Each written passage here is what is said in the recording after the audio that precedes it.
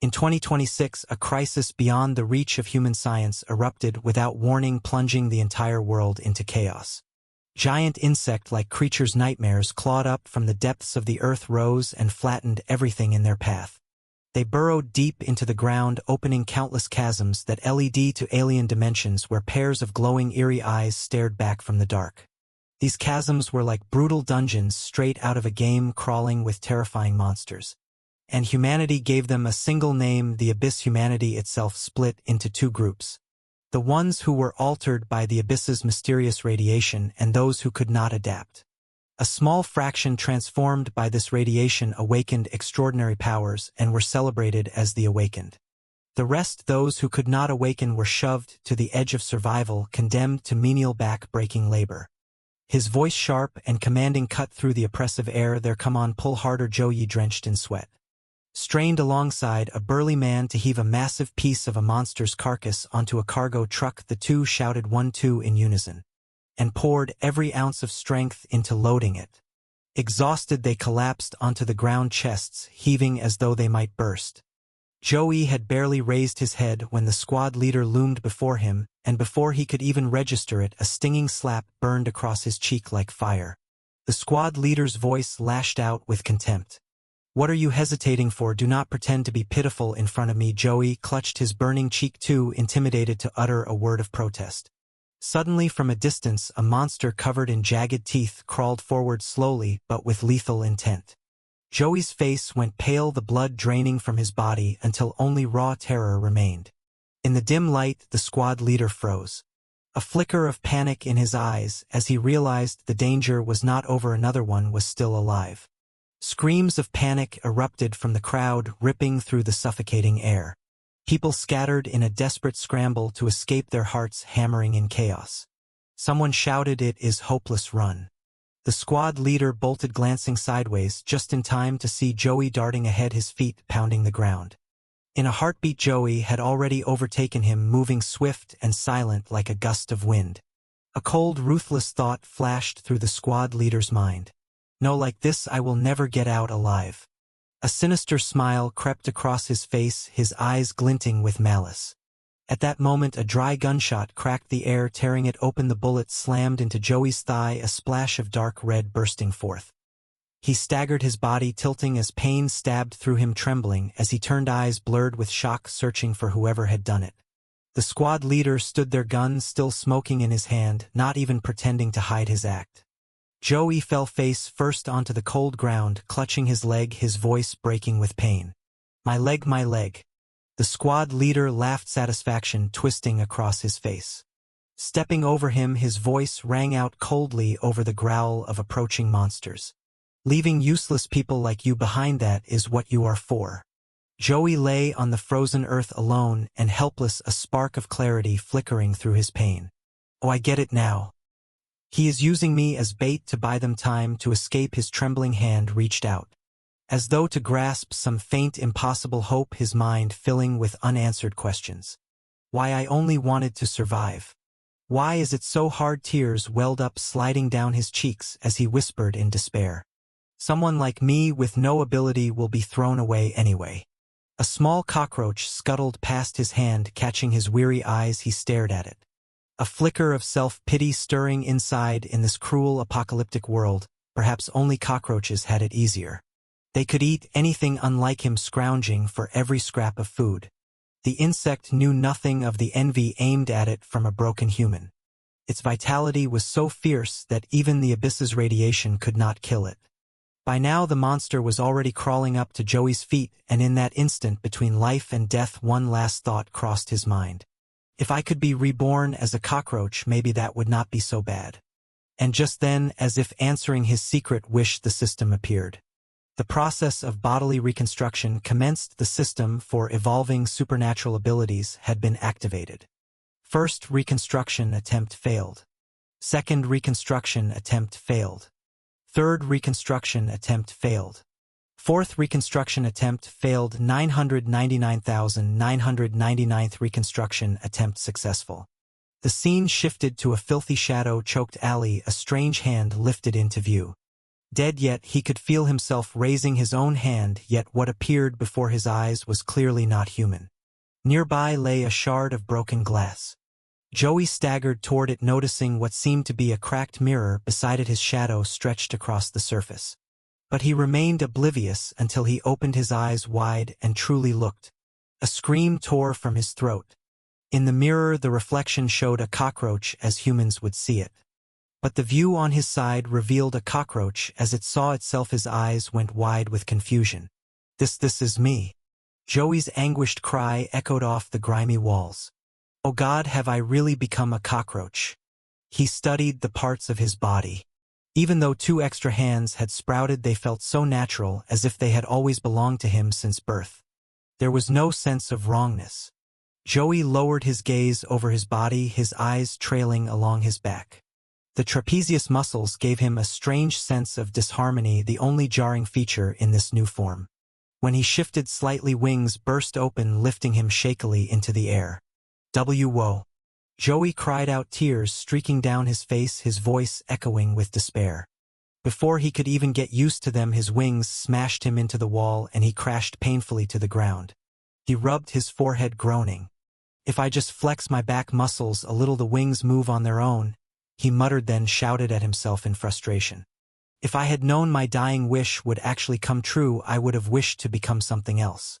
The system seemed to hear his lament and immediately snapped back with a sharp, scolding voice. "Humans never know contentment. Are you mocking the emotions of the insect god?" It crossed its arms, brimming with displeasure. "In 5,000 years you are the first human to beg for strength from the insect god. I had planned to grant you the mightiest power, and now you regret it." Joey frantically rubbed his hands together, his eyes flashing with a desperate hope mixed with fear. He dropped to his knees. "Please system, no big brother system, no foster father, I was wrong, I take it back." But the insect god only regarded him coldly, face devoid of expression. Suddenly it flapped its wings and shot into the sky, dissolving into nothingness. A dry, merciless announcement rang out: "System shut down. You have been abandoned by the cockroach god." Joey sank into gloom, realizing he had unintentionally insulted the very savior of his life. The days that followed slipped by in despair. Every day he screamed, cried, and begged for the system's return. He tried summoning it again and again, eyes swollen with grief that would not heal, but the system remained silent. "No matter what I try, I can't bring it back," he whispered hopelessly from a distance. 2 cockroaches loitered, watching him curiously. The larger one spoke in a doubtful tone. "What is he doing?" The smaller cockroach shook its head, confused. "I do not know either." Joey turned toward the sound, and suddenly realized something miraculous. He could understand them. On that first night, beneath the pallid moonlight, Joey sat alone in a shadowed corner, knees drawn to his chest, secretly observing his kind. His heart was in turmoil. "I only joked about wanting to become a cockroach. But now that I really am one, I can't help but feel disgusted with myself." The sight before him made him shudder. The others were feasting on feces. Joey doubled over, vomiting violently, the reality far more revolting than he had imagined. A plump cockroach, still chewing enthusiastically, noticed his distant gaze with eager friendliness. It scuttled over, holding out a piece of filth. "Brother, you have to eat it while it is fresh. Come quick, there is a pile that was just dropped," he continued cheerfully. Fun fact: young cockroaches grow by eating the droppings of others. Joey panicked, stammering as he screamed, "DD, do not come near me." In his frantic terror, he shoved the plump one away. It tumbled across the ground from the unexpected kick, sulking as it muttered, "You have broken my heart." Joey felt a pang of guilt, but he still could not stop himself from retorting, "Sorry, but your mouth reeks of shit. Could you at least die first before talking?" On the second night, Joey lay sprawled on the cold ground, spirit-drained, tears sliding silently down his cheeks. His thoughts twisted with envy and resignation. "I am really starting to think it smells good." Hunger gnawed at him until his vision blurred. Muttering weakly, he groaned, "I need to find something to eat, or else I will end up sleepwalking into that pile of shit." He dragged himself toward a black garbage bag, its plastic thick enough to trap odors from cockroach senses. Though it could not fool the lingering human intellect inside him, Joey's eyes gleamed with fragile hope. As he tore it open, drawing on scraps of his human instinct, he reasoned there had to be food in the pile. After some rummaging, his face lit up an unopened food packet only 3 years past expiration. "Jackpot!" Joey exclaimed, tearing the package open in triumph. But his joy quickly dissolved. Inside the cakes were moldy, reeking with rot. The system chimed in mockingly with its cold notification. "Spoiled salted egg pastry detected. Estimated 385 calories edible." Joey recoiled, gagging. 3 years expired. Disgusting, I will puke, but his stomach growled, loudly ridiculing his pickiness. Joey reluctantly chewed on the piece of bread, tears rolling down his cheeks. "It is delicious," he muttered, his voice tinged with surprise. Humans might not be able to stomach it, but as a cockroach the taste was intoxicating. In that moment he realized this was the true meaning behind his wish to become one. He dragged himself through each miserable day, and by the night of the empty day, the so-called insect god still had not shown a trace. "I thought that after becoming an insect life might be easier," he sighed. But reality had slapped him hard across the face. This existence was nothing like being human. The cruel truth left Joey drowning in helplessness. "I even thought about ending it all and starting over," he whispered, eyes hollow. Yet now, as a cockroach, he could not die by falling, could not drown, could not even be killed with pesticide. After some grim calculation, he concluded that the only way out was to find a natural predator, something to eat him alive. The memory of the last monster he had faced made his body tremble with lingering terror. But in this moment of pain and despair, he told himself, either way, just thinking about it is unbearable. He glanced at the plump companion sleeping soundly beside him, belly full, and a new determination stirred. "I should still live better than this." Thankfully, cockroaches lived in swarms. If he could dominate one colony, become a king of cockroaches, his chances of survival would soar. Resolving to rise above his misery, Joey reminded himself. "So what if I do not have a golden cheat anymore? With the intelligence I had as a human, I can still live comfortably." He nudged Xiao Peng, the round little cockroach beside him, and asked, "Hey chubby, your body looks pretty sturdy. Want to follow me?" But Xiao Peng coldly turned his back and snapped, "Get lost." Before he could even offer the warmth of shared food, Zhao Yi was rejected. He curled up in silence. Heavy-hearted, a realization struck him. If I want to rule the world of cockroaches, whether I live comfortably does not matter. What matters is whether they believe I do. An idea flashed in his mind. He needed a chance to prove himself. Time slipped by, and on the 20th day of his rebirth, that chance finally came. The leader barked out orders. "Starting today, our horde will move to a place with richer food. If you do not follow, then stay here and wait to be wiped out by predators." Xiao Peng, the crybaby of the group, wailed the loudest. "There is not even half a scrap left to eat." Zhou Yi looked at the others with open disdain, mocking them. "You are the sorriest bunch of roaches I have ever led. Too lazy to tip over a trash can, only wanting to eat your fill and wait for shit." Xiao Peng broke into louder sobs, sniffling. "I am scared to go outside, it is too much for me." "Shut up," Joey snapped, his eyes glinting cold. "You are getting on my nerves." But scanning the rest of the swarm, he saw their eyes shimmering with quiet fear as well. So even cockroaches would rather stay cooped up at home. He thought. He waited, but no one stepped forward. Raising his voice, he challenged them. "Who is volunteering to go first? Do not keep your heads down, speak." Not a single roach dared lift its gaze. Silence thickened the air. Arms crossed, Joey regarded them with indifference. Inwardly he sneered, "I have never relied on your garbage anyway." Suddenly the system's cold mechanical voice echoed in his mind. "The cockroach god says if you accept this mission, forgiveness may be considered." The words reignited his spirit. Joey immediately raised his hand, brimming with energy. He stood tall. "I will volunteer to lead." Xiao Peng looked up at him, eyes glistening with admiration. "Big bro, you are so brave." Joey's lips curled into a sly grin, while inside he swore under his breath. Damn right, the kingly swagger of Laozi is making its comeback. The scene shifted. He now stood beneath the looming wall of a dam. 2 cockroaches scuttled out, peeking nervously from behind an abandoned clump of weeds. Joey frowned in suspicion. The mission is just to cross this big dam. The eerie stillness of the place made him mutter under his breath. Seems simple enough. Xiao Peng trembled and snapped back in fear. "What do you know?" His voice cracked as though he was about to cry. Then he began to explain, shaking so hard his words stumbled out. Whenever an area ran out of food, the bigger cockroaches would send the young ones to scout ahead and find a new settlement, but this world was swarming with predators. The survival rate of a scouting party was abysmally low. His eyes glistened with terror as he whispered we could be wiped out at any moment. Joey stiffened, a chill creeping into his chest. What is not this just suicide? His gaze sharpened with doubt. Could the cockroach god be tricking me, using my death to appease its wrath? No way, I won't fall for this trap. He growled, shit, then we retreat. Lousy has another way to keep his fed. But before he could finish, Xiao Peng suddenly went pale, his body sagging as if about to collapse.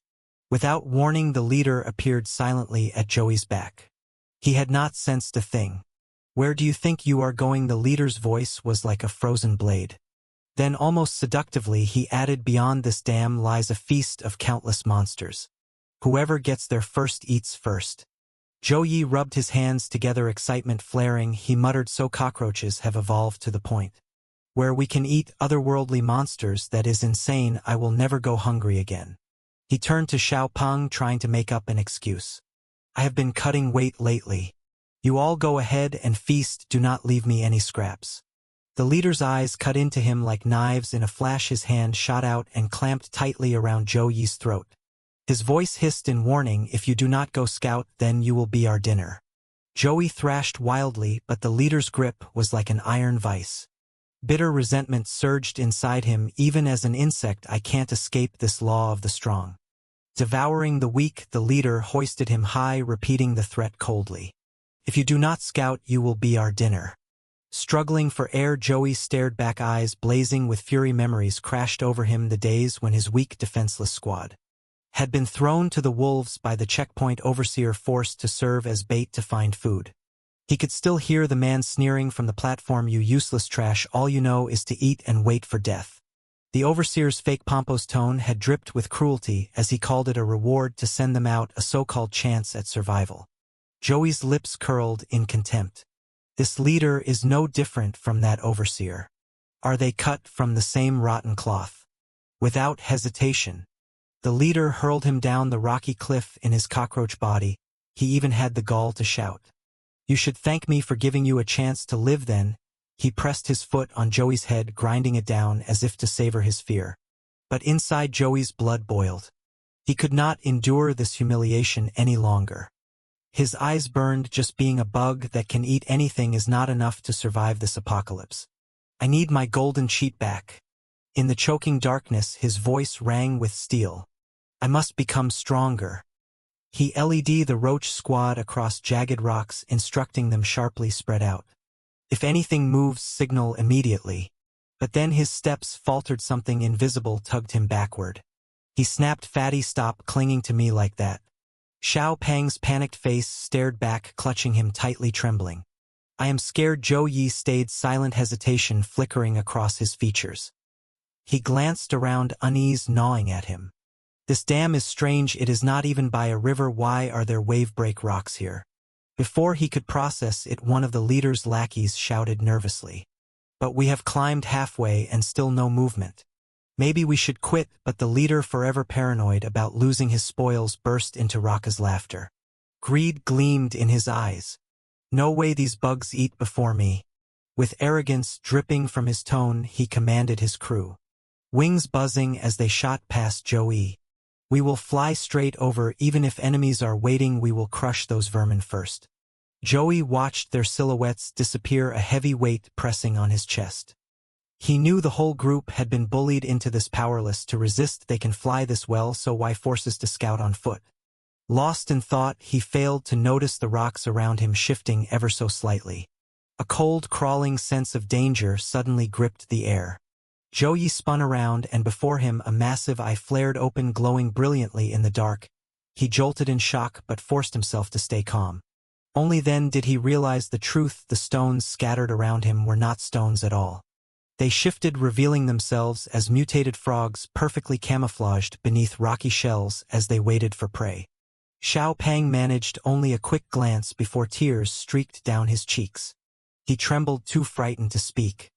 The frogs' tongues shot out like arrows meters long aimed directly at the tiny cockroaches. Horrified screams erupted from every direction, shredding the air. Joey tried to shout a warning, but it was already too late.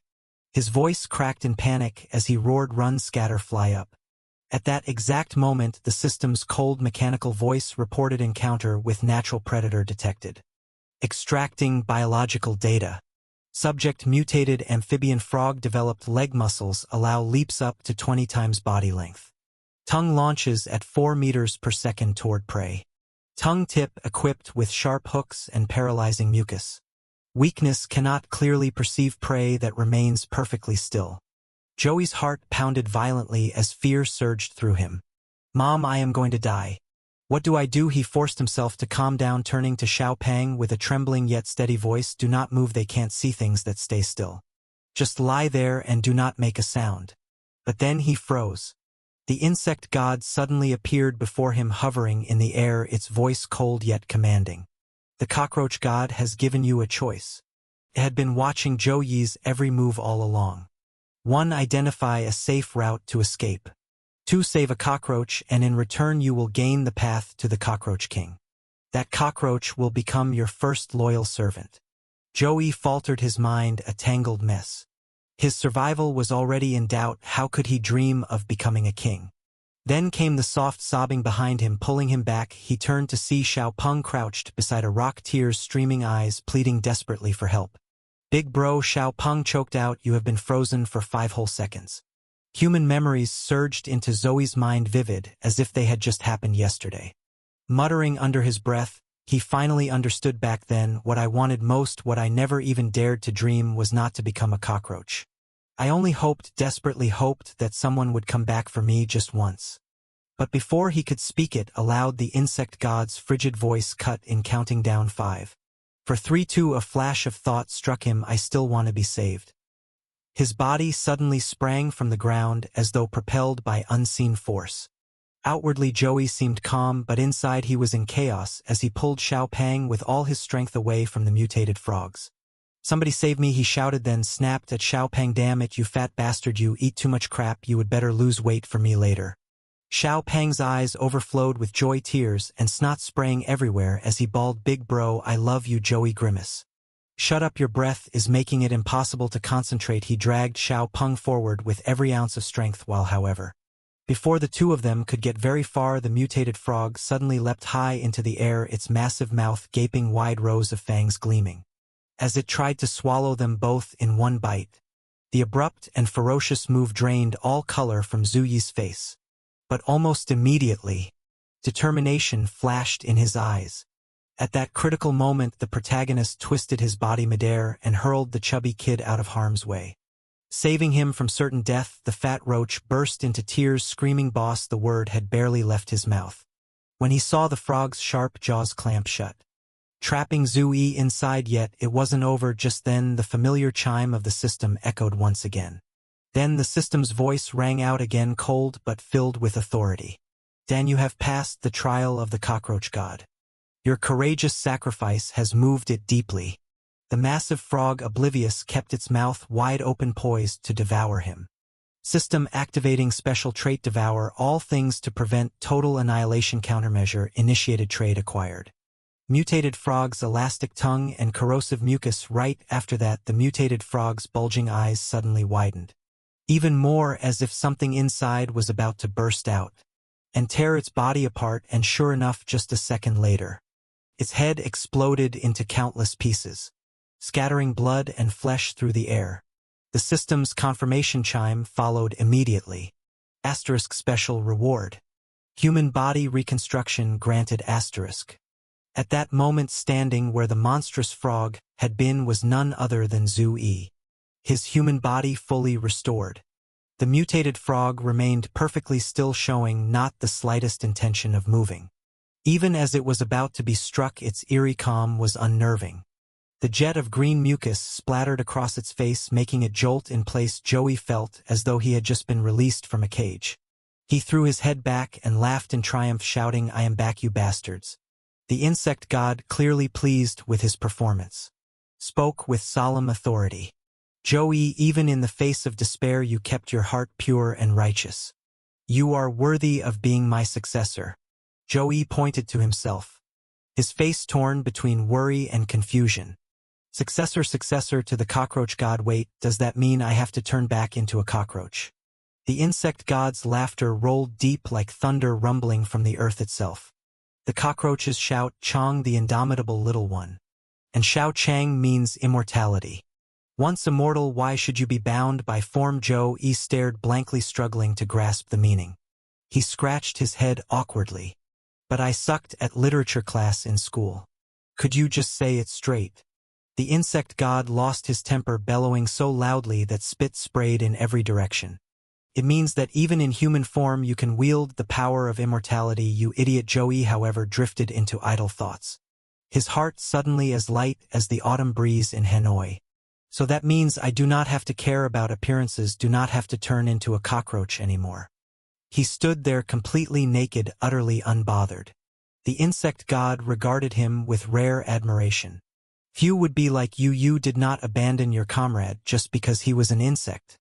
That is very good. Suddenly Joey felt something slick under his bare foot, like crushed peanut shells oozing beneath his toes. The insect god glanced down while Joey blinked in confusion, not yet realizing what had happened. The slimy sensation made his skin crawl. Do not tell me I just stepped in shit. But before he could feel relief at being human again, he screamed as the truth hit him. Xiao Peng's trembling voice cut through the moment filled with despair. You crushed the comrade you just saved. Joey froze, his heartbeat slamming in his chest. Wait, so I saved Xiao Peng, turned human again, and now I crushed him. The system is not going to turn me back into a cockroach, is it? He tried to calm himself, muttering steady. Steady, life is all about acting. Sell it right and I will live. The insect god looked at him, his voice flat but tinged with exasperation. Idiot, how blind must I have been to choose you? Without hesitation, Joey launched into a theatrical performance, summoning every ounce of dramatic flair. His eyes shimmered as if he were ready to move heaven and earth. He did not care that he looked like a clown. He rolled across the ground, howling with guilt. Oh heaven, how do you expect me to go on? I raised my chubby little brother all this time only for the black-haired one to bury the black-shelled one. Fate. Are you mocking me? He crawled on the dirt, crying out, take me instead. Without my brother, how am I supposed to live? The insect god paused, startled, as if realizing something for the first time. So deep runs their bond, perhaps I misjudged him. Its voice softened, almost comforting. Do not cry, Xiao Peng is not dead. In fact, he can never die, he is your guardian. The system chimed in immediately. Proof provided, Imperial Guard designation as the king. You cannot perish, therefore your guardian will endlessly revive. The insect god reinforced this with solemn certainty. As long as you slay mutated beasts and refill the energy bar, you can revive him again and again. A blaze reignited within Joey's chest, his eyes blazing like fire. So it is fate, huh? No way out of this grudge. Grinding his teeth, he roared with murderous fury. Today, I will make sure these filthy frogs remember forever the terror of being ruled by humans. The mutated frog before him froze in shock as though struck by lightning. But its leap was lightning fast, too fast for Joey to follow. One of them sprang straight onto his arm, defiantly clinging to him as if mocking him with its right-hand rule. Joey's blood boiled, and he bellowed, you little bastard, you think you are some kind of captain. You dare challenge a giant. But then a warning voice cut through, frantic with worry, be careful, this mutated frog can't be touched. Joey looked down, horrified to see acid eating into his already wounded hands. Searing pain shooting through him until he could only fling his arms wildly. To shake off the burning in that instant, the frog flicked its tongue at him, mistaking him for a fat caterpillar ripe for capture. Whether by accident or intent, its tongue struck directly at Joey's most vulnerable spot. The pain was so sharp that he involuntarily leaped like a ballerina, staggering to dodge the unexpected attack. He had never imagined a mutant frog would touch him there. Grimacing, he turned toward the insect god, his adoptive father, and whined, I can't even beat a mutant toad. The insect god shook his head in exasperation at Joey's pitiful state. You are just flailing around.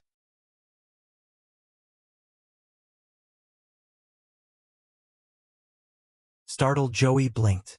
I do not even know what mine are. Your trait, the insect god sighed, pointing at the mutant frog as an example. The trait I granted you is called Devouring Myriad Forms. Eat it, and you will seize its abilities. Eat it, and you will gain its antibodies. The more monsters you devour, the stronger you become. Devour everything, and you will ascend to godhood. Joey's eyes lit up, his simple-minded thoughts immediately seeing the upside. Then can I cook it first before eating? Without a word, the insect god grabbed the frog and hurled it straight into his mouth. Joey gagged the moment his tongue touched the wormy flesh, thousands of taste buds screaming in protest to his brain. The thing was unspeakably vile. He retched violently, spewing up a greenish liquid, gagging and spluttering. I can't do this. The insect god's tone hardened, patience gone. I can't keep helping you. If you won't do it, you will die. By now Joey was surrounded by mutant frogs. The horde piled so high it loomed over his head. He screamed in panic as one crawled up his body, but then he stopped abruptly, tears brimming in his eyes. Wait, what am I so afraid of? Before this I was so exhausted by life I could barely swallow a single meal. Summoning every ounce of courage, he made his decision. The meat's right at my mouth. Why hesitate? He sank his teeth into the mutant frog. The system, just as promised, activated Devouring Myriad Forms. A cascade of notifications rang out. Analyzing creature's traits. Acquired acidic adhesive secretion, acquired frog leap, acquired elastic muscle fibers. Confidence surged through Joey. He roared, your traits are useless to me now, it is my turn. Ignoring his tattered clothes, he unleashed a relentless flurry of attacks against the frogs. Before long Joey was shouting boasts of invincibility. So lonely at the top, but a blinding light ahead forced him to shield one eye. The sound of an engine reached his ears. From the vehicle the captain frowned, observing a naked man doing something unspeakably perverse with a swarm of diseased frogs. How do we even handle this? Joey did not hear their conversation. Cheerfully waving, he called out, comrades, you're here to save me, right? But the captain coldly ordered, fire the tranquilizer darts. Kill him. Multiple vehicles screeched to a halt in front of Joey. He glanced at the insignia on the lead car and instantly recognized the newcomers, the Annihilation Unit. A rush of admiration filled his chest. In my previous life I would heard of them, he thought. The Annihilation Unit, humanity's strongest force in the apocalypse. Every member is a top-tier awakened elite. They specialized in exterminating monsters gathering on the surface or in the abyss, monitoring and neutralizing new abyssal rifts and maintaining order around the cities. Joey's faith in them was absolute. Rumor said that thanks to their protection, city dwellers could live peacefully at the edge of catastrophe. Meeting an Annihilation Unit patrol here, he could not help but speak fondly, comrades, you are here to rescue me, right? But a volley of darts whistled toward him at blinding speed. Joey was stunned when the tranquilizer darts sank into his body, dropping him to his knees within seconds. Members of the Annihilation Unit advanced cautiously, weapons raised ready to secure the target. But then every one of them froze. Joey was unnervingly calm, as if the darts had not affected him at all. Suddenly his entire body trembled violently, muscles convulsing. One by one the darts fell from his flesh to the ground. The system relayed a message just in time, elastic muscle fibers acquired. You can now control each individual strand of muscle with precision, flexibly avoiding incoming attacks. Thanks to this, the darts were pushed out of his body and clattered uselessly around his feet. The brown-haired man, clearly overthinking the situation, barked, target is dangerous. The blue-haired vice captain wasted no time and issued the command with crisp authority, everyone battle positions. Joey panicked as he saw several gun barrels aimed directly at him. Wait, brothers, just hold on a second, I am not a bad guy, let me explain, he shouted desperately. But the brown-haired man ignored him, coldly leveling his weapon and opening fire. The shouting inside the vehicle suddenly ceased. The blue-haired vice captain turned his gaze, lifting to Aileen, who stood atop the lead vehicle. Her order was firm, capture him alive. The Eastern squad responded in unison, yes, Captain. By now Joey's nerves were unraveling, and he muttered under his breath, voice laced with frustration, what the hell is this? Can't these people understand human language? The roar of motorcycle engines drowned his words. Dust and sand filled the air as the riders closed in. No matter how fast Joey could move, he was no match for their machines. The annihilation unit had encircled him completely. One operative flung a weighted rope from afar, and in an instant cords whipped through the air binding his body misunderstood and helpless. Joey could only watch as they tightened the ropes dragging him down. A cord was lashed to the back of a motorcycle pulling him across the ground. His body skidded over the dirt turning him into a reluctant falling star sparkling in a haze of dust. His wrists were bound so tightly they were yanked apart, pain shooting through him until veins bulged across his forehead and his brow furrowed like stone. Just then, the system activated another special ability he had gained from the mutant frog acidic adhesive secretion acquired. You may now excrete corrosive mucus similar to the mutant frog's secretion. A stream of greenish slime oozed from his skin, eating away at the ropes around his wrists until they snapped with a sharp pop. The Annihilation Unit members, caught off guard, stumbled to the ground. Eileen, witnessing the counterattack, stared at Zoe with a mix of astonishment and exhilaration. The blue-haired vice captain shouted sharply, "He is an awakened too, everyone after him. Do not let him escape, capture him." He lunged, arms locking tightly around Zoe's waist. But his grip slipped almost instantly. The green acid seeping from Joey's body sent up thick smoke as it corroded the man's gloves. And yet the vice captain did not flinch. Instead he smirked as if amused. Another operative struck like lightning, leaping high before landing directly in front of Joey. He nearly jumped out of his skin, realizing the man had already been right behind him. The blue-haired vice captain hit the ground with such force that cracks splintered the earth, but even then he could not keep pace with Joey. The brown-haired man did not hesitate. He swung his weapon and aimed squarely at Joey's face. Joey dodged awkwardly, movements clumsy, but just enough to save him. In his panic, he screamed inwardly, "System, where's my golden finger? Activate a trade now."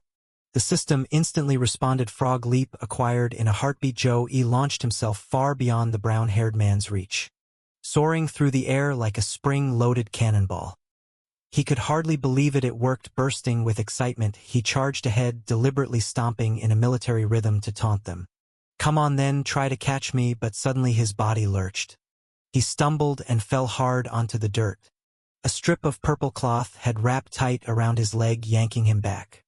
Eileen loomed before him, her voice icy cold. "Did you really think you could escape?" The first time Joey came face to face with this woman, he was utterly shaken. He clenched his teeth against the pain, unable to believe that someone who appeared so fragile could possess such terrifying strength.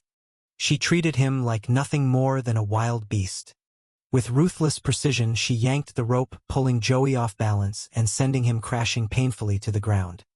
Damn it, you!" he cried out, only to be cut off as her 10 fingers snapped open, releasing countless strands of thread. They shot toward him, each one composed of countless tiny filaments woven together into thick, long cords. He wrapped around his stretched-out body, binding him tightly until he looked utterly pitiful. Panic gripped him. Was she planning to finish him off right here? Before he could think further, she vanished like a gust of wind. All he saw was a burst of dust and a streaking shadow. The next instant her foot came down hard on his face, slamming his head into the dirt. Her cold voice rang out as she addressed the soldier behind her. "Which one is this?" The green-haired soldier immediately replied, reporting to Captain, "This is the 13th one."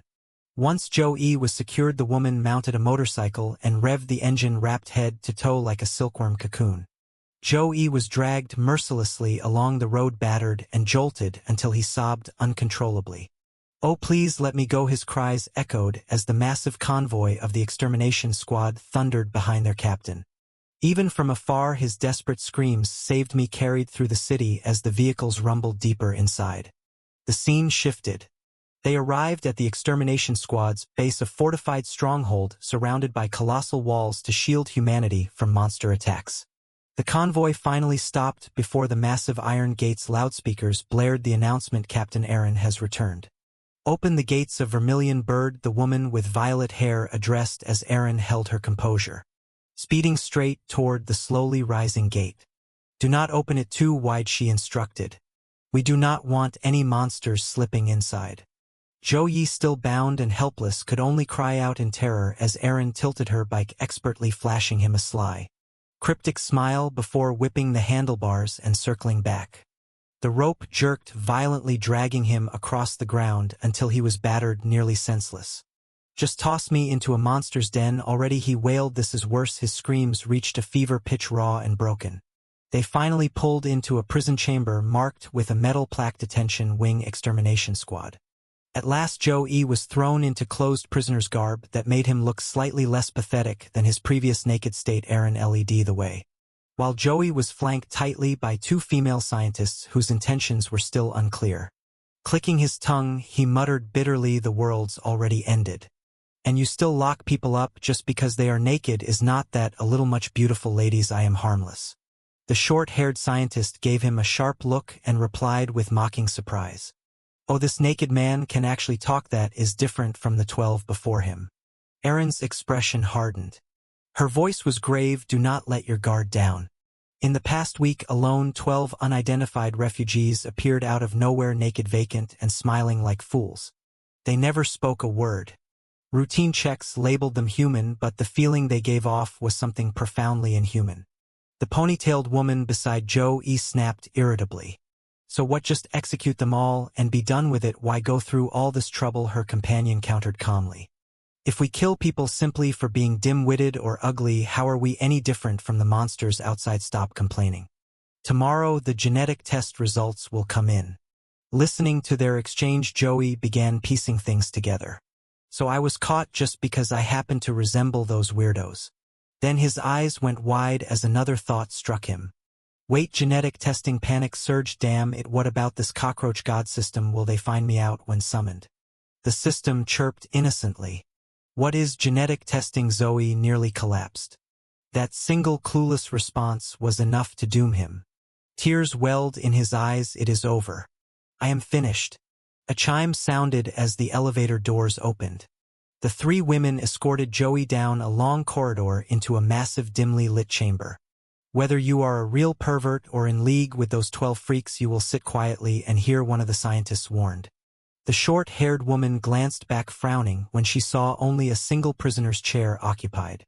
Why are the lights off? Where are the others? Did you already move them?" The long-haired scientist froze, confused. "No, wait, you are right. Where are the others?" The lone man slumped in the chair, looked frail and motionless, swallowed by shadow. Something about him radiated a chilling aura. Erin's eyes narrowed as she scanned the room, every sense on high alert. The others followed suit, glancing around nervously. That was when they noticed him. On the other side of the room stood another man's body, except his head had swollen grotesquely, balloon-like, nearly 10 times its normal size. It looked ready to burst at the slightest touch. The sight made Erin, the scientists, and Joey all go pale, their faces stiff with horror. Beads of cold sweat trickled down their foreheads. From above, a faint groaning noise drew their eyes upward. Joey blurted out instinctively, "What the hell is that?" Several prisoners were floating in midair, their heads swelling like balloons, bobbing and swaying as if dangling from invisible strains. Their faces were corpse pale, and hideous laughter echoed, male and female alike, behind Joey. The previously silent man in the chair suddenly began to twitch violently. His body convulsed, rattling as his face darkened until only 2 glowing dots of light remained. A guttural snarl rumbled from his throat, animalistic and inhuman. Then, tilting his head back, his bald skull began splitting apart in jagged cracks. He grinned through broken, jagged teeth, his dazed eyes shining unnaturally bright. A twisted, manic chuckle spilled from his mouth. "KK. KKK." The head swelled and then burst like a balloon, the thin skin tearing away in ragged strips to reveal globs of slick red tissue, matted masses packed together. Dozens of eyes stared out from beneath the torn flesh, and 3 rows of jagged, lightning-sharp teeth gaped like something from a demon's maw. The sight was indescribably horrific. A thunderous sound erupted from the thing, making Joey and the long-haired scientist whirl around in alarm, the 4 glaring eyes fixed on the monstrous thing now free from the man's body. It expanded monstrously and sprouted dozens of long red tentacles that lashed outward, charging at them. Its many eyes flared wide and unblinking. The beast's body was hulking humanoid in shape, but 10 times the size of a normal person, and its back riven with writhing tendrils. With a long, keening hiss, it lashed a tentacle that snatched at Joey and the 2 female scientists. The three restrained captives could do nothing. Their cries echoed uselessly. Only one prey remained unclaimed. The tentacle swung toward Eren. Bold and unflinching Eren met the monster head-on. She planted her feet ready to defend. Reflex and skill saved her. One tentacle whipped past as she leapt aside, a shadow blurring where she would been. Eren thrust out a hand lined with 5 claw-like nails, radiating confidence in her abilities. Confronting a tough monster like this seemed to excite her rather than frighten her. "Maybe this is your true form," she quipped under her breath. The short-haired scientist, already gripped with panic, watched her body sprout grotesque pustules, huge blister-like growths that coalesced into nasty lumps, and crawled up toward her face. Her whole body convulsed as the eruptions thickened. The sight of a woman being ravaged in that way sickened everyone. She trembled and wailed. Zhou Yi attacked suddenly himself, stared in horror at the spreading lesions, and blurted, "What the hell is happening?" The cockroach god system flashed up and warned him, "You are being parasitized. Swallow its spores immediately, delay and you will turn into a zombie." Zoe, utterly flustered and inexperienced with this sort of thing, froze, facing Eren and the hulking abomination that now loomed above them. He heard the creature's rasping voice in his head, "I will eat your body." Around it hung clouds of red parasitic dust. Eren stood firm, unfazed. She locked eyes with the monster and murmured, half amused, "Oh, you can talk, interesting. I have never seen anything like you." She gave a sideways wry smile. Meanwhile, the two scientists were slipping under the parasite's influence, losing control, behaving against their will. The long-haired scientist flailed and screamed, while the short-haired one snarled like a wild animal. The creature's plan became clear, intended to use the infected scientists as living weapons. To strike Eren, reacting fast, Eren shot a thick purple cord of thread from her hand, flinging it upward. The two possessed scientists were catapulted, drawn by the tether toward the ceiling, their bodies slamming into the rafters and sticking there exactly as Eren had predicted. She spun, using the cord's pull to vault herself, and dodged, then slammed into the infected scientists in midair. Her reflexes and combat prowess were phenomenal. She moved with surgical speed. The nasty parasite was not easy to deal with. Eren ground her teeth in annoyance and thought to herself that dealing with parasitic monsters like these was a real pain. She could not just recklessly rush in. Worse, she did not have her magic crystal mod Tin Shi on her, so she could not call on the full extent of her powers. Still, she adjusted her tactics and prepared to handle the threat with what she had. After a moment's thought, Eren scanned the lower shelf and froze. Lined up there were surgical knives and medical instruments, anything that could be turned into a weapon. She spat another purple thread, snatched a scalpel, and bit it like a lifeline. The thread stuck to it like super glue. Holding the blade suspended in midair, along with the victims, Eren focused channeling force through the purple filament and flung the scalpel forward at high speed, the point aimed straight for the monster. Two of the creature's many eyes tracked the blade. They narrowed, wary, twitching among the lumps of fleshy pustules. The beast retaliated, whipping 2 tentacles in a snapping arc to swat the knife away.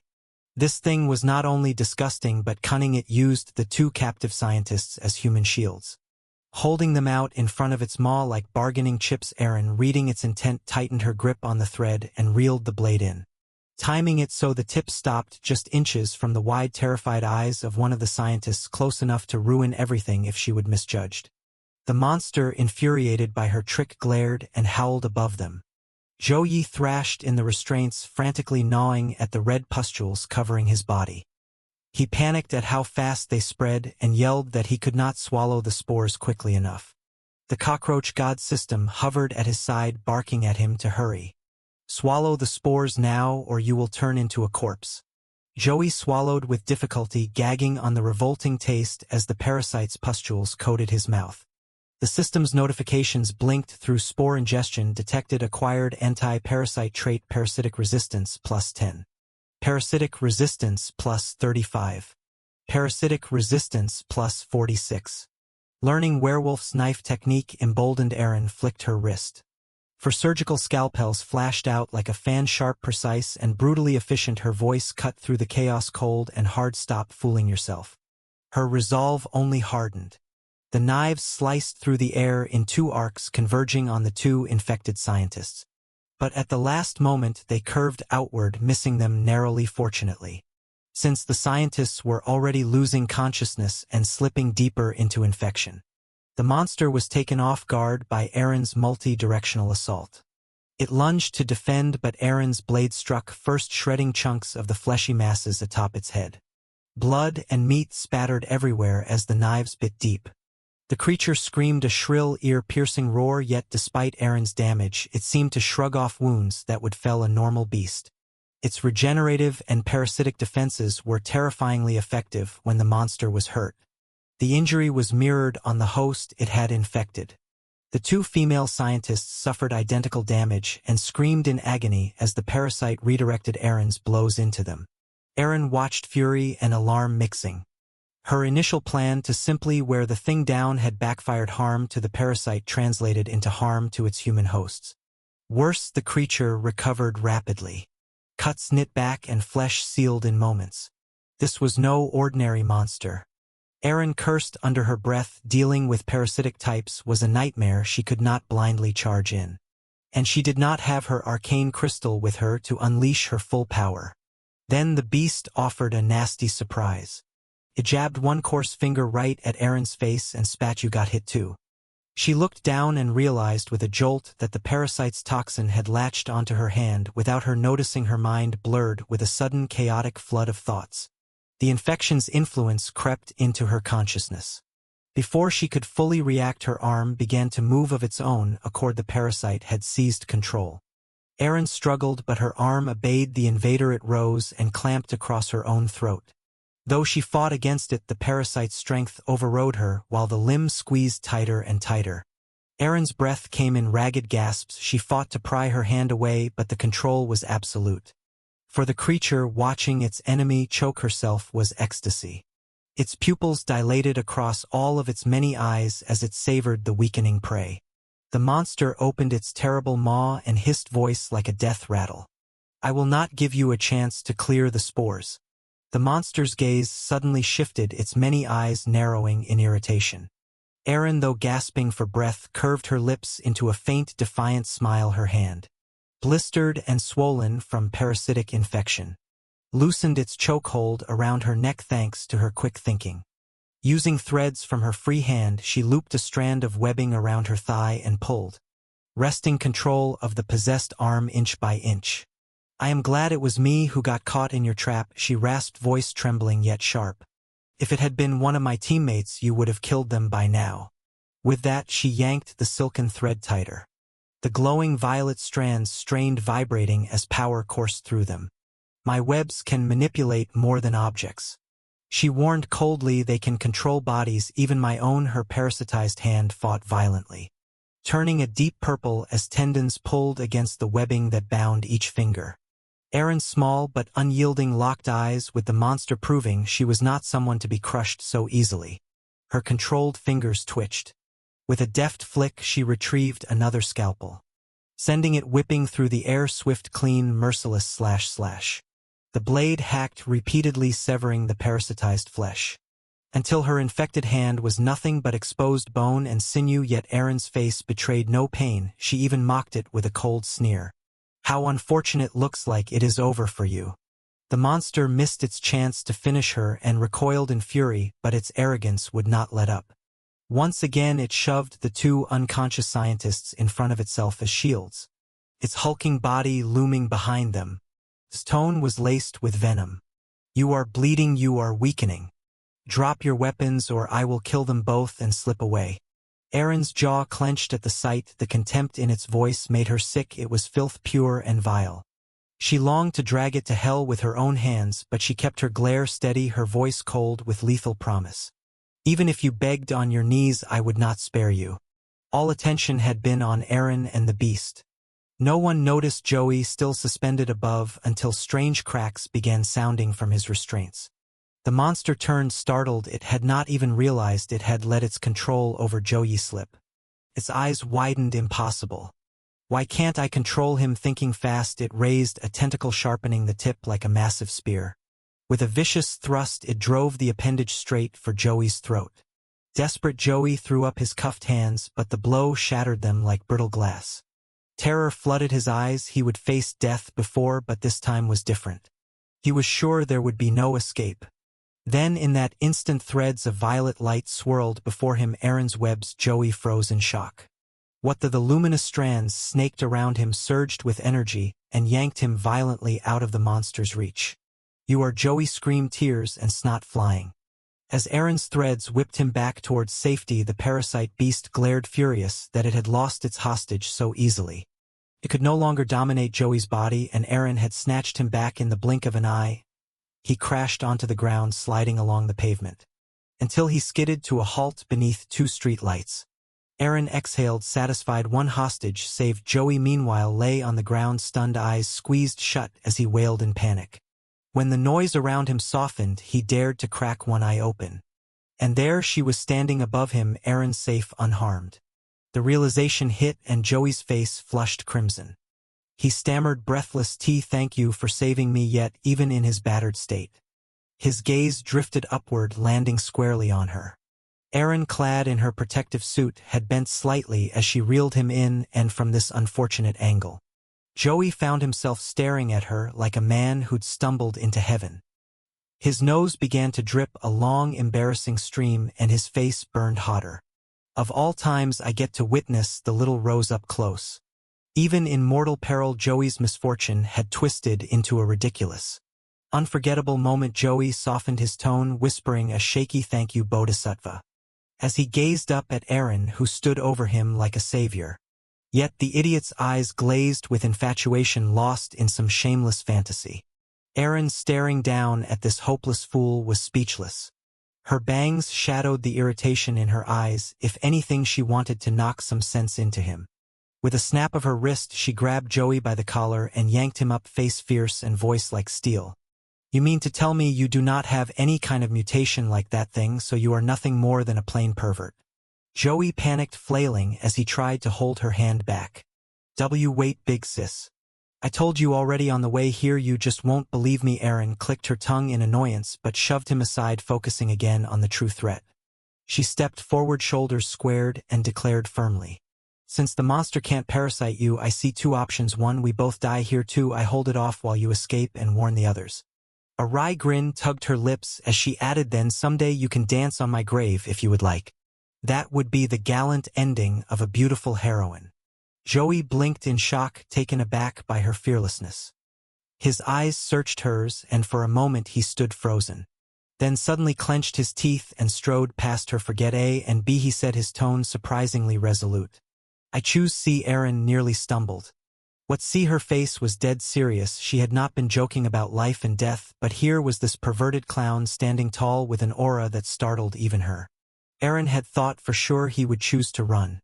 But instead, Joey's fists tightened, his jaw set as he roared, "We fight together and we smash that ugly mushroom freak to pieces." Interest lit Aaron's eyes, a glimmer of respect flickering behind her amusement. "Oh, and why exactly do you want to throw your life away?" she asked, voice cutting but curious. Joey stayed quiet for a long time, his face shadowed, before finally speaking, his tone raw with conviction. "Because the ones I hate most are those who abandon their comrades and run when facing monsters. People like that are worse trash than the monsters themselves." The words landed heavy. Aaron found herself smiling faintly, almost against her will for once. She saw something different in him. Out loud she teased, "So are you a brave young hero or just a fool?"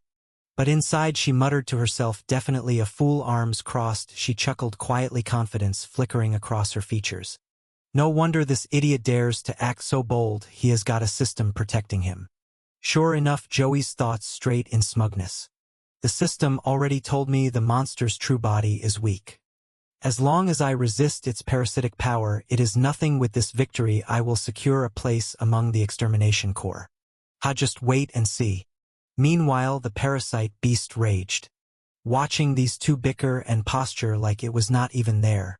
Its tentacles writhed violently, pounding the ground. Pathetic humans still flirting in the middle of battle.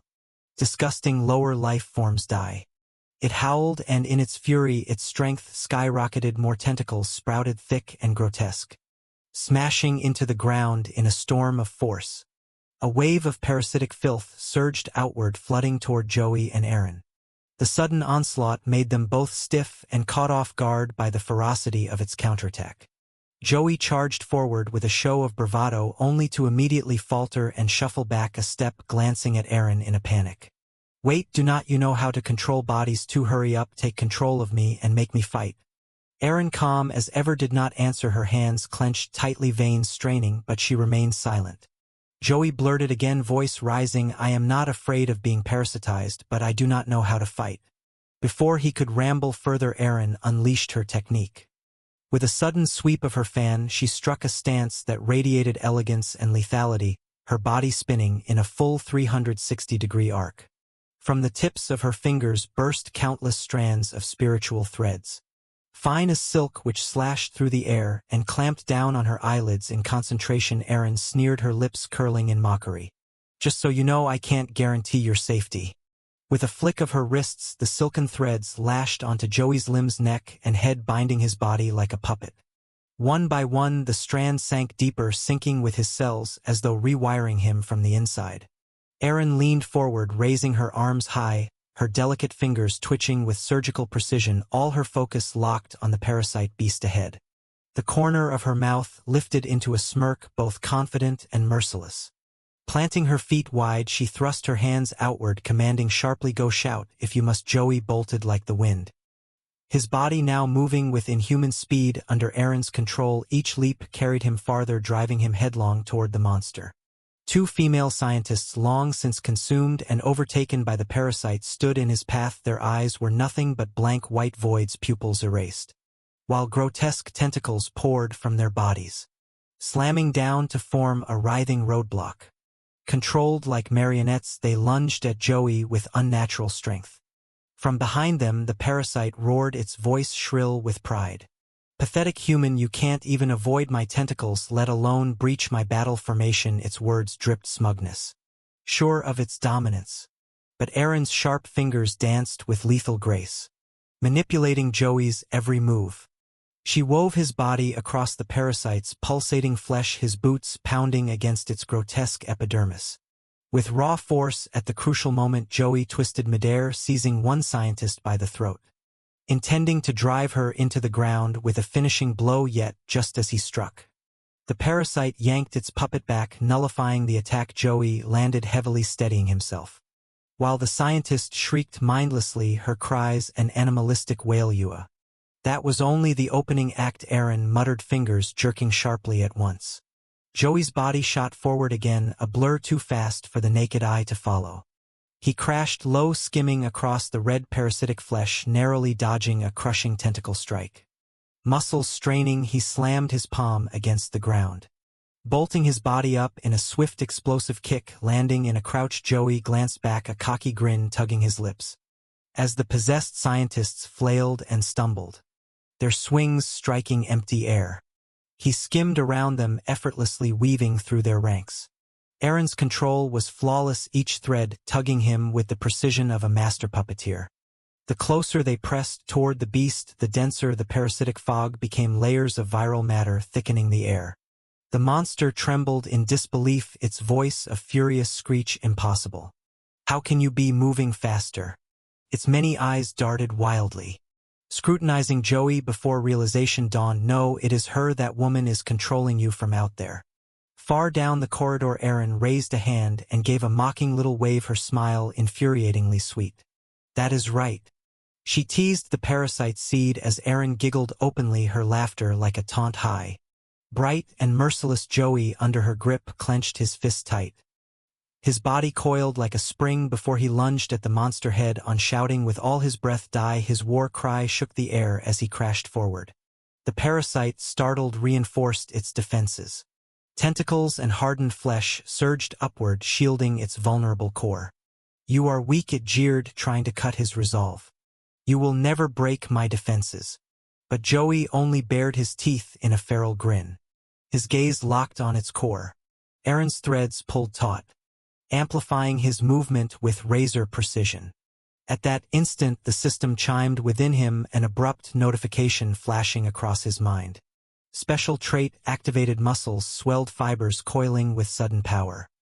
His fist warped, secreting slick, glistening green mucus, the manifestation of a mutated frog's adaptive trait. The protagonist's keen mind fused his own unique traits with Aaron's combat skills, striking with devastating precision to bring the monster down quickly. The system chimed in, confirming corrosive mucus activated. Joey's empowered punch slammed straight into the creature's abdomen, the force so immense it shook the ground around them. The beast reeled, its body convulsing from the blow. Joey pushed harder, unleashing an overwhelming aura that wrapped around both him and Aaron. The attack left the monster writhing in agony, its many eyes widening in disbelief at Joey's strength. It let out a hideous scream that shook the corridor. Aaron, though she knew the full extent of her own techniques, was stunned. Her eyes flew wide, her thoughts stumbling in shock. So he had another power hidden all this time. Where Joey's fist had landed, the monster's flesh sagged and rotted away, eaten through until a gaping hole yawned in its belly. Its claws shot up in agony as its whole body trembled, staring dumbfounded at the wound that refused to heal. Decomposition? No, it can't be. The strong Joey yanked his fist free, dust scattering across the battlefield.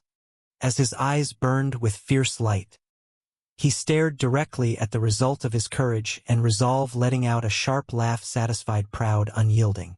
The monster, rattled to its core, tried to mask its fear with defiance.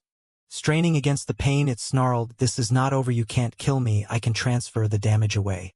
But as it spoke, the truth betrayed it. Even after shifting its traits, the wound persisted. Its largest eye darted downward in horror. The hole in its abdomen remained, and it was still spreading the corrosive effect, eating deeper. The beast's panic exploded in a roar. Why? Why is the wound still here? By then Aaron had acted swiftly. She had already severed the parasite's hold over the two young scientists. She gently laid them down in a corner, their bodies weak, but still conscious, their breathing ragged in her hands. She clutched a pulsing mass of spores, jagged and fleshy like a clump of tumor-like seeds. Her palms bled as she squeezed, red liquid streaming down. Looking up at the monster, her voice rang sharp and mocking. "Sorry, but I have already ripped out all your parasite spores." The two rescued women gasped for air, struggling to cling to life. Aaron, unrelenting, clenched her delicate hands tighter, crushing the spores until they burst, pulp and crimson liquid splattering through her fingers. She ground them down mercilessly until nothing remained. Releasing the remains, she turned back to the monster with a mischievous smile. "Hey, I really can't wait to see what you will look like as a specimen." Her victorious grin struck deep into the beast's pride. It glared at her furiously, its massive jaws snapping shut with a bone-grinding crack, crack, crack. Foul green ichor seeped from between its teeth. As its rancid mouth clamped tight, grinding with such force the sound echoed through the hall. A wave of oppressive aura surged forth, the parasite's viral pressure, exploding outward above floating heads that had been suspended in the air, began reacting violently. They gnashed their teeth, growled in unison, unleashing unholy sounds that made the very air quiver. One by one, the massive heads swelled and burst midair, spraying thick gouts of blood that misted into the atmosphere, staining it a dark, cloying red. The sight was grotesque beyond words, a nightmare of gore and rot. Neither Joey nor Aaron had anticipated the creature harboring such terrifying tricks. Their expressions hardened, the ease from moments earlier vanishing into grim resolve. The monster, reeling from the earlier blow, had sprawled onto its back, gathering the blood mist into itself, reabsorbing the gore to restore its strength. Joey's voice cut the silence sharp with alarm. "It is condensing the blood. That thing, it is evolving again." Before their eyes, the creature's form swelled grotesquely, its body twisting into something darker, faster, more monstrous. Its main eye glowed a furious bloodshot red, its outline shifting into an obsidian-black silhouette with the gaping wound in its belly still festering. A massive surge of red slime surged forth, flowing like a living tide. The ooze writhed across the floor, spreading wide, its form boiling and convulsing, as though fire burned beneath it. Then slowly it steadied, stretching into a new definite shape. In the next heartbeat, Joey and Aaron stared at the horror before them. A towering mass of slime had taken form, its surface blazing like a great fire. But this was no flame, it was a new monster, even more dangerous, its two blazing eyes locked on them with ravenous hunger. After a while, the mass of slime had finished reshaping itself into a firmer, compact body where its arm-formed thick red muscle bulged in enormous contrast. To Joey, the creature returned far more vicious than it had been minutes before. Its mouth gaped with rows of jagged teeth as it unleashed a piercing roar. Now it had fully transformed into a battle-ready monster. It no longer fought with cunning but with raw, brutal force. Aaron and Joey both grew pale, eyes narrowing in alarm. The monster's weakened nervous tissue, the brain case that had been protected before, was now exposed, and it carried four blazing eyes. Confident and elated, it bellowed, "At last a human who sees me in this form. Do not disappoint me with that." The beast's red fist lashed out with terrifying speed. Aaron, who had been standing far away, barely had time to react. Its velocity was unreal. She was slammed dozens of meters away in an instant, thrown by a knockout blow that hurled her into the wall. Cracks spidered through the masonry as Aaron cried out in pain. Joey stared, mouth open, stunned by the monster's newfound strength. Aaron, furious at being bested, ground her teeth and glared back. She could not fathom how it had become so much stronger. Its speed was beyond anything she would expected. Before she could fully stand, the monster struck again, snatching Aaron by the head and slamming her face first into the ground. The impact carved a deep groove across the floor. The strength of the blow shook the area. Aaron lay pinned, breath ragged and blood flecking her mouth. From afar, the strike looked lethal. The monster treated her like a plaything, tossing her and beating her until she could not catch her breath. Her eyes rolled white with pain. She coughed and sputtered on the edge of collapse. Finally, the beast paused in front of her broken form and towered, stare fixed on Zoe. Its voice was a low, dangerous growl. "You had hissed," then shifted its gaze. "And you?" Joey understood its intent immediately. Panic surged. He had no clear plan. Before he could react, the monster's hulking scarlet body surged forward with a blinding arc. A curved sweep of its limbs struck Joey square in the face. Blood and saliva sprayed from his mouth as he flew, landing hard to the ground, no better off than Aaron. Dust and debris clouded the air. Joey's limbs felt snapped and useless. A crushing pain radiated from every bone. He slumped, faint. A system alert flashed across his consciousness. Critical skeletal trauma detected. Internal organs severely damaged. Lethal injuries identified. Immortality trait activating. Full body regeneration and immediate restoration. A moment later, Joey's foot joints began to twist unnaturally, spinning like a child's toy top as the system's restorative energy forced them back into alignment. Once the grotesque adjustment was finished, his body settled and Joey's eyes snapped wide open in shock. He gasped loudly, sucking in air like a drowning man breaking the surface. Then cried out, "I almost died. I really thought I was going to die." The divine system's voice cut in sharply, materializing at his side with a cold warning. "Do not move. If you take even one more direct hit, I cannot guarantee your survival." That stern warning only deepened Joey's panic. Still rattled and uncertain how to react, he made a desperate decision. He collapsed onto the floor, fainting death. He squeezed his eyes shut, forcing himself into stillness, whispering in his head, "That is right. Just play dead. Do not move. Do not react. Let it think I am gone."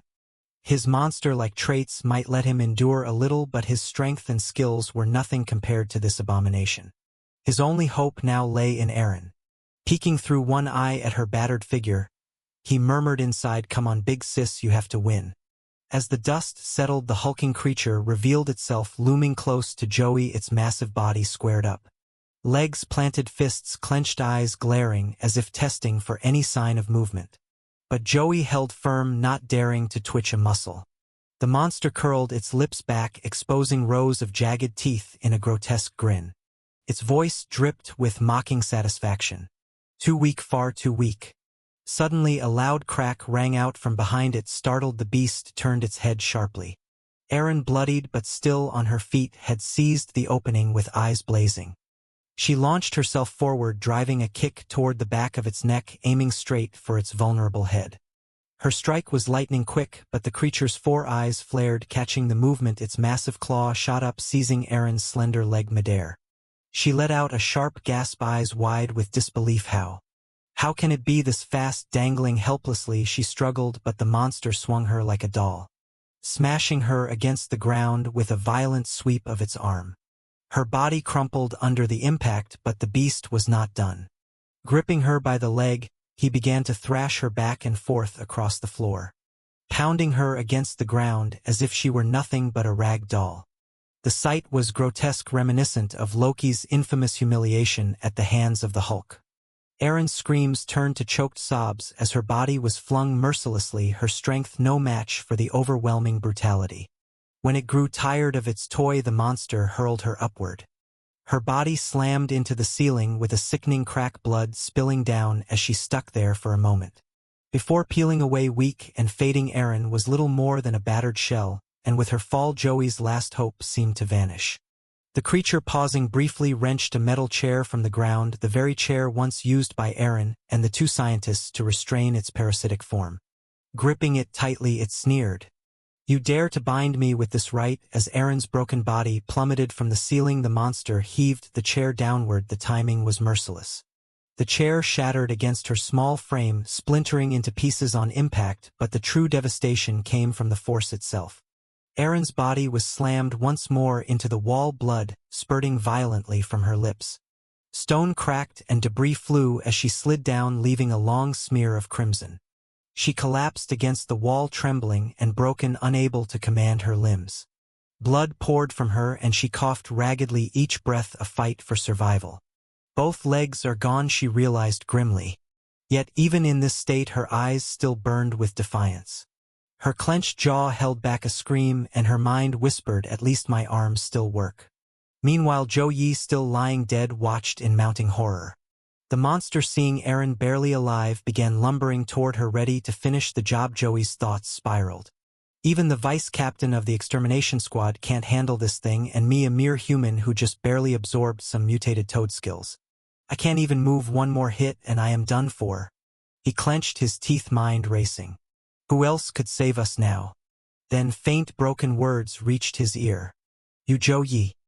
He snapped his head toward the sound. It was the long-haired scientist, her body trembling violently on the floor. She still had a spark of life left. With great effort, she extended a frail hand toward him.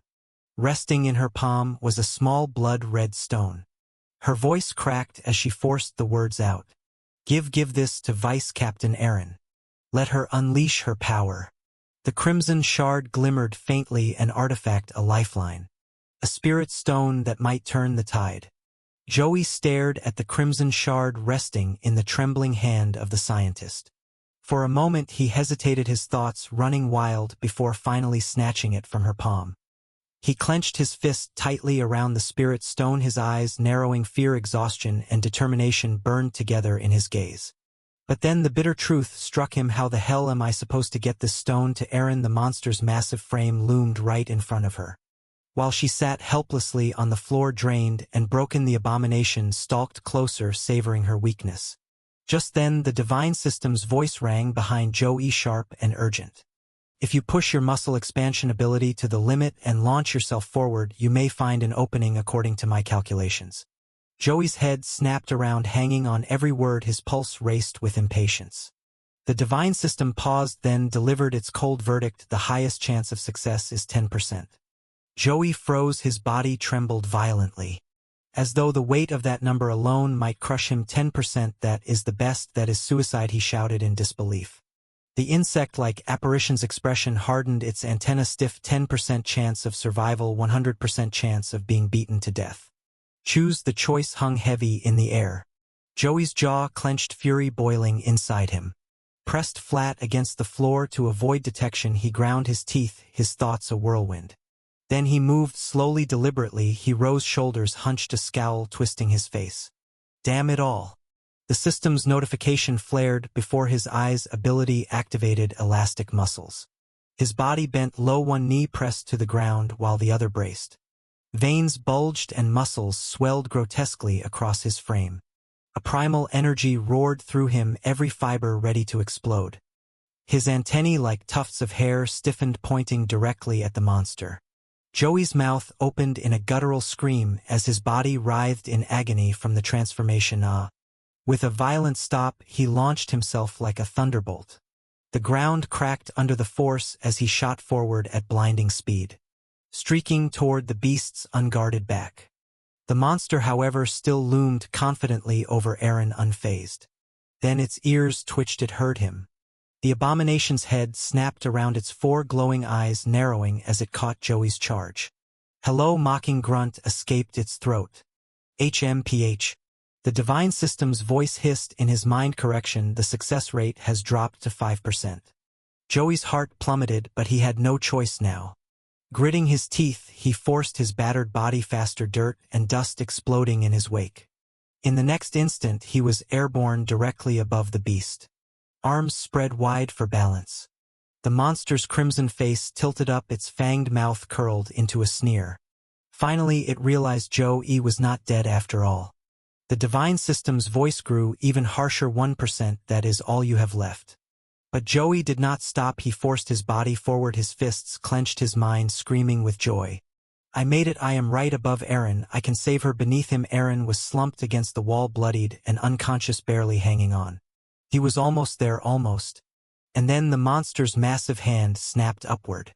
Its claws closed around his leg with terrifying ease, catching him midair like swatting an insect.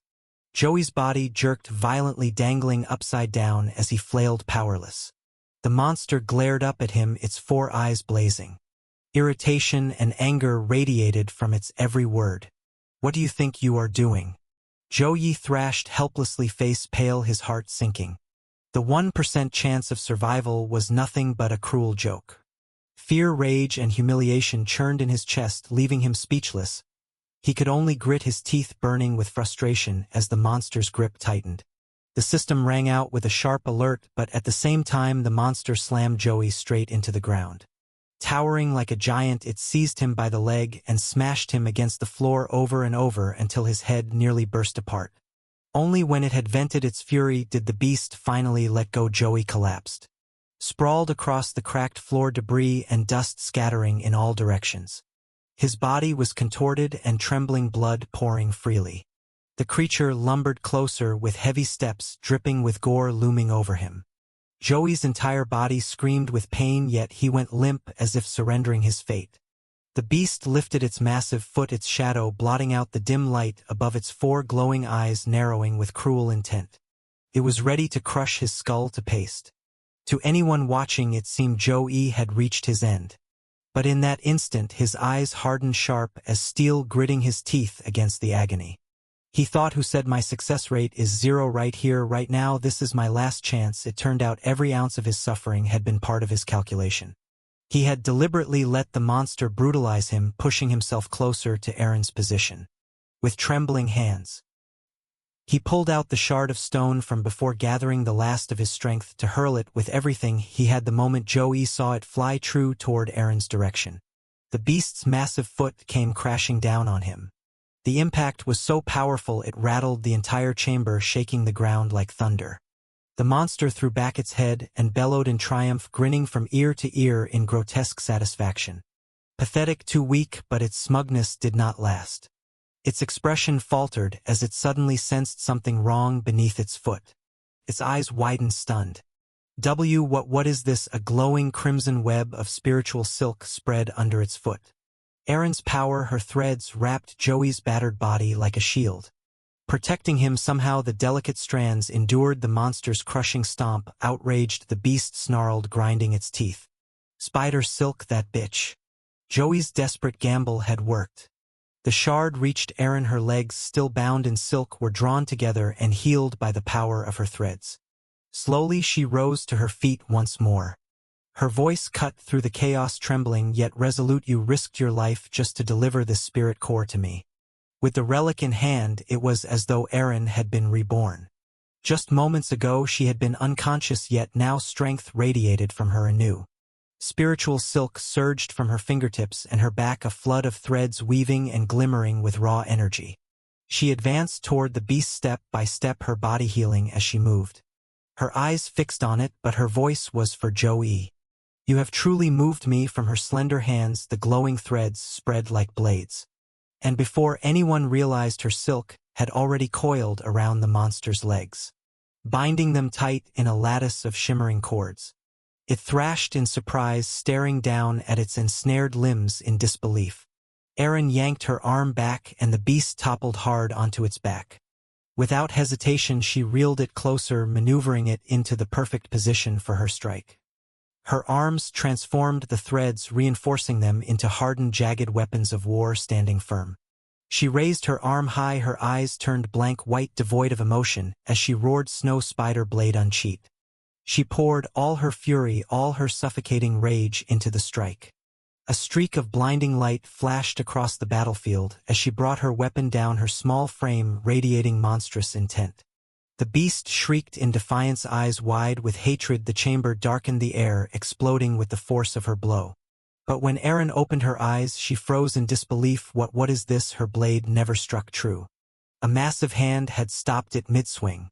Another monster, enormous, oppressive, had appeared out of nowhere, its presence overwhelming. It gripped the snow spider blade with terrifying ease, quivering as it pressed back against her strength. The creature sneered, its voice dripping with contempt. "Humans daring to wield our power, laughable."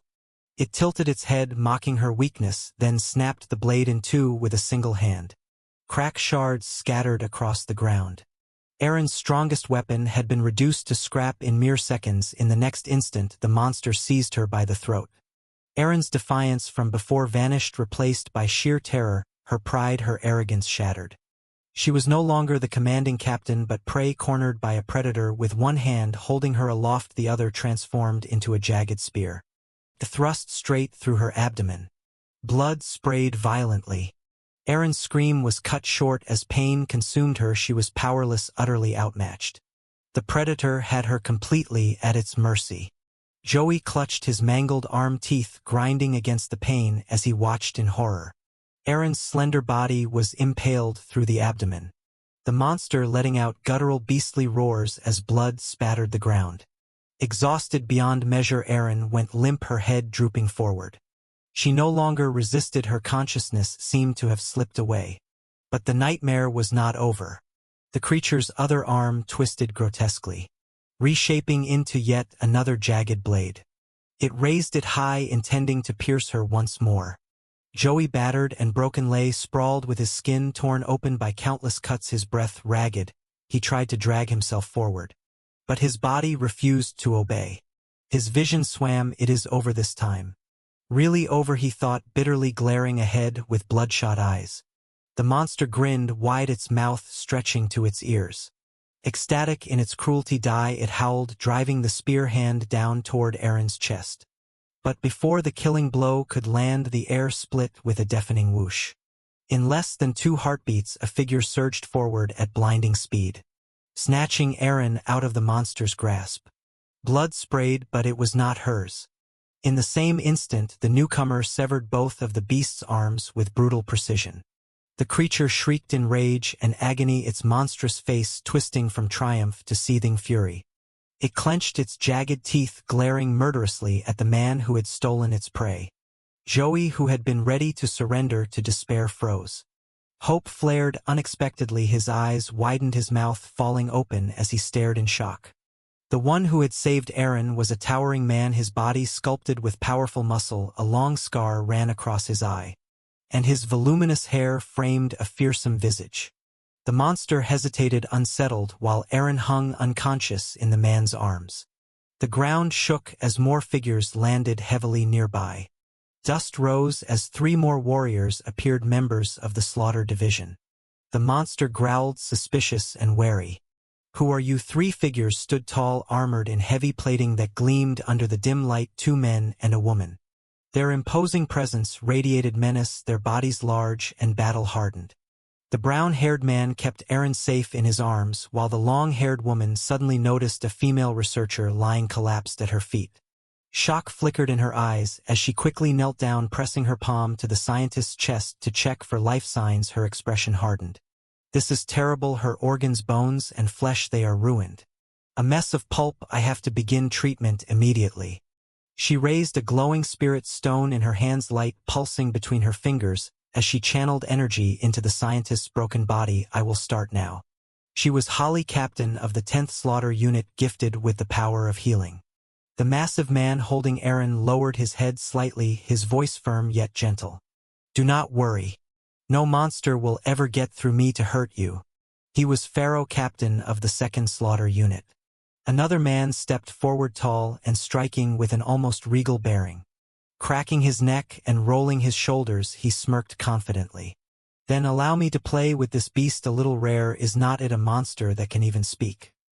His name was Cory Viren, supreme commander of the entire Slaughter Division, the strongest of them all.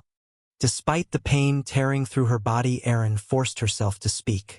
Clutching her abdomen, her pale face twisted with exhaustion, she gasped out a warning, "Commander. That monster is different. Be careful." Her words softened Cory's gaze. For a moment sorrow flickered in his eyes at the sight of her battered state. Then, as if to dispel the gloom, he broke into a wide grin, giving her a playful thumbs up. "Do not worry, I am special too." "Quiet, Holly," snapped her sharp voice, cutting across the chamber. "I need silence to heal. If anyone interrupts me again, I swear." Despite her harsh tone, she kept her focus, her spirit stone glowing brilliantly.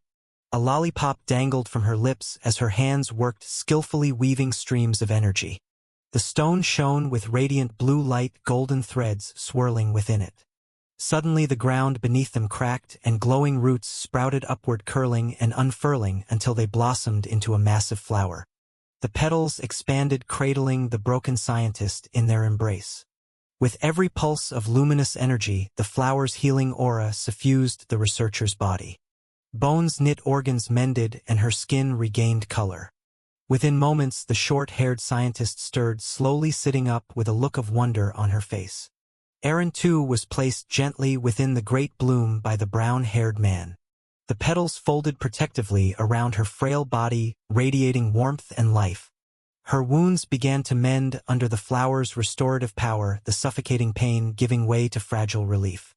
Joey was helped by the Slaughter Unit and started to feel better.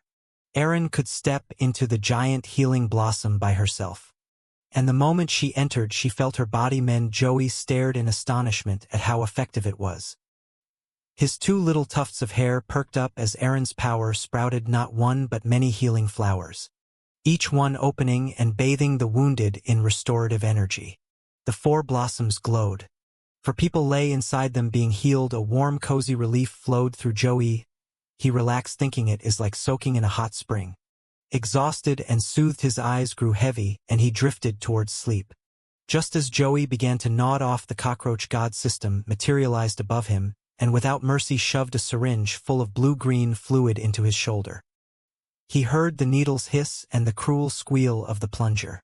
"Do not pass out, inject adrenaline." The system barked. Joey jolted awake, clutching his arm and shrieking in pain, tears streaming. The healers nearby saw him flail and winced. Hallie peered over, puzzled. Should not it stop hurting, she wondered. The injection burned as it worked. The cockroach system hovered, oddly pleased, calling out that Joey was lucky. "Now open your eyes and witness the pinnacle of power." Joey just wanted a little rest, but the system would not allow it. He blinked, drowsily sluggish, while the Slaughter Unit captain strode forward and drew his weapon. The massive monster that had brutalized Eren was ready for one more fight. Cory Viren, the supreme commander, stepped up with casual confidence and spoke to the beast in an almost conversational tone, offering to settle this peacefully. The monster sneered, "We do not talk to our food." The curt retort left Cory a beatless moment, and silence stretched thick between them. At the same time, a red ichor began to seep from the cracks between the floor tiles, strange, sinister fluid that pooled and thickened. The phenomenon unnerved even the commander. He scanned the ceiling, caution sharpening his gaze. The red secretion spread, congealing like a living tide. The creature boasted that it had absorbed everything locked here. The ooze swelled, expanding to many times the monster's size. Even severed arms could not stop it. The beast generated multiple bodies from its slime and launched a furious charge toward the Slaughter Unit and Zoe. Despite its bulk, it ran with terrifying speed, howling a deafening war cry as it closed inside the blooming flower of restoration. Joey heard a violent crash and poked his head out. The moment his eyes fell on the grotesque new form of the monster barreling toward them, his mouth fell open in horror. So many monsters, they are coming from above, below, left and right, everywhere. At that instant Captain Pero erupted with fury, his power surging, his fists clenched so tightly that cords of veins bulged across his massive arms. Muscles swelling with raw strength, gathering every ounce of energy into a single strike. He unleashed a devastating punch into the air itself. Shock waves blasted outward from his arm like a raging storm, his shadowed face lit only by the faint glimmer of focused energy. The blow slammed against the monster's raw crimson flesh, ringing a roar of agony from the beast. To shield the healing blossoms protecting his comrades, Holly quickly compressed the flowers, drawing them close together. At the same time, Pero split part of his storming energy into a barrier that wrapped around Holly and the flowers, ensuring their safety. Meanwhile, Zhou Yi remained perched inside his own flower, staring in awe at Pero's display. The swirling tempest of energy rose like a hurricane, shredding through waves of mutant spawns that dared charge forward. Each twisted creature was torn to ribbons in the roaring cyclone. Those spawned from the main body began to hesitate, terror dawning as their brethren were ripped apart. Pero strained to hold them back, his grimace betraying the effort, and called over his shoulder, "Holly, I can hold them. But you will have to endure the stench of blood for now." The girl, candy tucked in her mouth, did not even glance at him. Her cute demeanor was completely at odds with the frost. In her words, "I will forgive you this time, useless trash," she muttered, focusing on her healing back in the flower. Zhou Yi could not help himself.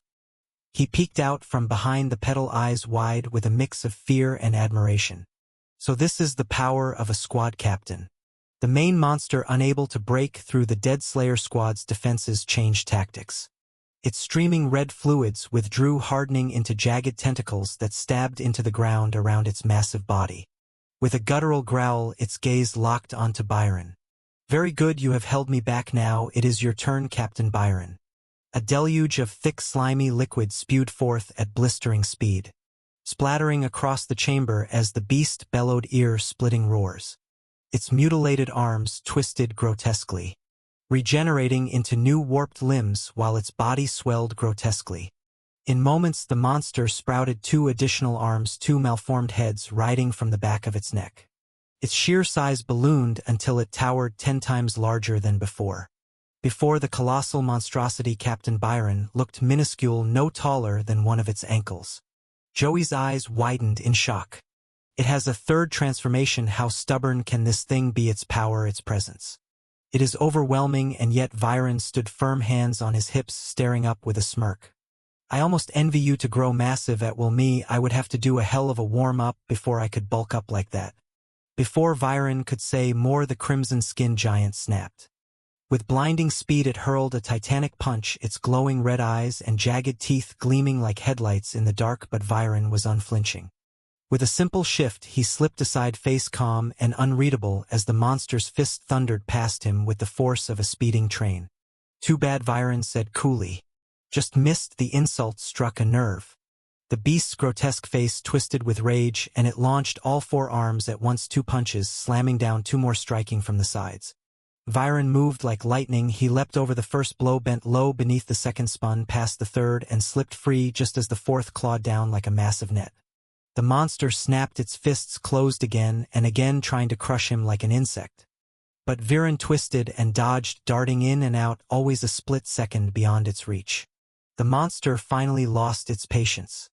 Frustrated, it flailed and lunged like some massive worm, its movements crude and enraged. It tried to provoke Captain Byron's pride with mocking words, but before it realized what was happening, Byron had already closed the distance. Leaping right up toward its writhing slimy mass, he raised his blade to strike, only for a crimson tentacle to burst forth and lash around his waist.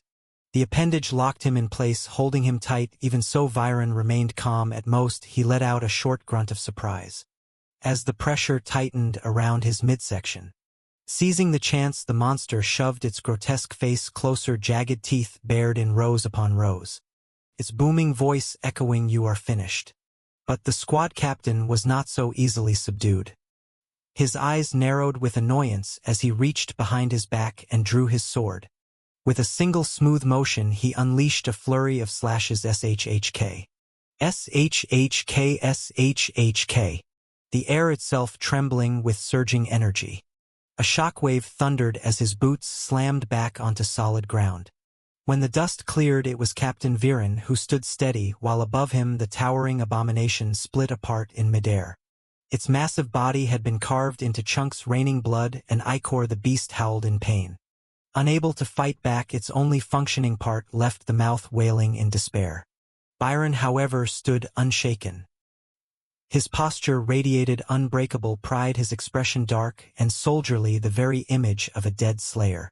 The creature gurgled in confusion. What is happening? It was still alive, barely clinging to awareness. But trembling in fear, Byron raised a hand and pointed directly at its twisted face. That simple gesture made the monster recoil, trembling like prey cornered. Its mouth opened, but no sound came. With a sharp snap of his fingers, Byron finished it.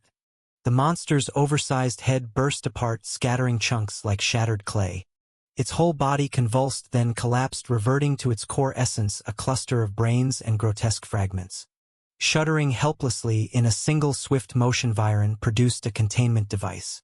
Swiping his hand to capture it, within moments the once terrifying monster had shrunk down. No larger than a few fingertips, sealed inside a cylindrical case. Haha! Byron laughed triumphantly, holding the tube aloft. The proud, unstoppable captain a moment ago now looked like a boy showing off a prized catch. Grinning ear to ear, eyes crinkled with delight. He shouted, "Caught it! I caught it! The first talking monster in history captured by me. That means I get to name it right." His two comrades stared at him, frozen. Holly snapped first, her voice sharp with irritation. "Quit fooling around. Better think about how you will explain to the Parliament that the brand new research facility just got trashed." Pero, standing beside her, winced at her fury, and the two of them shouted together, "You idiot!" With the fight settled, Joey finally had a chance to take it all in. His eyes followed the squad captain and his team with unhidden admiration, so strong, so overwhelming. Even the antennae atop his insectoid head twitched with awe. Behind him, the god roach floated, arms folded, watching quietly. "Now you see the gap. Do not you?" it murmured. "Good, you can pass out now." Darkness closed in on Joey's vision. At last his body was allowed to rest. That evening he awoke in a different place, in an elegant room, neat and well furnished. The faint sound of running water echoed from the bathroom. Slowly Joey opened his eyes, his cheeks flushed. His body was soaking in a hot bath, muscles unwinding in the soothing warmth. Steam blurred his view ahead, and he whispered to himself, dazed. So this is bliss. But when he glanced down, he jolted in alarm. His body was completely bare, submerged in the steaming water. Heart racing, he scrambled upright. Why am I in a bath? A strange rustling reached his ears. Joey froze, sweat trickling down his face as he turned toward the sound. Behind the thin veil of a curtain beside the tub, a shadowy silhouette moved, a woman's figure through the translucent screen. He could clearly see her form, and she was not wearing a single piece of clothing. Joey's face turned crimson, blood rushed to his head so fast he thought he might faint on the spot. His heartbeat thundered louder than the rustle of fabric, and his thoughts spiraled into chaos.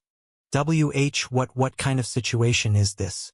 Erin's slender figure appeared as she peeked past the curtain, her long hair falling loosely around her shoulders and her large round eyes gleaming.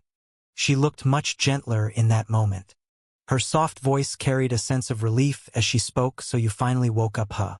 The sight of her made Joey's face burn red.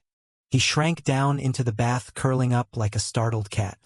For a so-called protagonist, he was acting far too timid. Erin ignored his flustered posture and, standing confidently with not a shred of clothing, said casually, "Your genetic test results are not out yet. Technically, you should still be locked up for the night, but since the prison's been heavily damaged, I will have to bring you to my place for observation." The words made sweat bead on Joey's brow. His whole body heated up like fire, his lips trembling as he stammered. "Wyd you had to stand there like that?" Erin only sighed in annoyance, folding her arms beneath her chest as a faint puff of steam escaped her lips. "Do not make it weird. This is the only time the water's hot. If we do not share, then what? You want to freeze?" Blushing furiously, Joey pulled his legs in tighter, guarding his body as if he were some fragile teacup set. He could not figure out who was leading who in this bizarre exchange. Taking no notice of his shyness, Erin took the chance to properly introduce herself. "My name is Erin, Vice Captain of the Extermination Squad. Thanks for what you did earlier." What about you, your name? Her voice had taken on an oddly warm, gentle tone so different from her usual sharpness that it caught him off guard. Joey's face flushed crimson all the way to his hairline. He fumbled out, I guess I am Joey. He could hardly believe himself. And then Erin, completely unabashed, slid her pale leg into the bath. Move over, brother, she said sweetly. With a splash, she sank right in water, spilling everywhere. Now the two of them sat across from each other. He had one end of the tub, she had the other. Fruits and seafood floated around them thanks to Erin's little trick, but Joey was too nervous to move. He squeezed his eyes shut, lips pressed tight, terrified to even breathe wrong. Unlike him, Erin was bold and calm. Pointing at him, she ordered, turn around, let me check your wound. It opened again. As if bathing together was not already too much, now she wanted him to expose his back. Joey looked like a steaming locomotive, his face flushed red, breath puffing out in ragged bursts. Still, when she insisted, he obeyed. Her delicate hand landed lightly on his broad back, mingling with the heat of the water. And his nervous sweat, just that touch, sent Joey reeling, his heart soaring straight to the clouds. He averted his gaze, but his expression betrayed how much he was enjoying it. Deep down, he thought her sense of caution around men is way too low. If this keeps up. Meanwhile, Erin admired his sturdy frame, delighted by what she saw. Oh, not bad, the wounds healed, no scar either. Amazing, she cheerfully slapped. I tapped his shoulder 2 or 3 times, each smack making him flinch. Joey sneaked a glance back at her, lips sealed but expression speaking volumes.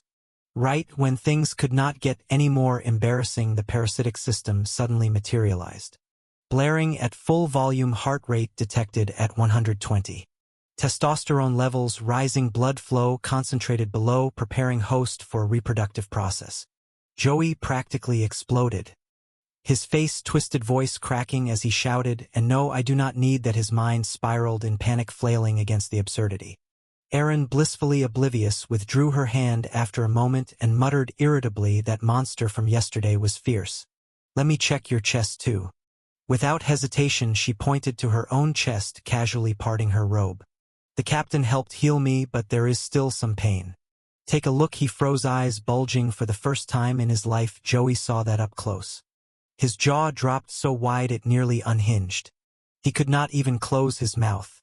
The parasitic system, not bothering to seek permission, roared with unholy enthusiasm. Reproductive process initiated. Countdown 5, 4, 3, 2, 2.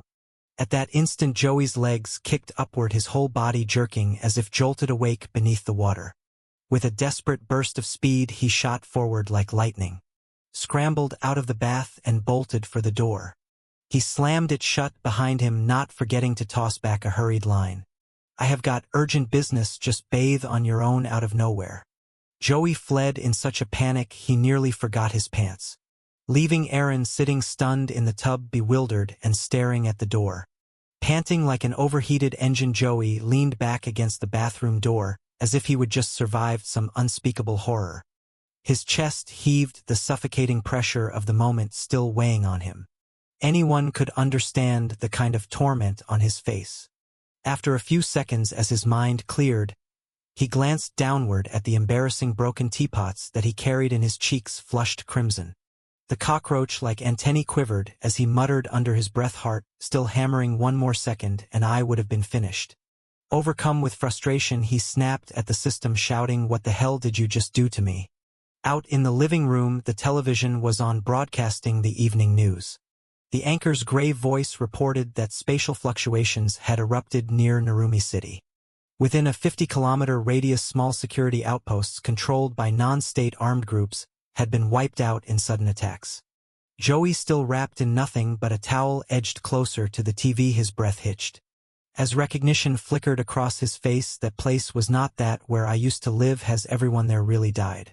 The anchor elaborated. The slaughter had been swift. By the time the extermination squad arrived in response to a distress signal, no survivors remained. Joey froze, his eyes glued to the screen, murmuring to himself in shock, if I had not left, I would have been killed by the monsters. Too drawn in by the report, he sank onto the couch, watching as the anchor once again reminded citizens. The abyss was linked to otherworldly realms. Any anomaly, no matter how small, must be reported to the authorities immediately. At that moment the cockroach spirit appeared again, standing akimbo in the air and speaking loudly and clearly to Joey, "Do not dwell on it. There is no such thing as so many what-ifs. Listen, I have got good news for you." Joey turned his head, curiosity etched on his face, to watch the little insect floating before him. The cockroach spirit flicked its antennae and brought up a glowing system interface. On the screen was the pudgy image of a cockroach. "Your dearest brother you stomped to death, he is alive again." Below the picture were two shimmering buttons labeled Summon. Joey leaned in, baffled and still trying to process it all. "Imperial Guard," he muttered. The spirit smirked, arms crossed. "That is right, from now on Xiao Wu will possess the immortal body. No matter how many times he dies, as long as you, his master, are alive, he will revive infinitely." Joey squinted at the glowing panel, a flickering in his eyes. He skimmed through the details and could not help blurting, "That sounds impressive. But how the hell can an undying cockroach serve as a bodyguard?" The cockroach spirit puffed itself up proudly but explained with surprising enthusiasm. "Xiao Wu can also level up infinitely. Right before your eyes, and he shares vision with you. You can see through his eyes." Joey's jaw dropped. "That is amazing." Without hesitation, he tapped the summon option. A system chime rang out. "DDD connection established on the interface." The pudgy cockroach picture twitched, then suddenly sprang to life. A moment later the chubby roach manifested in the real world, buzzing toward Zoe with tears of joy streaming down its little eyes. "Big bro, I missed you so much," it cried, flapping frantically. The size difference between the chunky bug and Joey was ridiculous, hovering in front of him. Xiao Wu froze, flapping uncertainly. For a long second both he and Zoe simply stared at each other, 4 eyes locked after their strange reunion. But then Xiao Wu's expression fell. His whole plump body slumped in disappointment. Drooping his eyelids, he muttered in a dejected tone, "Big bro, you have gotten so ugly. You look just like a human now." Joey had no words. He just rolled his eyes at the bug's twisted sense of aesthetics, utterly defeated. The cockroach spirit hovering above chimed in, "Go on, get familiar with him. Give him a command, have him fly around, close your eyes, and you will sync your vision with Xiao Wu's." Intrigued Joey cast a curious glance at Xiao Wu, wanting to try it out, but before he could say a word, the chubby roach buzzed toward the ceiling, wheeled around, and darted out through the door crack. Joey blinked, startled. His antenna twitched in alarm as the bug zipped off with alarming speed. The fat roach slipped straight into the bathroom, soaring up high to survey the steamy scene below. Aaron, blissfully unaware, was still soaking in the tub. "Oh my God!" Joey's stomach dropped. The perverted bug had wandered into the worst possible place. Panic seized him as he yelled, voice breaking, "Where the hell are you going? Get out of there now!" But inside, Xiao Wu turned his head back, his round eyes wide with pure innocence, and chirped, "But big bro, I sense something in here." Joey had wanted to probe further, but Aaron was far too sharp. She seemed to sense immediately that something had invaded her private space. Her eyes flared sharp and predatory, her expression shifting in an instant into full alert. Most women hated cockroaches, some even feared them. Aaron did not fear. She only loathed. Without hesitation, she jabbed her finger, firing a strand of webbing. The sticky silk lashed out at lightning speed, snaring the fat cockroach before it could react. "Ah!" It shrieked in panic, thrashing uselessly. Aaron's webbing was not just physical restraint. It carried a corrosive sting as well. Within seconds, the fat roach's body shriveled, as though its insides were draining away, collapsing into a soggy husk. A moment later it melted into a puddle of fluid and vanished altogether. The instant the creature perished, Joey's body convulsed. A searing pain erupted through him, as though fire were burning in his eyes and sinuses. Blood gushed from his nose, spraying across the room, and he stumbled backward, unable to keep his balance. He crashed onto the bed, sprawled out with his eyes rolled white, trembling in agony. Floating above the cockroach system spirit smacked its forehead. "I forgot to mention, since you shared sensory perception with Xiao Wu, when he dies you suffer backlash too. Oops." The next morning the streets bustled under the corpse's watchful guard. People went about their daily routines as though giant monsters were not tearing through the world beyond the walls at a roadside stall. Joey was wolfing down breakfast when thump, a thick folder slammed onto his table. He looked up sharply. It was Erin. She stood there in fresh clothes. Arms crossed, her face calm, but her presence sharp as a blade. Your test results are in. Everything came back normal, she said flatly. Zhou Yi's brows furrowed. Normal, he was carrying roach DNA, was not he? He flipped open the file, scanning the report again and again in disbelief. Erin, however, looked softer than usual, her demeanor almost approachable, though she still kept up a veneer of pride. You are free, she added with a cool air. Joey's eyes lingered on her face. His thoughts churned slowly. He set the folder down, straightened in his seat, and locked eyes with her. His expression turned grave. I want to join the extermination corps, he said firmly. Erin's eyes widened slightly. She had not expected that. She folded her arms tighter, her tone serious. The mortality rate in our corps is extremely high. Do not take this lightly. Zhou did not waver. His voice carried clear conviction. Ordinary people die even faster. I am awakened. I have fought beside you. My body is clean now. Let me fight. His words carried a weight that made Erin pause. She studied him carefully, sensing the absolute sincerity in his voice.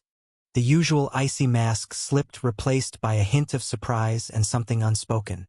At last she spoke again, giving him a crucial piece of information. In 7 days, the Corps will hold its recruitment trial. It only happens once every 4 years. And this year, her eyes narrowed slightly. This year is rumored to be the hardest in history. She tried to intimidate him, but Zhou slammed his fist against his chest with a thunderous thud. I will be there no matter what. From across the street, hidden in the shadows of a wall, Byron, the corps captain, observed every movement beside him. A small, bespectacled scientist adjusted his glasses. Confused, Captain, why did you order me to falsify Joey's report? His genes show anomalies. Parts of him are not even human. Byron's gaze never left Joey. A faint smile curved his lips, equal parts secrecy and expectation. Because I want to see what he will become. Let the bullet fly a little longer. At the training base, a massive round steel gate stood tall, crafted with such advanced technology it looked like it belonged on a starship traveling through deep space. This was the entrance to the abyss. In front of it, members of the extermination squad, men and women who carried the burden of protecting peace, were gathering. Among them stood a new recruit, Joey. He walked in line beside Erin, and the moment he laid eyes on the abyss gate, his expression was nothing short of pathetic. Our so-called protagonist looked downright cowardly. Now dressed in full gear with a rucksack strapped to his back, Joey gawked in disbelief at Erin's announcement. Pointing at himself in panic, he blurted out, "You mean this special training is sending me straight into the abyss?" Images of grotesque monsters of every shape and color flooded his mind, and he muttered in terror, "You have got to be kidding me. The abyss is crawling with beasts, and the ones down there are leagues above anything outside. Even if a whole military unit went in, most would never make it back alive. How could I possibly train inside that death trap?" He turned to glance at his new teammates, and his anxiety only deepened. They were just 4 people he had never met before. Leading them was a tall, handsome young man with neatly kept hair named Justin. Behind him stood a petite, sharp-looking girl named Lu Jiao. 2 others completed the squad. One was a bespectacled man with the air of a scholar, yet built with surprising muscle. This was Tukai. The last was Tong Dao, a freckle-faced boy with a mischievous grin plastered on his face. Erin, serving as the squad's field leader, stood before them with arms crossed, ready to introduce the nightmare. They were about to enter the abyss, she explained, is a network of countless tunnels carved by colossal worms. When the great cataclysm struck. Her tone was steady, her words clear. She broke down the threat for them, explaining that each abyss was linked to a foreign dimension. Depending on the degree of corruption from that alien world, they were ranked into 6 hazard levels from E to S. The higher the level, the stronger the monsters, and the larger the domain. Turning back to the gate, Erin gestured toward the control panel behind it. Through this dimensional gateway lies the abyss we have scouted. The job of the extermination squad is simple: go in, wipe out the creatures, and push back the invasion of the foreign realm into ours. Her slender hands moved with precision over the console, tapping commands with practiced ease. Killing monsters in the abyss also feeds our weapons mana stones, making them grow stronger, she added, raising a small crystal between her fingers. Tilting her face slightly, she pressed a button on the console. A sharp beep echoed as the massive steel gate reacted, its segments splitting apart from the center. A surge of energy burst forth, glowing brilliantly as the gateway roared to life. Erin planted her feet firmly before the shining gate, arms crossed and posture exuding confidence.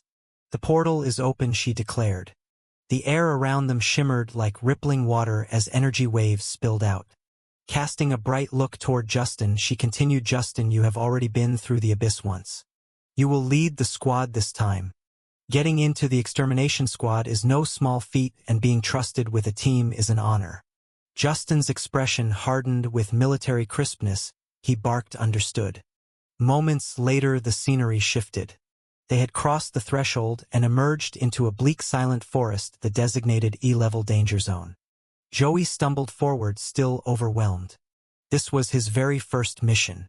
The others, more experienced, adapted quickly and began to move as if it were routine. Soon the team had ventured deeper into the vast forest where everything, trees, plants, even the air, seemed outsized, colossal and eerie. Joey's eyes darted everywhere in awe and fear. "Wow, this really is the abyss," he muttered. Justin, however, wore a calm, practiced expression. Danger arrived swiftly from the branches. Above, a mutated monkey appeared, its eyes glowing blood red, its mouth bristling with jagged teeth. More horrifying was its tail, ending in a live serpent's head, tongue flicking, ready to strike. Looking up, Joey's heart nearly stopped. A monkey with a snake for a tail. He shouted in disbelief, instantly drawing the beast's attention. And that was not the end of it. Peering past a nearby tree trunk, Joey froze as an enormous spider emerged from a hollow within the wood. Bigger than he was, it crept forward slowly, its many legs scraping against bark. Joey's jaw dropped wide open and he could not shut it. "That thing is massive," he exclaimed, almost too hysterical to breathe. Only then did he notice the tree itself, impossibly thick and towering so high it seemed to pierce the sky. Our boy looked like a child seeing the world for the first time, completely rattled and bewildered. For Joey, this was the first time he had ever witnessed things he thought only existed in stories or movies. Clutching his head, he spun left and right in disbelief. "This is still Earth. Just stepping through a single door feels like I have walked straight into another world." His teammates could not even find words. Watching Joey's exaggerated reactions, they felt secondhand embarrassment. Once the group settled again, they pushed forward with Joey trailing last. And Justin leading from the front, scouting for danger. Suddenly Justin stopped, turned back, and squinted with irritation. Without a word, he tossed a large sack straight into Joey's arms. Joey, confused, caught it reflexively, his head full of question marks. "Carry it," Justin ordered coldly. Then, in a tone dripping with superiority, he added, "From here on out, you are not allowed to touch a single monster in the abyss. Just stay behind us and haul the baggage. Like a good little errand boy." Joey froze, stunned for a second. Slowly, he let out a weak huh. The realization dawned on him: he was being bullied. His expression tightened in annoyance, especially when he saw Justin's condescending smirk. So openly disdainful, clearly the team leader had taken a dislike to him.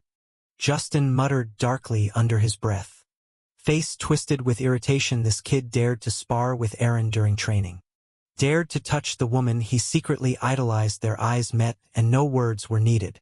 They knew they despised each other. The air grew tense, leaves rustled with the silence. Sensing Joey's reluctance, Justin raised his voice, his gaze fierce. "What, got a problem with that rookie?" But Joey swallowed his pride with lightning speed. He flipped the switch to bootlicker mode. His face split into a wide, almost clownish grin, thumbs up, voice bubbling with fake enthusiasm. "Perfect, I won't even touch a single monster. I will be the team's porter." Justin blinked, stunned. He had expected a fight, not submission. The sheer shamelessness left him speechless. Joey, meanwhile, was secretly thrilled. He did not care about the contempt in their eyes, he only cared that he was safe. His inner thoughts nearly brought him to tears of relief. "Safe, I survived another round." Justin ground his teeth, veins twitching at the corner of his eyes. He had been looking for an excuse to rough up Joey for daring to get close to his goddess, and now this idiot's spineless act only infuriated him more. "Does this guy have a brain defect?" he muttered, and then Joey went even further. Raising his hands high, he shouted with reckless joy, "Everyone just pile the luggage on me. I will carry it all." His teammates stared at him like he would lost his mind. Still brimming with energy, Joey even approached Lujia. Volunteering eagerly, "Here, let me take your bag too." The small girl glared at him unimpressed. No need, I can carry my own. I am not helpless, so the team moved on, leaving Joey trudging behind with an armful of gear. Watching their backs, his expression darkened, eyes narrow with calculation. Banning me from fighting won't hurt me, I will just wait and observe how awakened battle in the abyss. A sly smile tugged at his lips. Perfect chance to study them. The air buzzed with crackling thunder. Lu Jia stood tall, summoning the heaven and earth lightning net. Her eyes and face glowed with power. Hands gripping a long staff that crackled with arcs of electricity. She slammed both palms down, shouting wrath of the heavenly tomb. Thunder, tribulation, bolts of lightning crashed from the sky. Reflecting back off the ground to strike the mutated monkeys, the beasts shrieked, convulsing wildly, their bodies seared by the storm. Next came Justin. Power surged inside him, his eyes glowing like burning coals. Vapor hissing from them as energy erupted from his core. With a single slash, his sword released a brilliant arc of force, cleaving through a massive insect in one stroke. The creatures swarming him collapsed, shredded by the attack. Die, all of you, Justin roared from behind two boulders.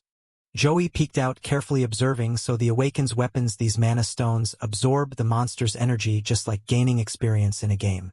The more monsters they kill, the faster they level up. An hour later, Justin rammed his enormous divine blade straight through the belly of a colossal mutated monkey, ending the fight. Joey watched closely and realized something important. Even the top-tier Awakened fighters get exhausted when they grind monsters non-stop. Justin panted heavily, chest heaving. He would just squeezed victory out of that fight, and you could see it in his fatigue. Still, he forced a proud, satisfied breath. 3 down, the last one leveled us up. Joey, meanwhile, chose the laziest option. He stayed put and observed. Seeing Justin so drained, he thought to himself, I am not like that. A small smug smile crept onto his face.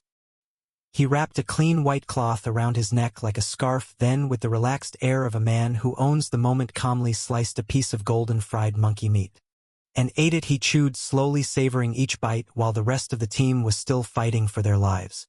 There by the campfire, Joey happily sampled the meat, added a little sip of alcohol, and smiled like someone on a vacation instead of in the abyss. The system chime trade acquired long-armed ape. Between bites, Joey grinned. Apparently you could gain an enemy's trade simply by eating its flesh, even if you had not killed it yourself. Fresh, fragrant monster meat after long starvation. What a feast. The system kept spitting out notifications. Increased toxin resistance. Advanced toxin resistance.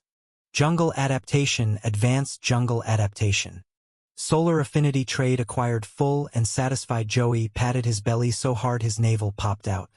Since the cataclysm and his rebirth, this was his first true full meal. He stretched out, belched loudly, and sank back in bliss. Whether he was supposed to be fighting or resting right now, he felt like he would been sent to a spa. While the team outside kept struggling with tough monsters, Joey lay there, said it already decided. If he made it into the extermination squad, he would be on logistics duty. Let the others do the dangerous killing. He would eat and grow stronger. At that moment, the cockroach system popped up, arms folded, loudly praising the glory of the roach god. Joey sprang to his feet and raised his arms, shouting, "Long live the little strong one!" The system's approval made him positively giddy. His teammates, exhausted and grim from battle, shot him dirty looks. They were starving and bloodied. And here he was sprawled behind them, gorging himself on a rich stew.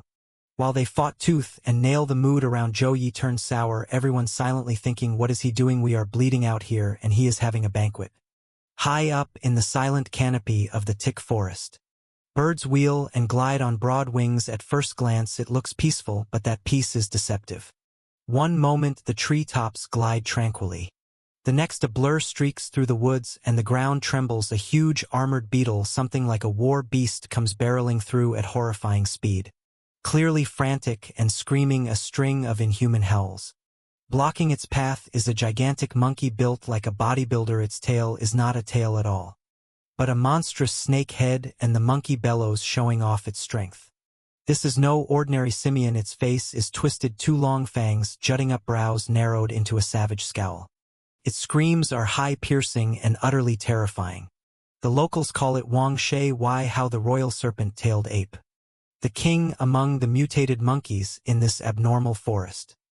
By the way it intimidates, it should be a formidable foe for any armored beetle.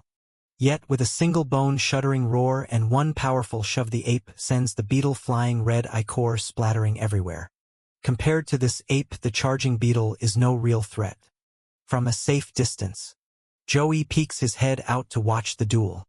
His mouth drops open in disbelief. His two little cockroach feelers on his head bristle up. That is a bot, he breathes. The abyss final bot. How can a beetle get wrecked that easily? The royal serpent-tailed ape is on the verge of rising to night level. And it is half a tier higher, yet the difference in power is insane. While he is gawking at the two monsters, a voice calls from behind, "We will take it down, stick to my plan." Joey turns and sees team leader Justin. Apparently the whole squad has been watching the aberrant creature. Those words rub Joey the wrong way. He flashes a sharp look at Justin. His mind churns with thoughts that peel one way from the leader's attitude. Joey remembers Aaron's warning: if anyone provokes a bot and gets mauled, they won't get insured, no medical payout if you die or get crippled. Maybe Lu Jiao sees something off about Justin. She watches Joey's retreat with a puzzled expression, unsure whether it is sympathy or disdain. Justin unfolds a map and points to a spot. "Hide here and do not move." Clear. His treatment of Joey is icy. He speaks as if Joey were dead weight. Joey accepts it and straps the heavy packs onto himself. Turning toward the spot Justin indicated. "Okay. Good luck then," he calls back after Joey shuffles off. Takai and Song Dao exchange quiet, satisfied grins, the pair clearly pleased to see Joey sidelined. Only Lu Jiao frowns. She slips up to Justin and murmurs, "Captain, are not you ordering him to hide right where the bot lays in ambush?" Justin watches Joey's back as if to make sure he goes exactly where instructed. A devilish smile crosses his face. He is petty enough to be pleased Justin had prepared a trap. "I already packed bombs into the 4 packs that Joey is carrying," he thinks, gloating. "When that bot attacks him, I will just hit the detonator." His greed and malice swell. Unaware and moving toward the ambush point, Joey trudges on under the weight of the gear. He is walking straight into danger alone. The forest hush tightens around him as the team positions themselves, and the royal serpent-tailed ape raises its head, surveying its domain. The stage is set. His mind was clouded, blinded by envy, driven half-mad by it. Justin's face lit with feverish excitement as he barked, "Next we will claim the wounded bot. The only price is the life of that useless trash in our squad." His tone was manic triumphant. Lu Jiao, unable to bear his delusion and cruelty any longer, shouted in protest, her voice sharp with fury. "You have gone too far." The instant her words rang out, her beautiful eyes flashed with a strange, dazzling light. Justin's face darkened to an ugly shade of purple, pressed a blade to her throat. The two male squad mates gasped, "Captain." Even Lu Jia herself went pale as eyes. Justin's presence was razor-sharp, his eyes blazing with such fury it seemed flames left in his pupils. He snarled, "Drop that holy act. I will let your disrespect slide this once." The squad fell silent again, the forest's hush deep and oppressive. Meanwhile Zoe had followed the marked route. He arrived at a giant tree and crouched to examine something on the ground, an enormous beast's leg bone. Turning it over thoughtfully, he barely had time to consider it before the earth shook violently beneath him. Startled, he dropped the bone and stood, scanning the area with wide eyes. "What the hell?" The bottles shaking the ground. Even here, he muttered, assuming the noise was from his teammates fighting far off. But the thunderous rumbling grew louder, closer, stronger. Alarm prickled through him. Joey braced his legs, body tense, fear whitening his face. "As something's coming fast," he stammered. A blur whipped past in the treetops, so fast he could not make out the form. Then came more. One by one serpent-tailed monkeys vaulted overhead, rushing past Joey in a panicked stampede. He raised his arms defensively, expecting to be attacked, but they ignored him completely, fleeing headlong towards some unseen terror. Joey turned baffled, staring after them. They are running away from what? He did not have to wonder long. Just meters away, an enormous figure burst through the trees, shattering trunks like matchsticks with its charge. The ground quaked like a train was roaring through Joey's heart, froze. The sight dredged up a memory. His first reincarnation, the moment a colossal beast nearly ended him. And then it was upon him, a massive armored beetle, wild and frenzied, barreled straight at him. Its jagged horn speared clean through Joey's abdomen before he could even react, before he could summon his power. A one-hit kill. Blood gushed from his mouth and nose, blinding his face, his body racked with agony worse than death. Breathing was almost impossible. But the beetle did not stop. With Joey still impaled, it kept charging, smashing him through tree after tree, hundreds splintering under the momentum. His small body was nothing against the monster's sheer force. At last, with a bone-shaking crash, the beetle slammed him into a cliffside, pulverizing the rock into jagged shards. Dust and debris swirled in a choking cloud. Somehow, impossibly, Joey still clung to life. Gasping raggedly, he wrapped trembling hands around the beast's horn, his expression twisted in pain and disbelief. His thoughts burned. Why is the bot here? He still had not realized he would been set up. Miraculously, Joey still breathed. He clutched the huge horn with trembling hands, stunned and nearly unconscious. "Where are my teammates?" he croaked. Had they all been wiped out? Then a flaming rocket arrow screamed out of the sky and smashed into the beast's horn, pinning it fast, exactly the sort of trick Justin had planned. In a flash, Joey realized the truth. Those heavy packs he had been carrying had been booby-trapped. He understood too late what was in the backpacks. The explosives detonated. The blast rolled through the forest, a white-hot fireball that shredded branches and hurled fragments everywhere. From a vantage point on a cliff, Justin cheered, arms raised. The trap had worked. The trash was supposed to be gone. Now they could finish the bot and mop up. But something in the smoke did not resolve into a heap of corpses as expected. Lu Jiao peered down, horrified. She pointed and screamed for the captain to look. Justin, leaning forward, followed her finger and his expression went cold.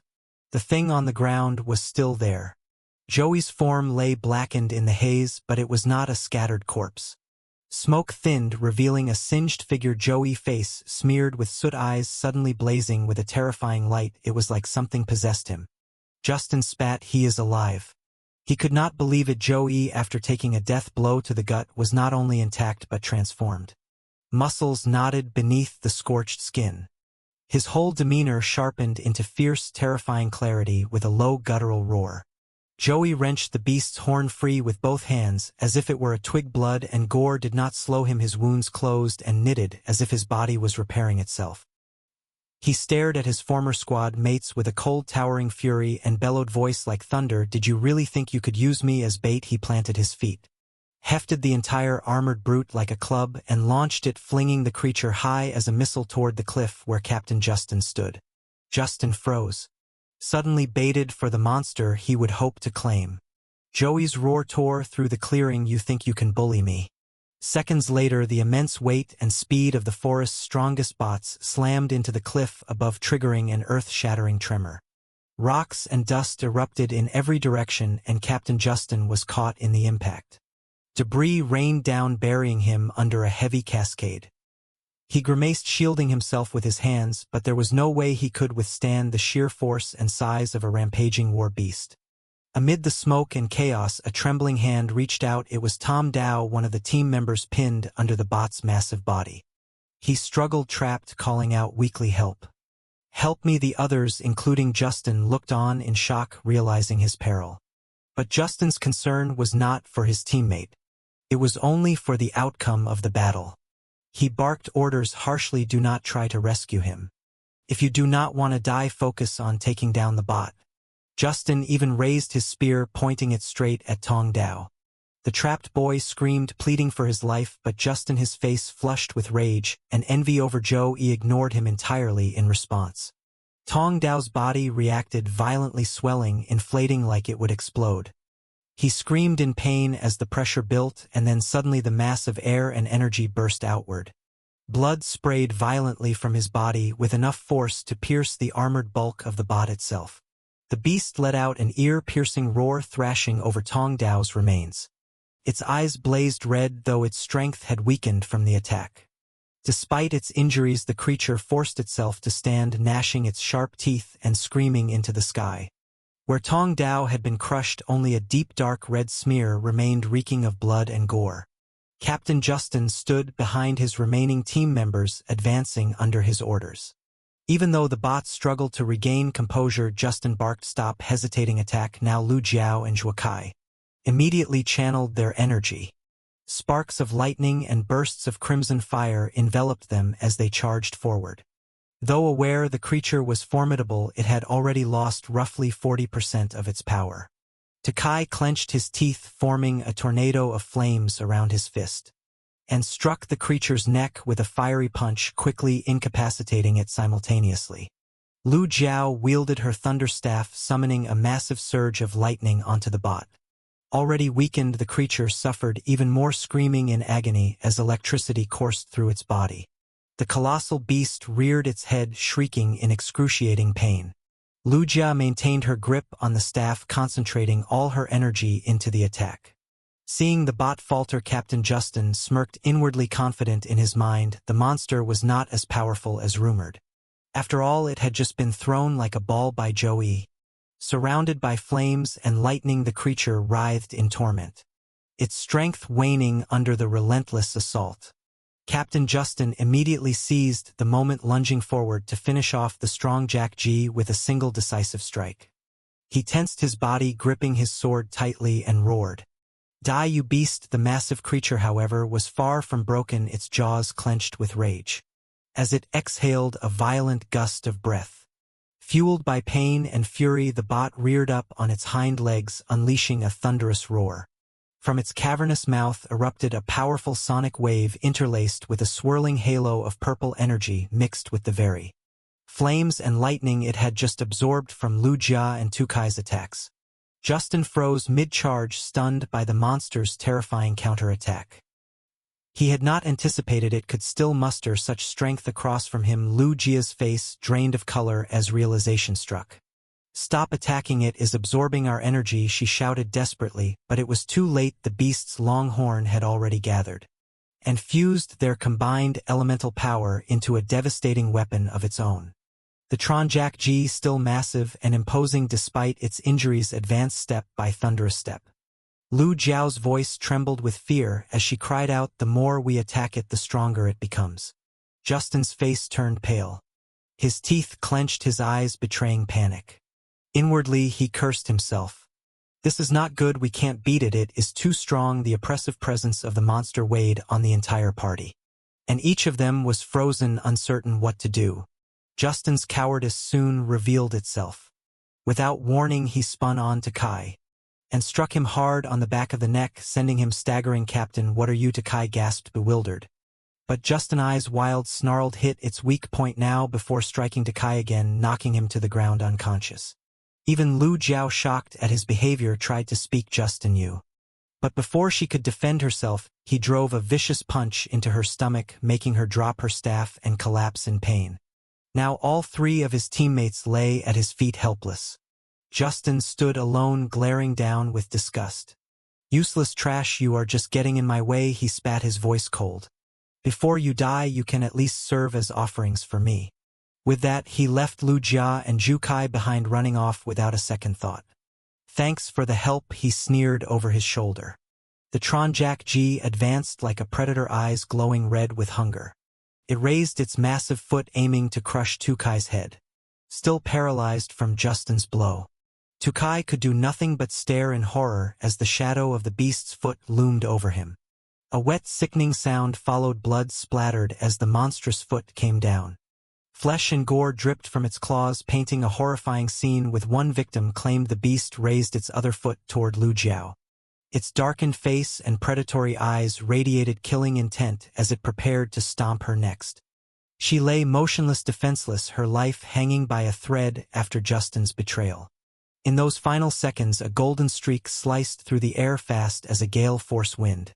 Joey burst from below the cliff, moving like a hurricane. He grabbed Luojia and pulled her clear of the crushing blow. At the last instant, weakly, she opened her eyes and whispered, "Why?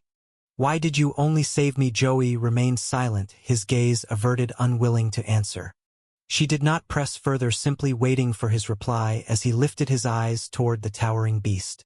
"Because from the start you did not bully me, you did not make me carry the packs," he finally said, his voice low. In that moment, memories of his past life flooded back, the bitter end, betrayed and used as bait by his comrades. Dying like an insect crushed underfoot. In this cruel world, only the strong had the right to seize their fate. That pain and rage hardened his resolve. I must become stronger, Joey told himself. Stronger than anyone. As he held Lu Jiao safe, a hand suddenly reached out from the rubble nearby. Help me, save me, cried a desperate voice. It was Justin. He had tried to flee but had been caught pinned under the Tron Jack G's massive foot. Face contorted with terror, the once arrogant captain now begged for his life, pleading with the very person he had betrayed. Please, Joey. Save me. Joey did not bother to turn and look at him. He deliberately repeated the man's words, not even allowed to touch a single monster, and then turned his face toward that bastard team leader with nothing but contempt in his eyes. Calmly, almost gently, Joey let a few cold words drop. Were not those your exact orders, Captain Jiziden, and you still have not admitted you lost? Justin Jiziden lost his temper. He barked and raged, eyes wild with fury because his plan had failed. The cruelty and arrogance that had been hidden in him snapped to the surface. He wanted retribution. He would not hesitate to use Joey to deal with the massive beast. The creature slammed its huge foot down and crushed the leader. One of Jasiden's eyes popped free. The man died horribly. That was the price of his pride in scheming. Lu Jiao, cradled in the girl's arms, went pale at the horrific scene. Joey could not bear to look any longer. He lowered his gaze and fell quiet. After all, they had been his teammates. However far things had gone, there was nothing he could do now. Joey reached out his hand toward Lu Jia. The system HUD flashed into being at once. He activated the pollen sleep field, and Pollen, a heavy dose, could put someone into a coma. When everything was arranged, Joey gently laid Lu Jia down. He tended to her, thinking the whole time that the monstrous power inside him would be best kept secret. When everything was steady, Joey slowly turned his head back. Softly he murmured, "It is just the two of us now." That meant Joey would have to shoulder the burden alone. He would face the colossal bot by himself. This thing was 100 times larger than him. The two regarded each other with all-out resolve, each ready to fight to the death. The bot, the great beast, was furious, poised to wipe out everyone in front of it. And Joey's eyes burned. He ground his teeth, smiled grimly, and then clasped both hands in front of him, cracking his knuckles with a series of crisp pops. He spoke aloud, steady and fierce, "I will use you as a stepping stone to become stronger." Now he was resolute. Joey had become fully determined, strong enough at last to meet this ordeal head-on. After Joey spoke, the colossal beast's eyes flared red like a raging bull. It was utterly insane, its body radiating intense aggression. As it fixated on its prey below, Joey assumed a defensive stance. Preparing for action, he opened his mouth, activating a trait unique to his frog-like species, and shot out his tongue, stretching it to impossible lengths. He twisted his head to adjust the trajectory, using his super elongated tongue to grab a high branch. The tongue coiled tightly around it, yanking the branch down. The system immediately notified him. Tongue elasticity activated. Using the branch's leverage, Joey propelled himself upward. His posture resembling a masterclass frog, his body primed for an aerial strike. The massive beast lunged, but Joey's reflexes were too quick. He controlled the engagement entirely. While airborne, he retracted his tongue. During those seconds, he thought of all the traits he had absorbed on his journey. Finally, he had a chance to put them to use. His confidence surged. The system alerted him again. Praying mantis blade activated. Moments later, strange compounds sprouted across his pale hand, converging and forming into a deadly pointed weapon. The hood informed him praying mantis blade can effortlessly cleave prey in two. Joey swung his hand high. His transformed hand was now a lethal specialized weapon, both solid and dangerous. He launched at the massive beast, striking head on man and monster colliding as one. The impact echoed like metal clashing. The mantis-like claws could not penetrate the beast's thick hide. Joey was momentarily shocked. Too tough. He thought not only that he was also perched atop the creature, enhancing the praying mantis blade. To deal serious damage against this bot would not be easy. Then, noticing something, Joey squinted, realizing the beast was aware of him on its back. Instantly, the creature surged forward, charging at top speed to shake him off. Joey leapt off, thinking quickly. Though its evolved epidermis acted like armor, its underbelly still seemed softer, a potential weak spot. He pressed close, gauging the vulnerable area. Then swung with all his force. Exactly as he had predicted, his strike landed on the softer underbelly. The colossal creature held in pain, tilting its head back, its jaws wide, emitting a long guttural scream. Joey's excitement spiked. He had found its weak point.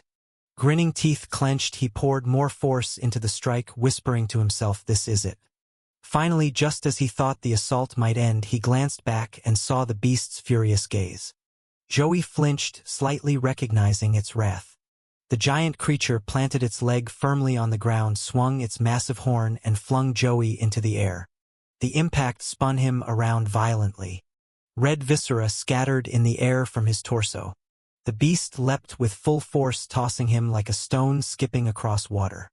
Joey flew several dozen meters before hitting the ground, bouncing and crashing repeatedly.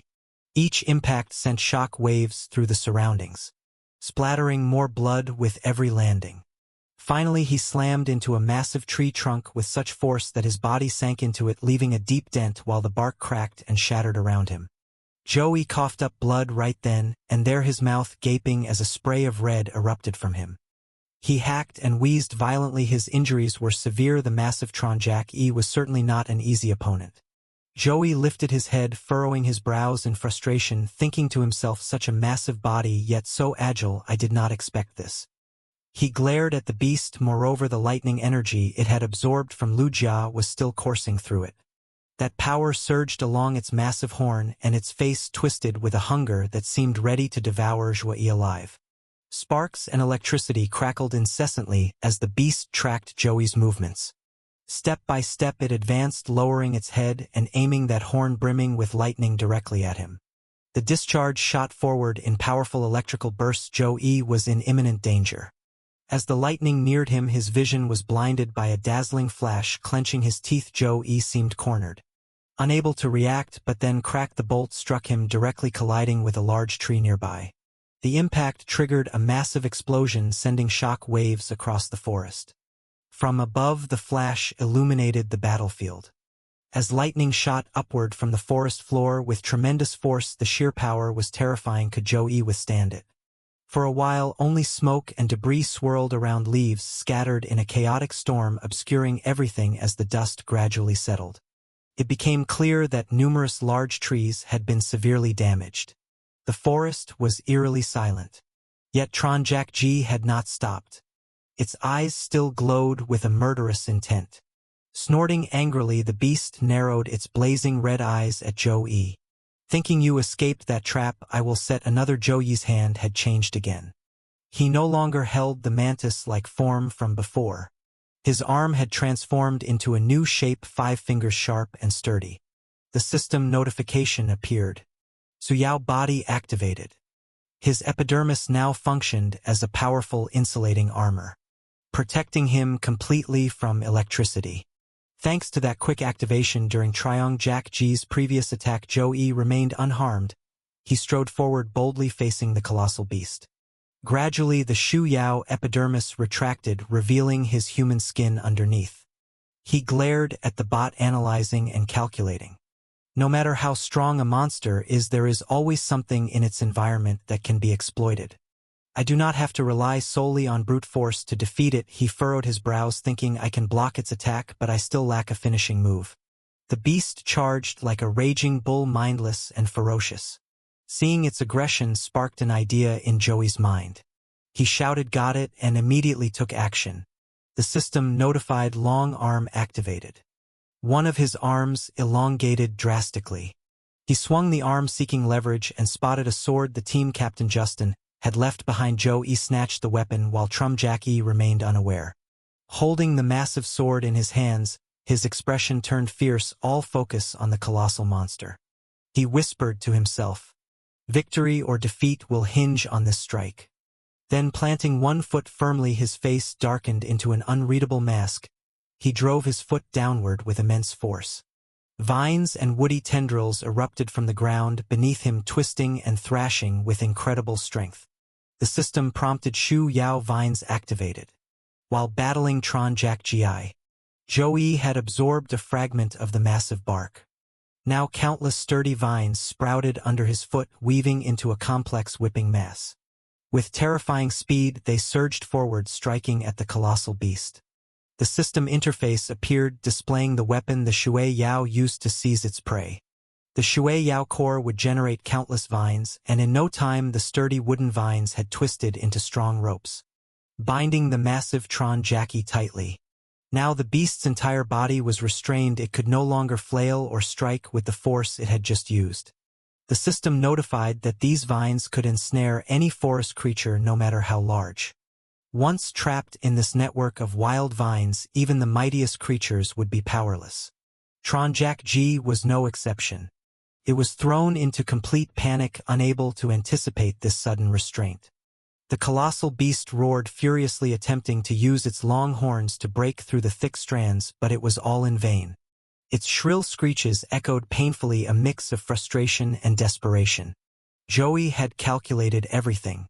There was only one way to finish this. Seizing the massive sword left by Captain Justin, Joey took a running start. Leaping from above, his figure black as night, only his eyes gleaming red, radiating sheer killing intent. Joey's eyes blazed as he opened his mouth wide, channeling all his strength into a single decisive strike. He roared loudly, pouring every ounce of force and focus into the attack, determined to finally end the reign of the formidable bot. Before him, Doi de La Band Dik Cai Tit Sang Ting and Theophong Cash My Ju Win Ten Shou Han Yu Pinyin. The monster seemed to sense that Joe-E was about to strike it. Triong Jack Gi was caught off guard by the intensity of his presence. Its huge red eyes widened as it caught the hint of Joe-Yi's determined expression, using all its strength. It braced its powerful hind legs and leapt upward, its front legs tearing through the thick vines that had bound them. The beast screamed a terrifying roar that echoed through the forest, a truly formidable creature. Just as Joey thought he was about to land a decisive blow, he was shocked by the sheer power of Tron Jackie. It was far stronger than he had anticipated. Clenching his teeth in frustration, he could hardly believe the beast could slash through with such force. With no time to dodge, he activated his special trait. The system interface flashed, muscle stretch activated, his forearms and biceps tensed, veins bulging, his body brimming with enhanced strength. Launching himself from the ground, Joey leapt high, gripping the massive sword as he faced the colossal horn of Tron Jackie. The clash of horn and blade rang out, smack, thud, thump. The creature momentarily halted. But when the sword broke in two against the horn, it was ineffective. Joey landed and slid back, his feet scraping the grass. Leaving a long streak, he paused, catching his breath, gripping another sword. He saw Triong Jackie, the massive beast, charging at him like a furious bull, mouth wide open, eyes blazing. Joey remained calm. He picked up a fragment of debris and casually brought it to his mouth, speaking slowly and confidently, "Sorry, but this battle is over. I have gained the trade to defeat you." With a hearty laugh, he consumed the fragment. Immediately the system flashed, swallow trade acquired, new form activated. Joey's body was now encased in layered armor. His arms became shields and pointed weapons capable of striking. The system analyzed the sharp bones of Triong Jackie skeleton. He had eaten a fragment of its horn. Confident, Joey planted his feet and launched himself into the air, only the dust and grass below marking his movement. As he surged toward Triong Jackie at incredible speed, the creature, caught off guard, bared its fangs and claws in retaliation. The forest shook violently as they collided, strike after strike, the roar of battle echoing, trees snapping and red blood splattering over the massive vines. Eventually the dust settled. Broken trees and crimson stains marked the battlefield. Joey, exhausted and breathing heavily, was covered in blood. He had emerged victorious. Perched atop the subdued Triong Jackie, he slowly caught his breath, surveying the carnage below. The creature lay defeated, its eyes and nose, throat and body severely damaged. Blood pooling beneath it. At that moment, a golden key appeared above Zoe's head, shimmering and catching his attention. He looked up, weary but alert. The system notified Golden Key of the secret realm. Within the time limit, the user may enter the secret realm. Despite his exhaustion and injuries, Joey focused on this new detail. A secret realm, he murmured. Later, back in the city, the extermination squad responsible for protecting civilians quickly responded to the aftermath of Joey's team's incident. 3 trainees had died, one was critically injured and another lightly wounded. Medical personnel rushed to aid the injured. Amid the chaos, a man grabbed the collar of a patient in the hospital. It was Joey. The man appeared to be a military officer conducting an investigation. He was visibly agitated and aggressive toward Joey, stepping closer and shouting down into the abyss what on earth happened. His face twisted with irritation, almost violent, while Joey was not sure how to respond. The man shouted again, "Why is there only one survivor? Everything's already happened. Everyone else is dead." Joey felt utterly cornered. All he could do was stare at the interrogator's face, confused and anxious. What was he supposed to say now? Claim he had somehow survived the bot fight? It would sound completely fake in a life-or-death situation. Fortunately for Joey, at that moment, a hand gently landed on the man's shoulder. Startling him, he turned to see who it was. Curious, it was the chief captain.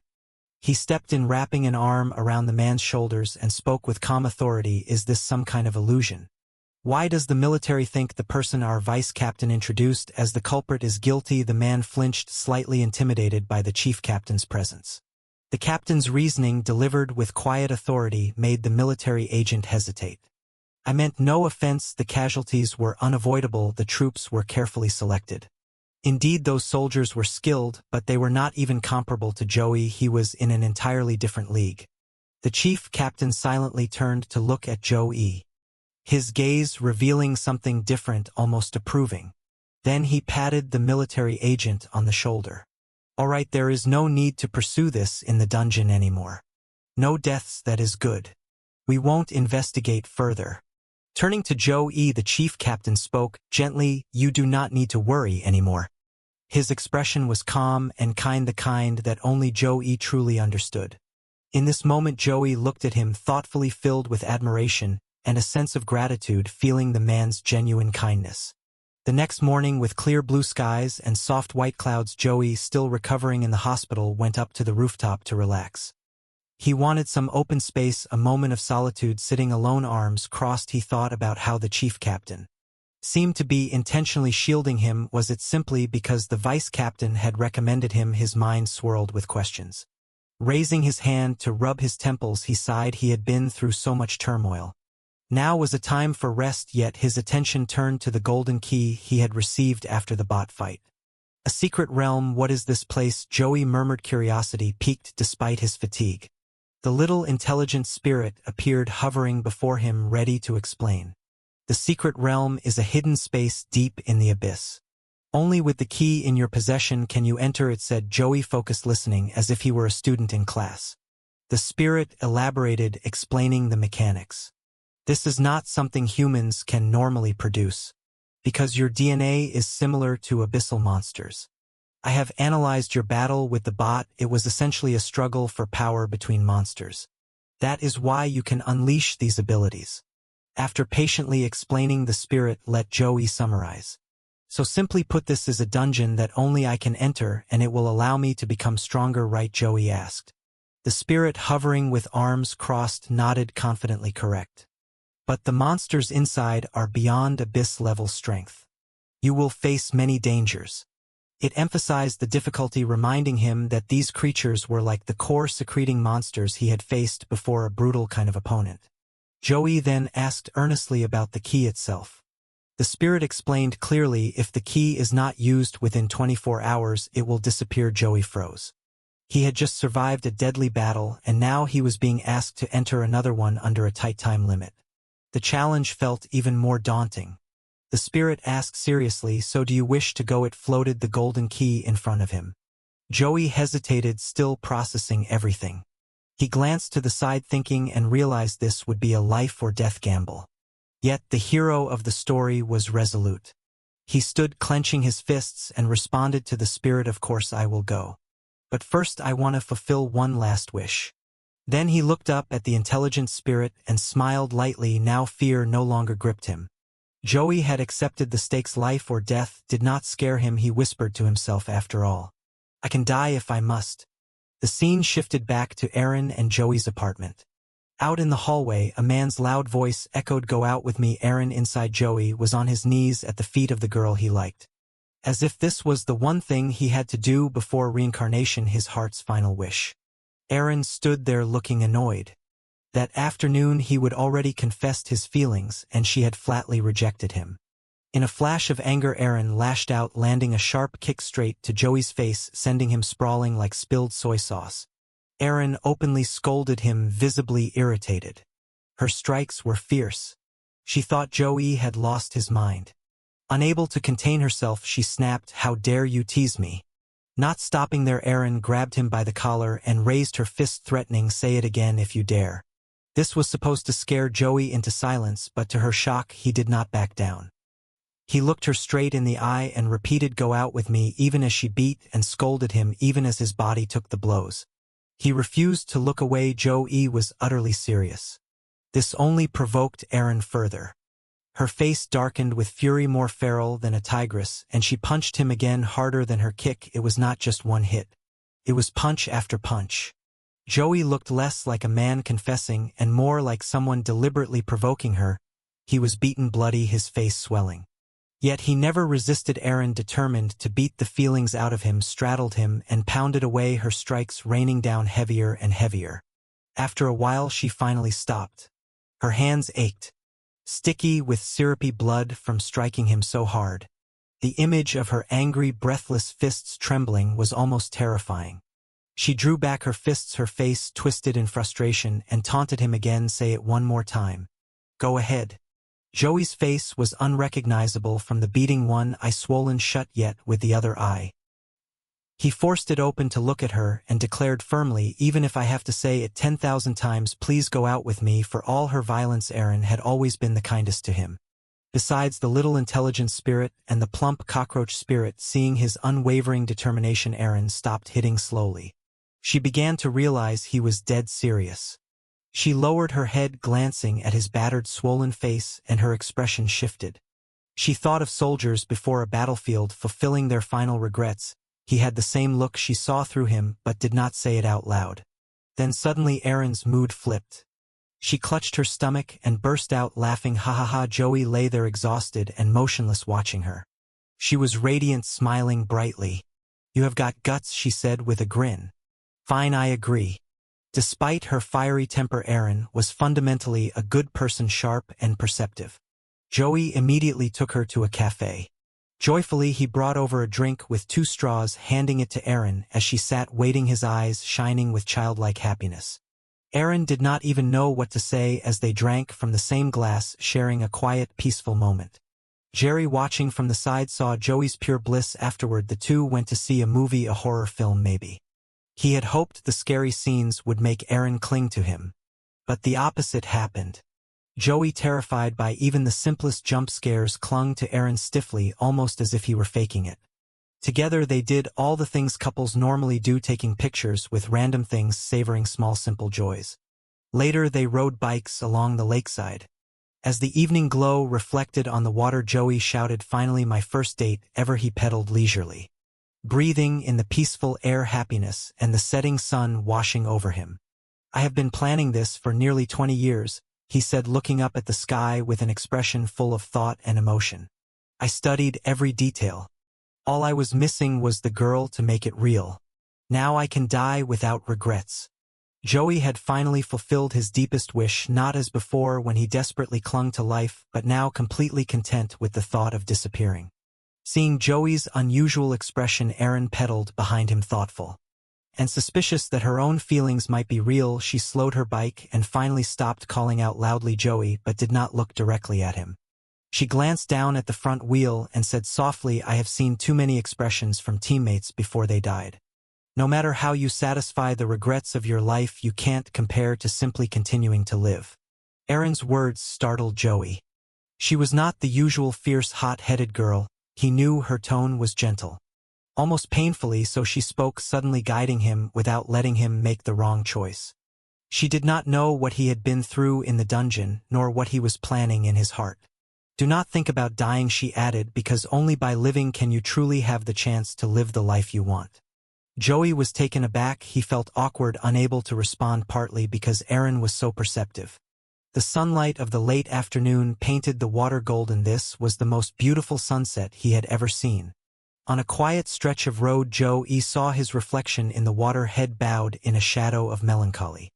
Even if he could trick himself into contentment, he still craved life, his weakness as a man, but he did not allow himself to indulge it.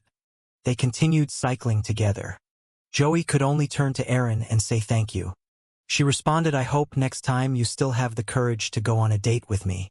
One could wonder whether Erin wanted this because Joey liked her or if it was just to fulfill his final wish. The afternoon passed sweet with the beginnings of a new love.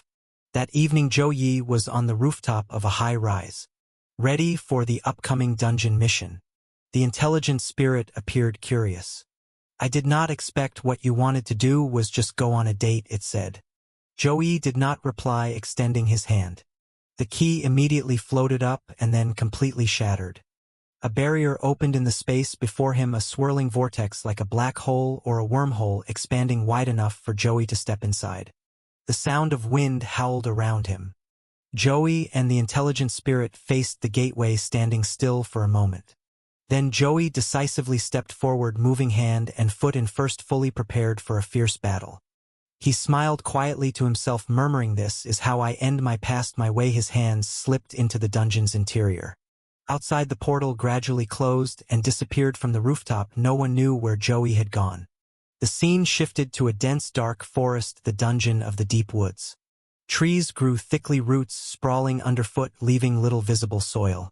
Deep in the shadowy forest, the wind whistled eerily. Joey had fully crossed over and looked around in surprise, exclaiming at the strange new environment.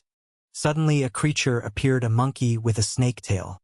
The moment it saw Joey, it screeched, asserting its territorial dominance. The system displayed its details, a giant snake tail, danger level Guardian class threat. In the next instant, Joey had fully transformed, his body armored and prepared for combat. He whispered to himself, in the past I would have fled. Joey activated his system's special trait, the sharp horn ability of the Tron-Jack 2. He pushed off the ground with immense speed and force. The earth shattered beneath him, dust and debris rising in his wake. Encased in his armor, Joey, small yet determined, charged to attack the mutated snake-tailed monkey. The creature was extremely aggressive. Upon seeing him, it opened its mouth wide, claws ready. Taking advantage of his small body, Joey slipped through the large arms of the giant monkey. As it tried to grab him, he maneuvered carefully, reaching its shoulder along the way. He made sure to leave wounds on the mutated snake-tailed monkey. First, Joey quickly identified the creature's weak spot and approached behind its neck.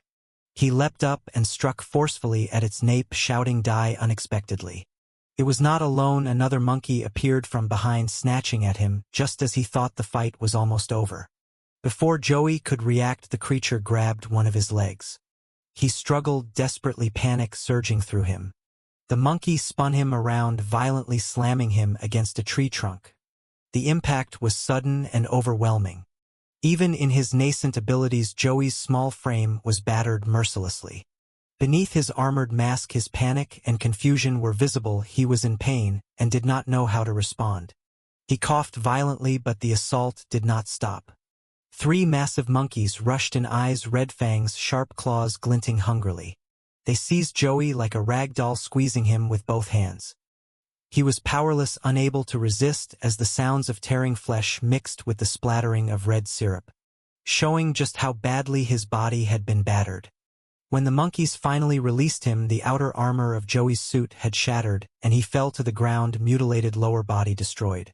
Surrounded by a crimson sea of syrup, Joey landed on a tree branch, smashing against it painfully. He gasped for air, struggling under the torment, exhausted to the point that even his sensory tendrils drooped.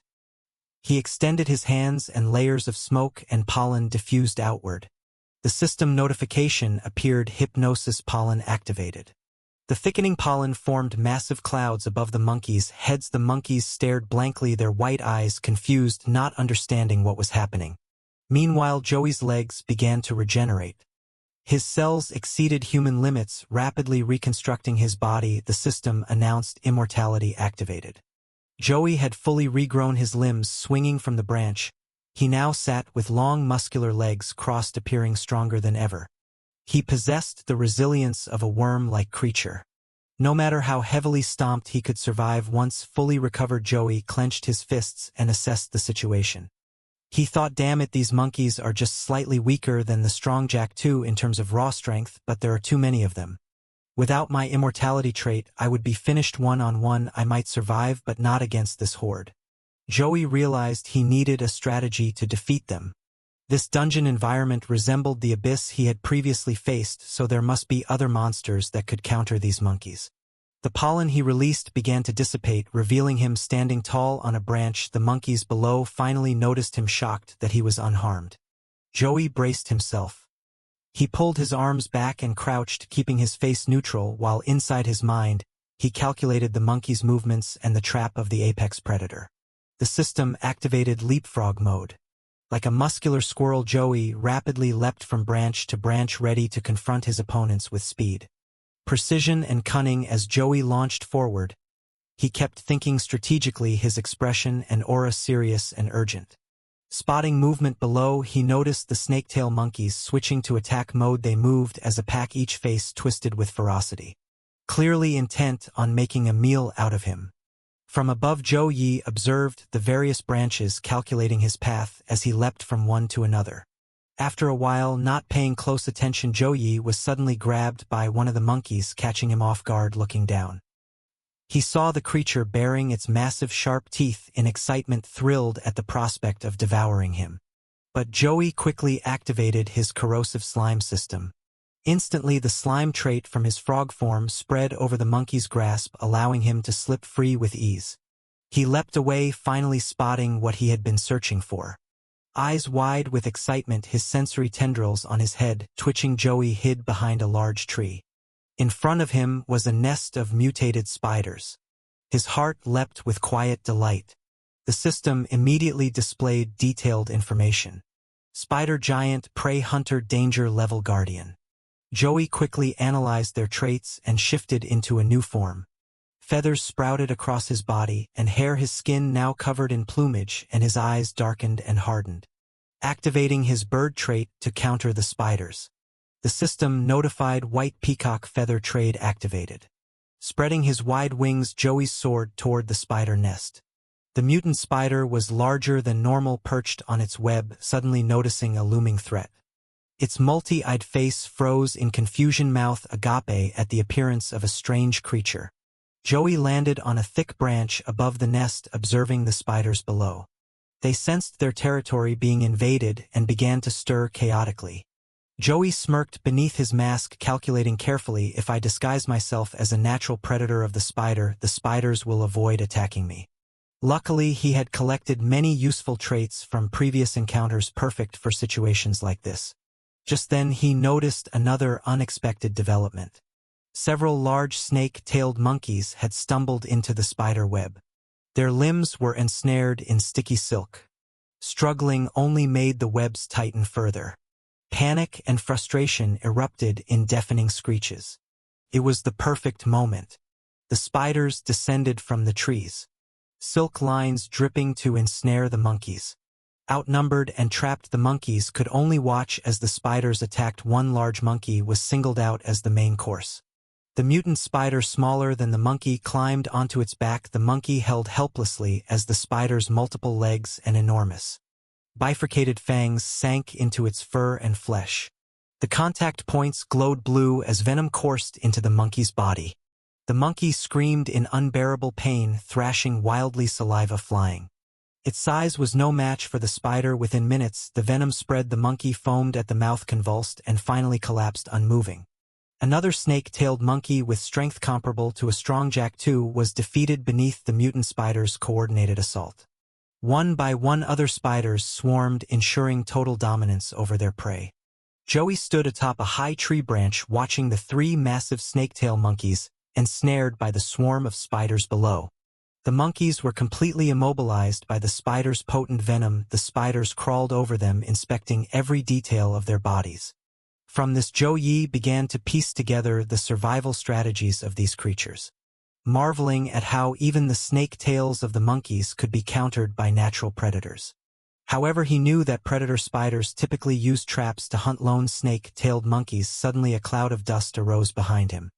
Another horde of snake-tail monkeys was charging in from the rear. Joey turned to face them, his gaze more serious than ever. A massive wave of angered monkeys barreled toward the spider nest, their muscular bodies bristling with rage. They slammed their chests and thumped the ground violently, yet the spiders showed no fear. Instead they turned, baring their fangs and readying their venom, hissing ear-piercingly.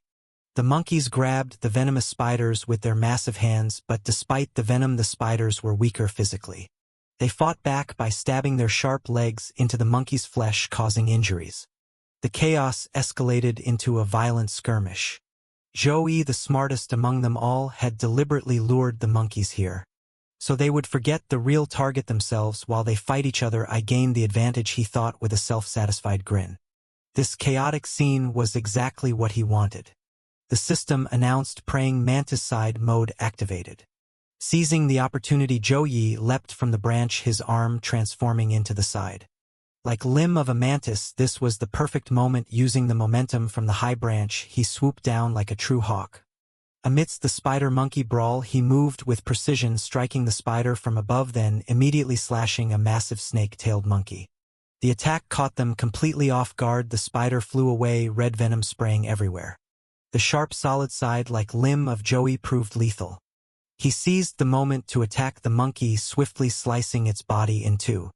The snake-tail monkey screamed in pain, unable to comprehend the sudden ambush. Red venom sprayed across the area as Joey twitched his sensory tendrils in triumph, confidently scanning the battlefield for the next opportunity. Using his small, agile body, he bit into one of the monkey's hands, tearing off a chunk of flesh. Though the piece was small compared to the monkey's massive hand, Joey swallowed it to activate the creature's trait. A point of intelligence was added to his stats.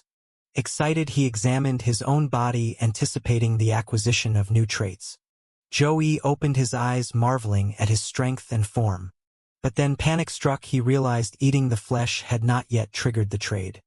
More alarming, there were still many snake-tailed monkeys nearby.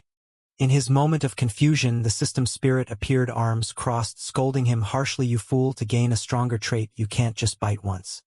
You must eat the correct body part. Finally, Joey understood. The system highlighted the bicep of the fallen monkey, indicating it contained the trait he needed. Realization hit him, and he shouted in surprise. Without hesitation, he lunged and bit into the monkey's bicep, chewing carefully despite the difficulty of eating raw flesh. Within moments, the system notified trade acquired giant snake-tailed monkey arm. Joey grinned, clenching his fists, his body now upgraded. Looking down at the ongoing chaos of monkeys and spiders fighting below, Joey felt satisfaction. Dust and debris filled the air as the battle raged on. But he had successfully begun preparing himself for the challenges ahead, now armed with the newly acquired powers of the creatures. Around him, Joey's face darkened, a sinister and almost demonic expression spreading across his features. There was nothing left to frighten him now. He whispered to himself, "This chaotic battlefield gives me all the time I need to keep growing stronger." A faint, crooked smile appeared on his lips. Moments later, the system continuously flashed notifications. Trade acquired enhanced endurance. Trade acquired spider venomous tail. Trade acquired paralysis resistance. Joey stood tall atop the massive monkey's body, battered and broken under his assault, smoke and dust swirling chaotically around him. After enduring countless tragedies and brutal battles, he had grown stronger and more resilient. His demeanor had hardened completely, no longer the timid youth he once was. A dangerous smile played across his lips as he looked forward, murmuring to himself, "Next I will harvest the rest." Now Joey possessed the traits of the creatures he had defeated, combined with the deadly precision of a praying mantis. The giant snake-tailed monkeys and venomous spiders fell one by one under his blade. He moved with the agility of an insect and the overwhelming strength of a primate, cutting through the battlefield with unstoppable killing intent. By late afternoon, the carnage was over. Joey wiped sweat from his brow, exhausted but exhilarated. Beside him, the system spirit gasped for breath, pointing toward a direction and saying, "Through that door." Before them loomed a massive stone gate, glowing with intense red light like molten fire. The two of them felt tiny in the presence of such a formidable structure. The system spirit explained, "This is the lair of the secret realm's leader." Joey sniffed the air cautiously, sensing the danger emanating from within. He narrowed his eyes, noting the intensity of the aura. Even someone who just leveled up as I did would feel this threat, he thought, surveying the scene with growing curiosity. Near the entrance, a mound radiated a dark, ominous energy. Glowing objects protruded from it, giving off a dim, unsettling light. On closer inspection, Joey realized it was a pile of monkey skulls. At the top of the mound sat a red gem glowing with an eerie, hypnotic flame. It seemed to be drawing vitality from the corpses below. Intrigued, Joey reached out and touched the gem. Strangely, he felt no pain or burning. Observing carefully, the system spirit finally explained this is a secret realm gem. Obtainable only from the graveyard of special monsters within the realm, a super rare demonic crystal.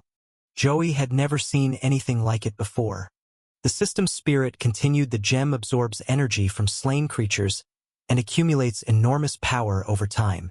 You may choose to absorb all its energy at once or take half and tear a rift to safely exit the realm. Joey studied the gem, silently weighing his options. A firm grip closed around it, his mind deliberating should he harvest just enough or risk everything for a complete gain. Realizing what needed to be done, he lifted his sensory tendrils, eyes sharp and resolute. This is the best chance for an upgrade. If I let it pass, who knows when another will come. With that, Joey stepped forward decisively. Stronger and more self-assured than ever before. Inside the gate, a river of red fire raged like a portal to the underworld itself. The glow cast a long shadow of his figure on the ground. Each step he took was steady and deliberate, and he muttered under his breath, even if the bot awaits ahead, I won't retreat in fear. Stepping through the massive gate, Joey entered a space vast beyond measure, engulfed in raging flames on all sides. In front of him sat a grotesque mutant. A corpulent creature lounging arrogantly in a throne-like chair at the center of the chamber, elevated by several platforms. It exuded the aura of a ruler, and Joey, by comparison, felt minuscule. On Joey's system interface, information about the mutant appeared. The danger level was left blank. The creature did not immediately react to his presence, reclining with its massive hands on the armrests of its throne, watching him with a calm but menacing patience. Joey's eyes narrowed as he assessed the foe silently. He could sense the overwhelming aura radiating from the creature's body. This was clearly the bot of the secret realm. Seriousness and unwavering determination settled over his expression. Finally, the mutant made a move, sensing Joey's lethal aura. It raised its clawed hand, aiming directly at him. Its voice rumbled heavy with hatred. Human, it is you slaughtered my kind. The words were deep and filled with resentment. Joey recalled the multi-eyed monster he had faced earlier. He muttered under his breath, so this is another sentient creature. Their species must be interconnected. He observed every detail carefully, noting that these mutants, like the prior ones, seemed to possess a social structure not unlike humans.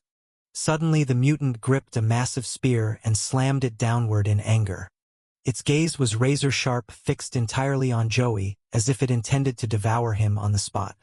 Despite its hulking heavy body, the creature launched into the air with astonishing speed, soaring higher than Joey's head, and driving the spear down toward him with crushing force. Joey narrowly avoided the strike by landing deftly and immediately transforming to evade the attack.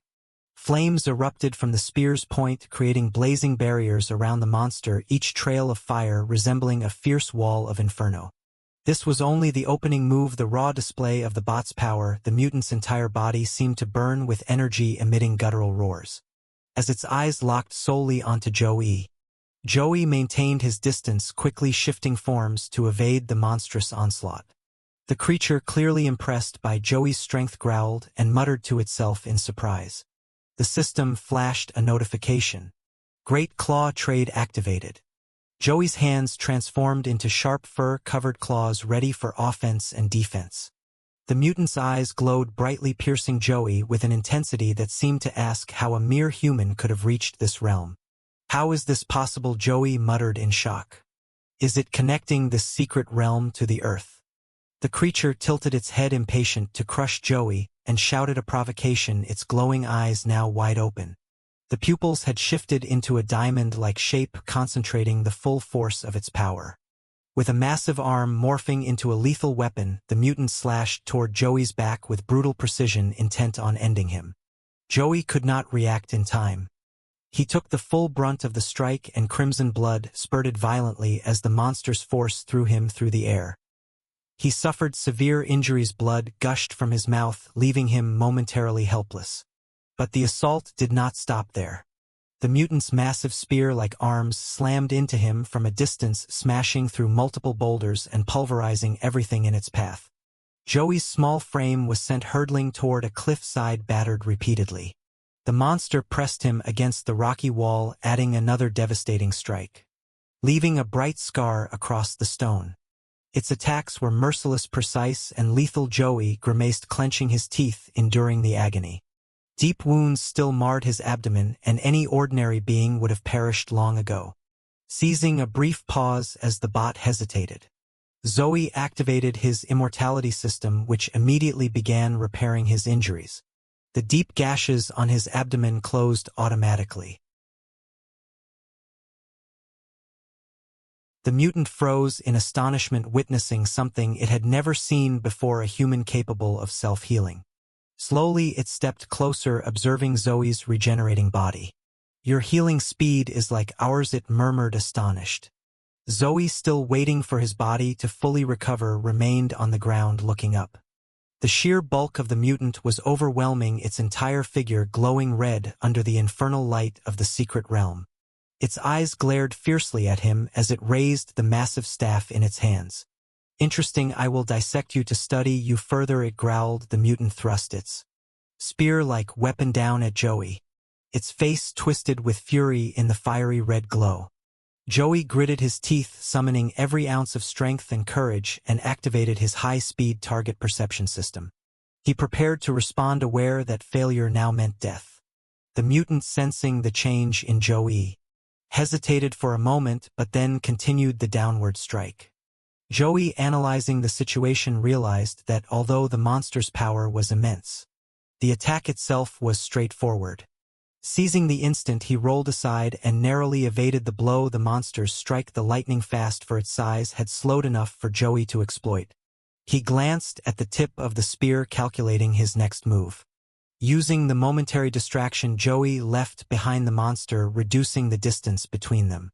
Clenching his fists, he activated the corrosive slime trait on his hands, which oozed a thick, sticky green slime. As he moved in, he muttered to himself, "I just need to extract its traits." But the monster was incredibly alert, its senses razor-sharp. Sensing the attack from behind, it spun around and struck Joey with a massive hand. He was caught off guard, slammed head first into the ground, pain shooting through his body. He felt like a helpless insect under the monster's assault. His back hit the earth again, and the mutant looked down with disdain.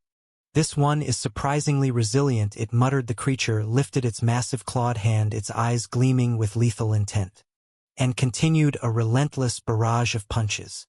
Joey barely recovered from mortal wounds, endured excruciating pain with each strike. Dust and debris swirled around him as the monster's immense strength shattered the ground beneath. Despite the brutal punishment, he still clung to life, gasping for air, his body battered and broken. Seeing him still alive, the mutant's anger flared.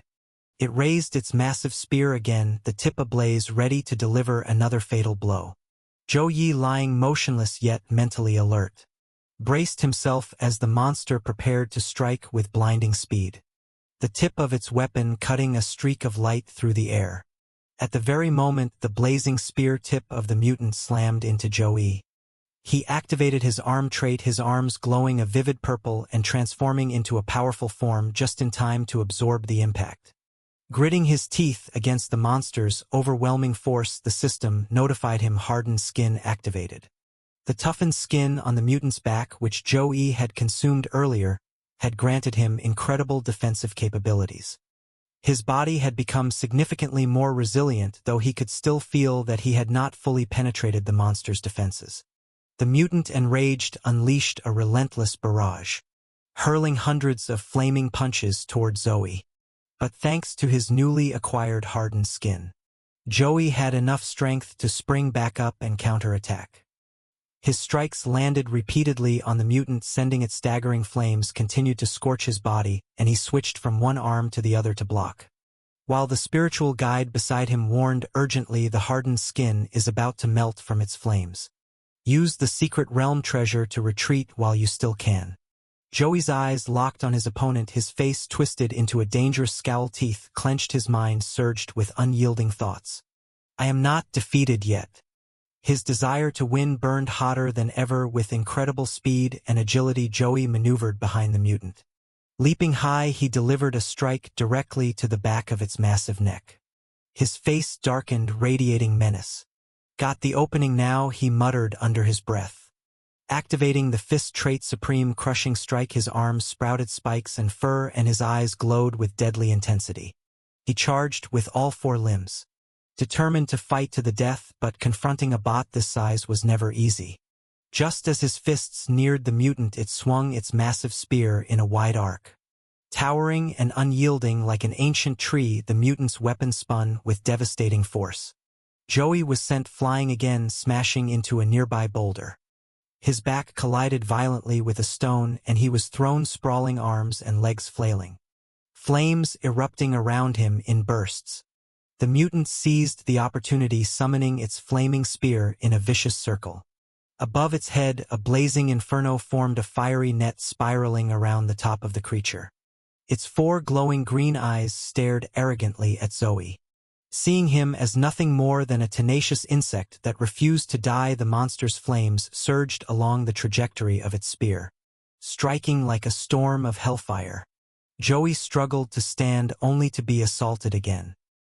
He looked up in shock, leaping and dodging as the mutant's fire erupted below, slicing into the cliffside with explosive force.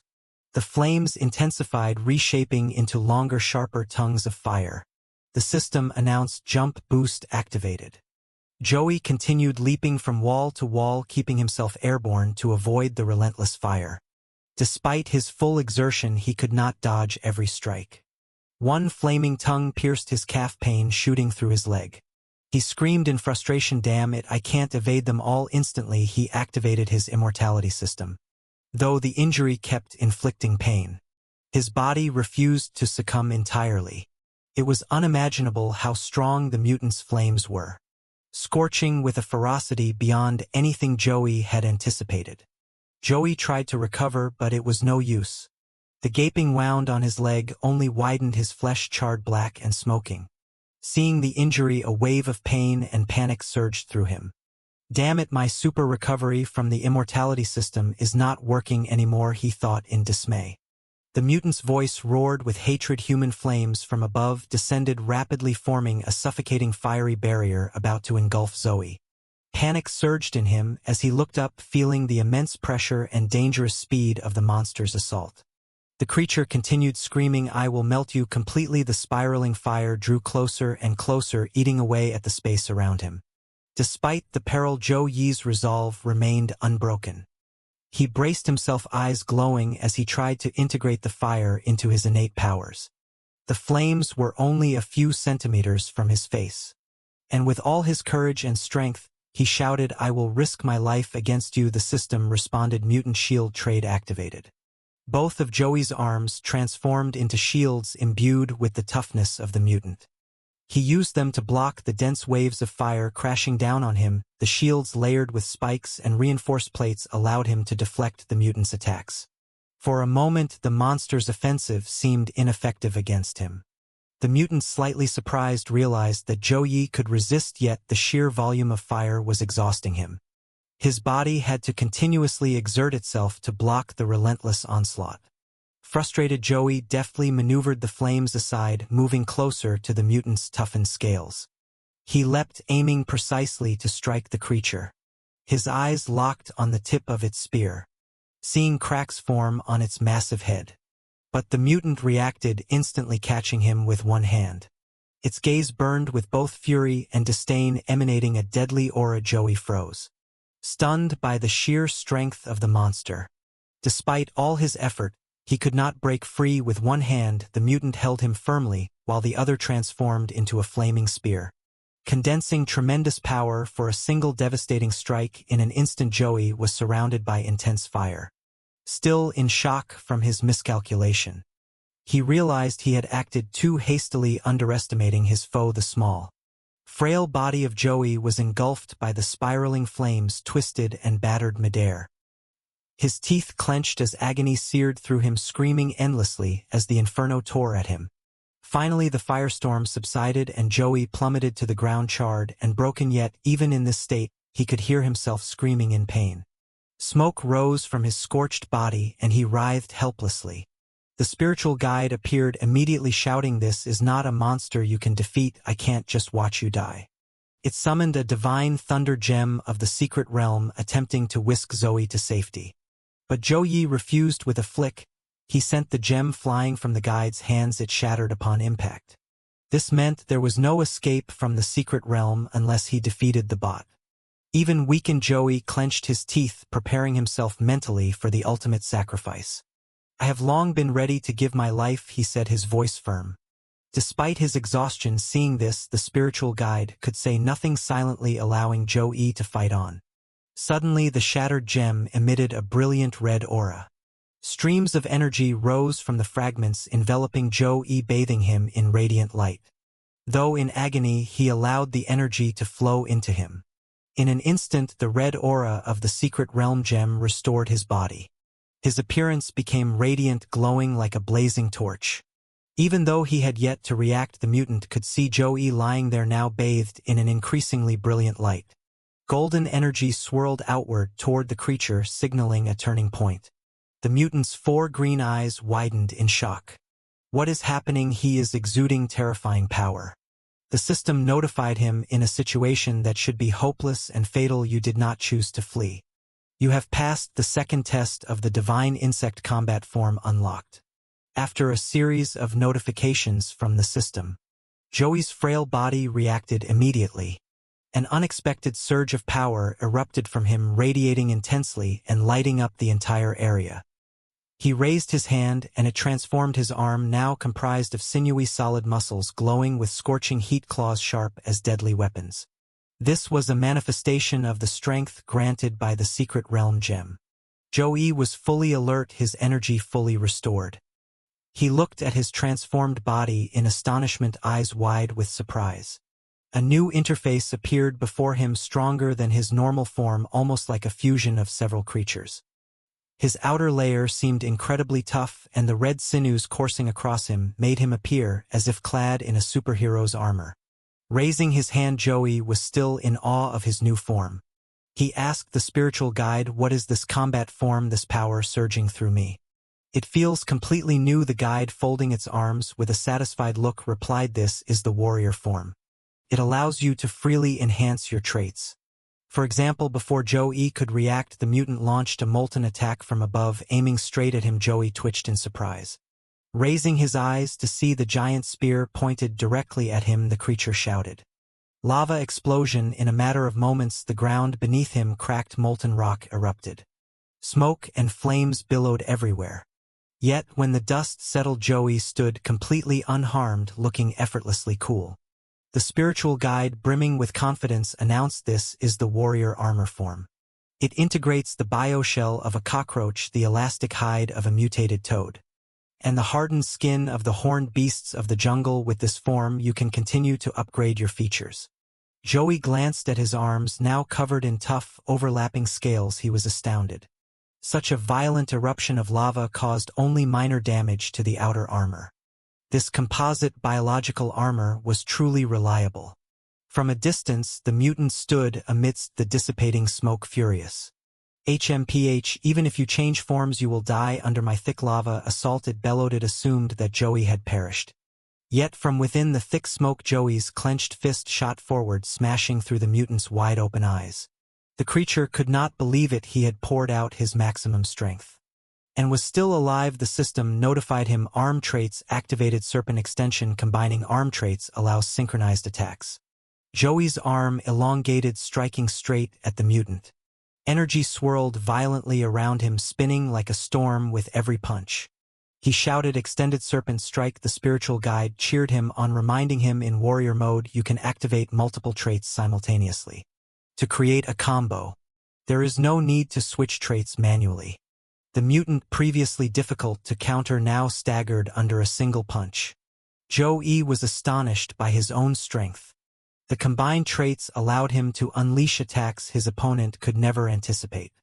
The guide added in warrior form your base attributes strength, endurance, and agility are multiplied tenfold. Joey grinned like a child who had just won the greatest prize, his fist raised triumphantly. Laughter bubbling out. Ha ha ha, this is incredible. Now the massive mutant lay motionless on a cliff. Across from him, Joey, once small and weak, now loomed over it. His power reversed the roles entirely.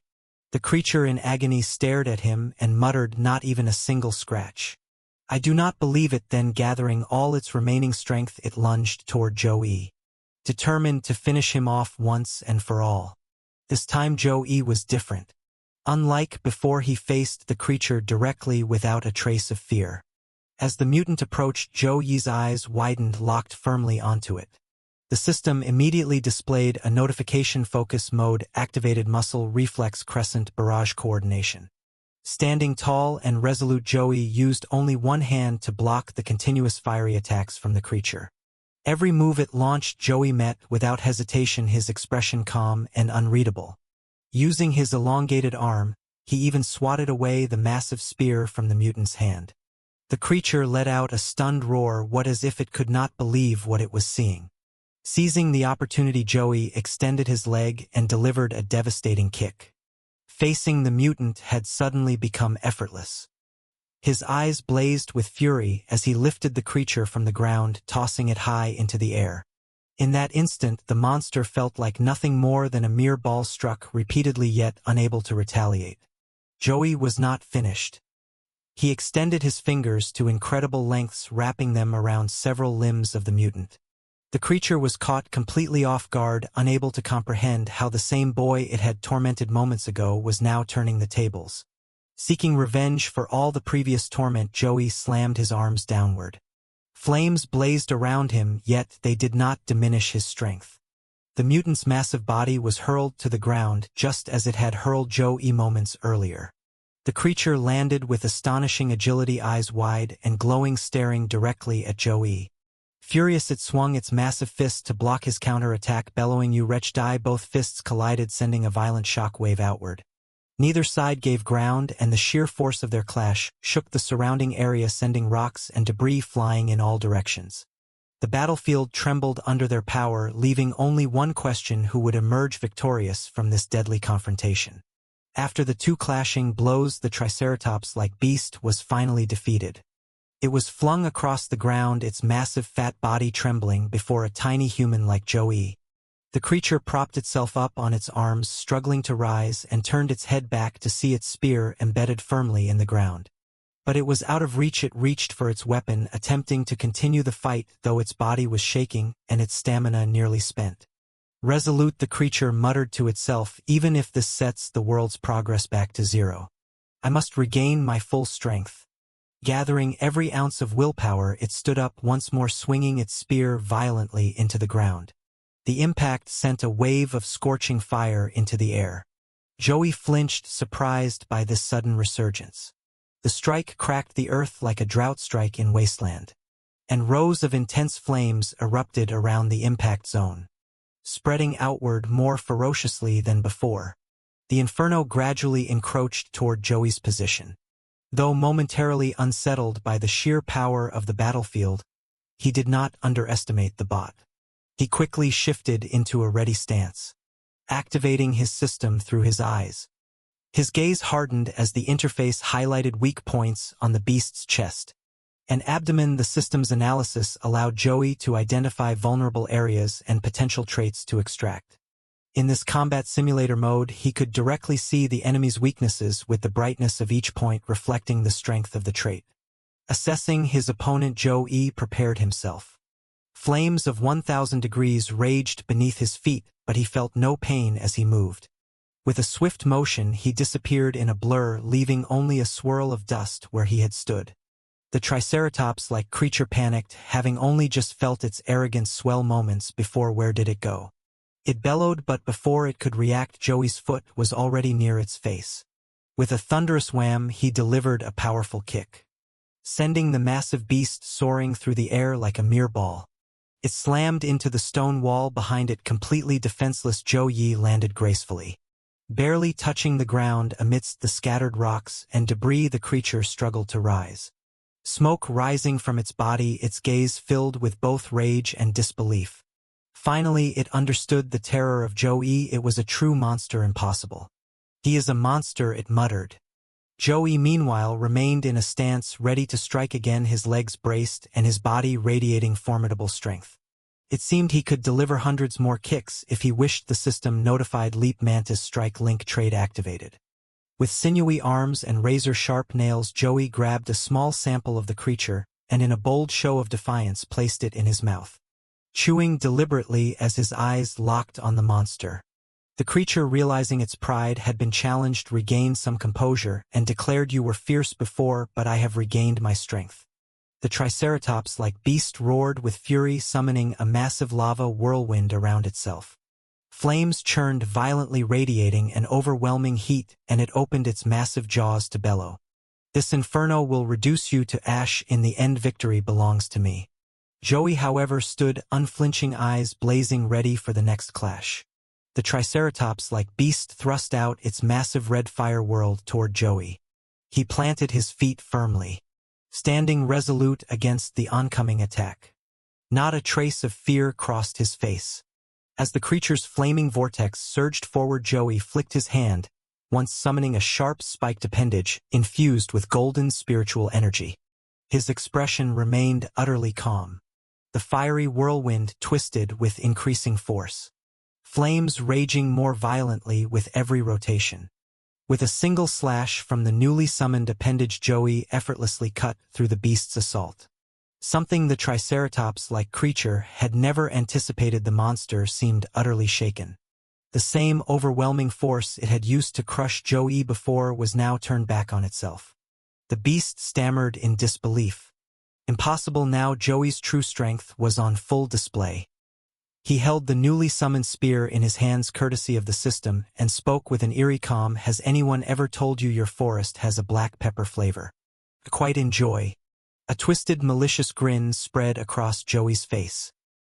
His eyes widened, pupils dilating, as he stared straight at the Triceratops-like creature, radiating a dark, almost perverse delight.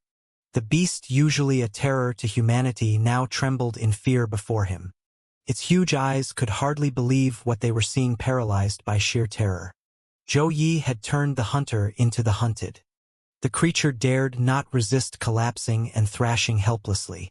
Bellowed, "Oh no.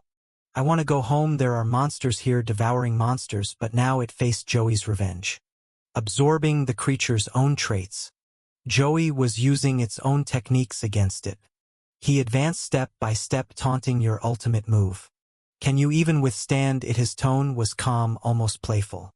The system flashed Triceratops horn trade upgraded spike. The lava Triceratops can now summon as a lance mount. With added skills, Joey leapt high, conjuring a fiery whirlwind identical to the one the beast had used moments before. He became one with it. Suspended amid the dense flames, he shouted defiantly, "Burn, lava vortex, ignite." The Triceratops-like creature could do nothing. It no longer had the strength to resist, reduced to a cornered, terrified rodent screaming in desperation, "No, no, do not." Joey's expression grew increasingly cruel. He seemed to relish the monster's fear, curling his lips into a twisted smile as he prepared to strike. The corroding spiral of fire surged forward, targeting the Triceratops-like beast alone. Terrified, it flailed in the air, awaiting its inevitable death, screaming uncontrollably, "Ah!" The beast was now consumed by the very flames it had used to try to destroy others. Nothing could have been more agonizing or humiliating. Its scorched body writhed in pain, emitting pitiful, desperate cries. Eventually, the corrosive fire reduced it to nothing but two glowing green eyes still burning with unresolved obsession. The atmosphere slowly fell silent as the smoke and debris began to clear. Joey stood alone amidst the swirling dust, the last living being in the domain. From the ashes and remnants of the triceratops-like creature, a strange spiritual stone emerged containing the beast's original essence. Joey approached, examining it closely, curiosity flickering in his eyes. "What is this?" At that moment, the fat roach appeared confidently, announcing, "This mysterious spiritual stone is a beast seal. Only a Lord-level dungeon monster can drop one. Once used, it unlocks the monster compendium of the Imperial Guards, allowing them to transform into the corresponding beast." Joey's eyes widened in astonishment.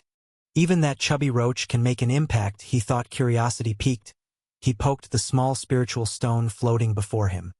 The moment he touched it, without doing anything, the stone shattered into pieces, giving him a fright. Pulling back his hand, he saw the system interface immediately appear in front of him. On it, the image of the plump little Imperial Guard roach flashed. It had received the Triceratops-like beast collection. Joey looked up wide-eyed. With the two antennae of the roach twitching, the system clearly displayed a question: can the Imperial Guards summon Imperial Guards? Joey answered, seriously fixing his gaze on the screen, waiting for the next update. Moments later, the plump roach leapt out, fully revived, floating in the air. Multiple layers of illusions began forming behind it, growing larger by the second. It was undergoing a transformation. Incredibly, a roach no larger than a finger had within minutes become a colossal monster standing before Zoe. Its massive body radiated a fierce aura reminiscent of the Triceratops beast. The plump roach landed with a tremor, swiftly approaching Zoe, dumbfounded. "Big brother, why are you so small now?" The roach had grown so tall that Zoe had to tilt his head up just to meet its gaze. Pleased with his new warrior, Joey could not hide his joy, clenching his fists and laughing triumphantly. This is incredible." The plump roach knelt obediently before him, fully submitting. Joey stood proudly above it. As the roach lowered itself in a perfect, respectful kneel behind it, the system interface slowly faded, detailing the Triceratops beast transformation at Lord-level guard rank. Though the roach now had a grand, imposing appearance, its inner system remained intact.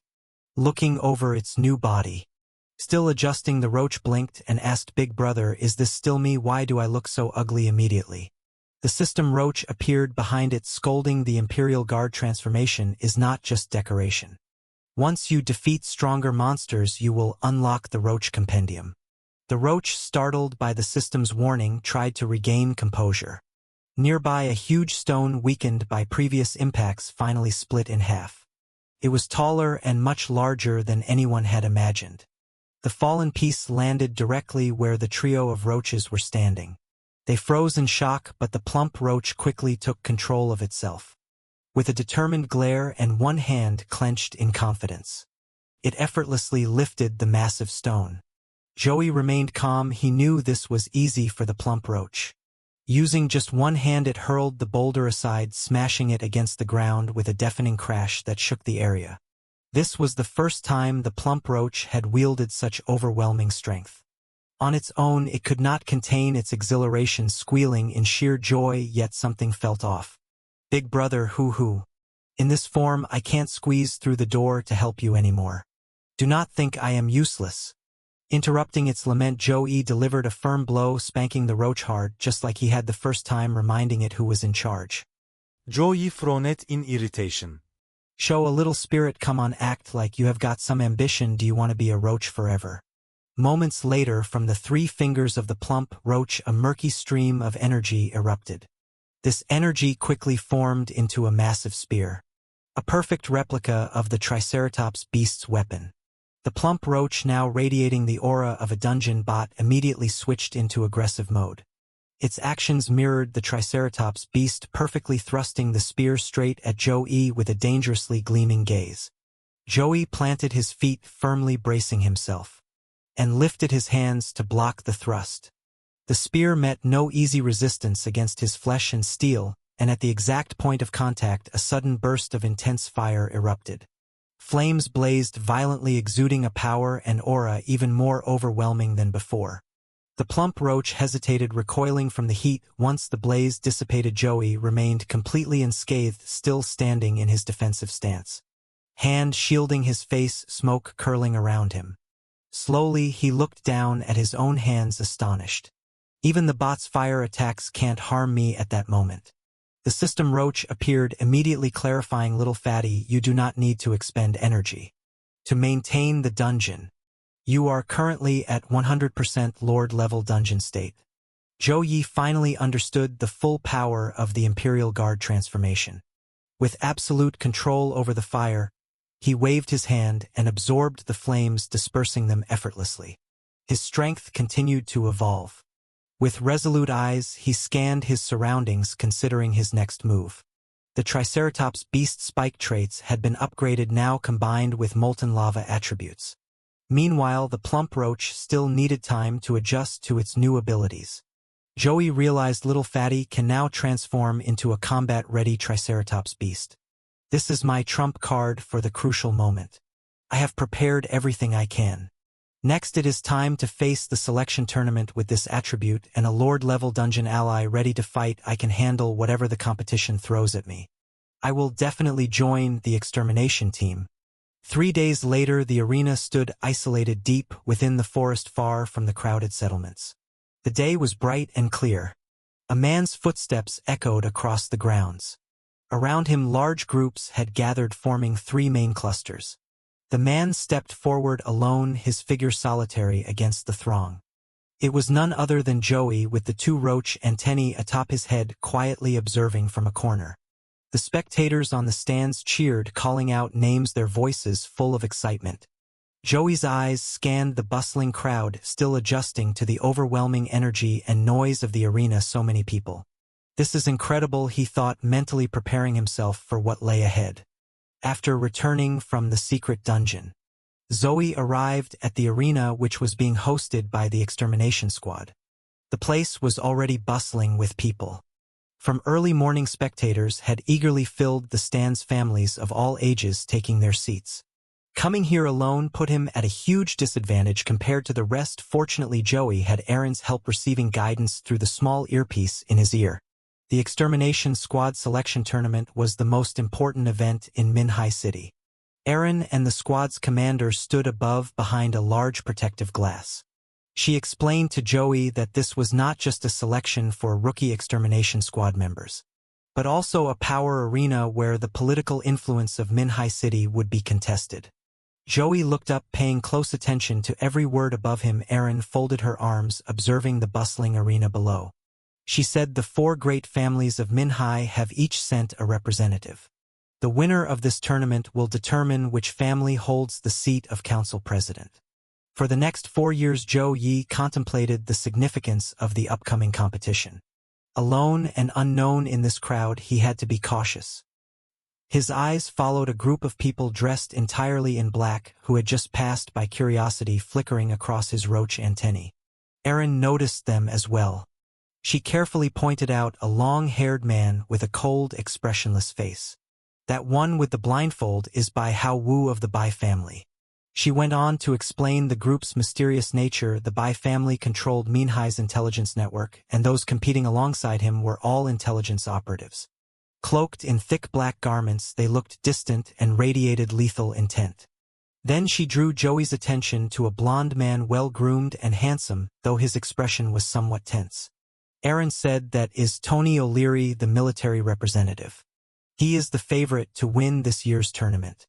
The army wants to make the extermination squad their subordinate, fully controlling Minhai's armed forces. Joey realized that his opponents were not just skilled, they had powerful backing. They were accompanied by numerous assistants. By how Wu and Tony faced each other, their contrasting styles and demeanors clashing. Immediately, Tony spoke first. This tournament will determine whether Olaf Gada can be re-elected council president for a 4th term. The stakes are obvious, no need for me to explain further. Bai Hao Wu closed his eyes in response. Steadfast as always, the Bai family supports the Olaf clan. From the stands, male spectators cheered excitedly. It is all because of that beautiful woman. Her appearance makes all the men lose their heads. This woman exuded an almost untouchable aura. Aaron could not help but focus on her as well. Oh my, it is Saint Celine Joseph of the Paranormal Church. This is her first public appearance. Despite the warm reception, she remained calm and composed. Exuding the tranquility of still water rather than arrogance, Erin continued according to our intelligence. Her abilities likely involve mental control, perhaps hypnosis, which is why her followers cover their eyes and avoid direct eye contact.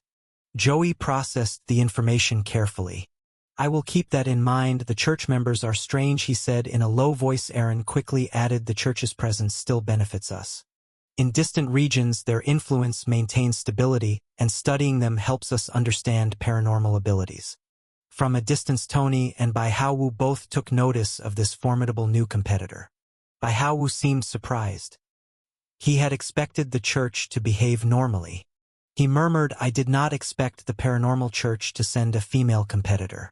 Tony smirked, confidently speaking under his breath, do not worry about her, my target is not the church, it is that one. His gaze focused forward on a group dressed in white. The central figure was small in stature, flanked by two tall men in cloaks. At the same time, Erin was briefing Joey about this young competitor. The boy, dressed in a uniform and wearing glasses, was the representative of the Zhang family's branch, Zhang Chai. He was about the same age as Joey, and Tony's target for this tournament.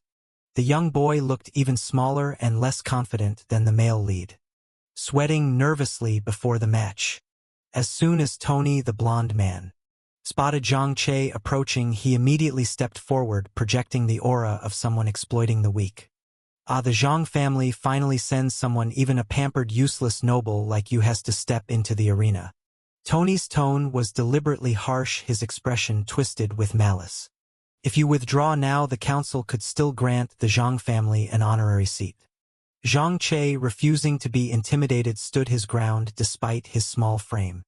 He braced himself and shot back, even if I am expelled from the council, I won't become a hunting dog for your army.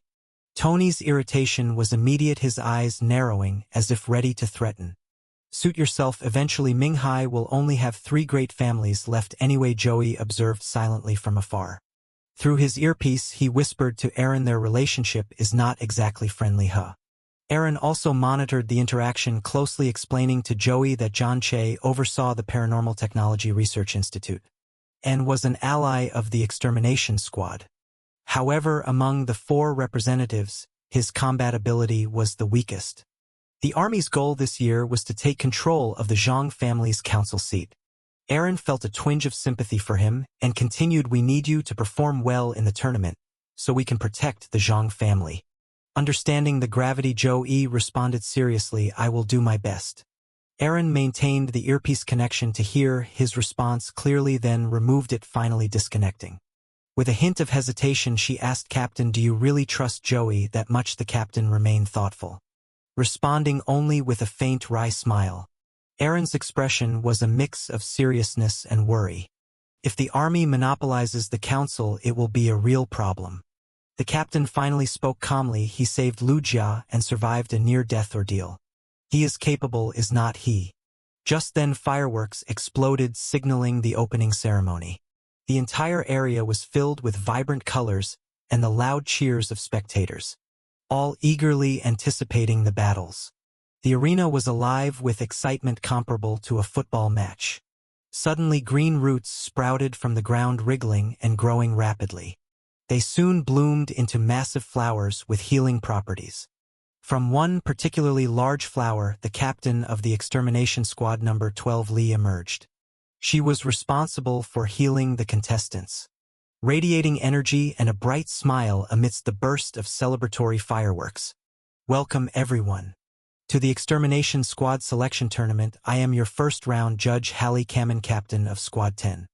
She announced, confidently sucking on a lollipop. Hallie continued, explaining that the tournament would consist of 3 rounds, with the first round called the Extreme Mountain Climb.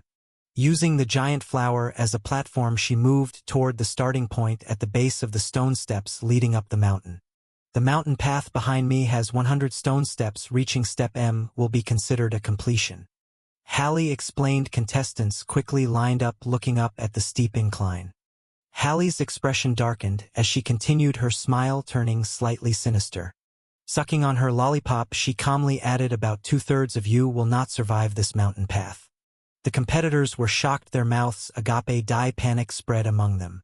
Though Hallie remained composed thanks to her healing powers, she reassured everyone. Squad 10 will do our best to ensure safety, but you must proceed carefully. With that, she raised her hand and signaled the start. A ceremonial firework exploded in the air, scattering pink powder. The competitors' eyes followed it without blinking, marking the official beginning of the first round of this year's Extermination Squad selection tournament. Even now, despite the circumstances, many of the participants were uneasy. They began to cast suspicious, wary glances at each other. Anyone could be the one to kill them. One of them, his face darkened with anger, gritted his teeth and shouted, "Who are you trying to scare?" Without considering the danger, he lunged forward recklessly. As he sprinted toward the starting point, he yelled, "It is just climbing a mountain. What is so hard about it?" Soon a crowd of contestants followed, racing up the slope. The man at the front laughed, triumphantly taking pride in leading the charge. People jostled, some pushing ahead, while others hesitated, observing the early movers carefully. Among the onlookers were Saint Celine Joseph and Jean Che. Both remained unusually calm, waiting before taking action. Tony, the blonde man, also observed from below, arrogantly smirking at those rushing ahead fools who can't even tell when they are about to die. Beside him, Bai Haowu stayed silent, watching intently. Meanwhile, the leading runner remained unscathed, looking back with contempt at those still waiting. The so-called elite of the four great families are all pathetic. I will definitely claim the first round championship. Some contestants pushed forward, eager to compete, while others held back. Each footstep on the stone stairs seemed heavier than usual. As the leading contestant stomped down, a strange radiant energy suddenly surged from the ground. It shimmered and multiplied in layers. The once confident runner froze, his eyes widening in fear as he sensed imminent danger. The moment they stepped onto the stone, an illusory scene materialized around them. Everyone was stunned, exchanging confused glances, utterly unsure of what was happening. The front runner looked around, his eyes wide in shock. What? Where did this come from? His voice trembled with fear as his gaze fell, and the liveliness drained from his face, leaving his eyes darkened. It was not just one person. Several contestants experienced the same state. Trapped in the illusion, their real bodies remained immobile. Clearly this challenge was far from simple. Zhou Yi, observing from below, noticed the anomaly and muttered to himself, "What is going on? Why is not anyone moving?" Standing at a distance with her arms crossed, smiled faintly, watching his reaction. She knew exactly what was happening. Beneath her initially cute demeanor, her face darkened with danger. This is not just a simple mountain climb. The 100 stone steps before you are made from the remains of the demon beast. This was one of the strongest monsters humanity had ever defeated.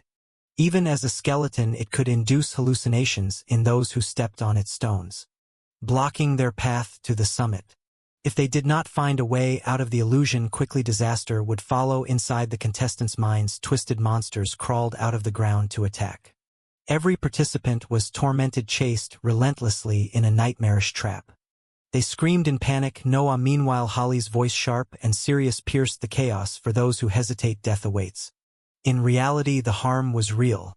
Contestants who felt prey to the illusion collapsed on the stone steps, unconscious, as horrified onlookers watched. At this moment, Hallie calmly raised her hand. "Unfortunate," she said gently, her pale hand radiating restorative energy.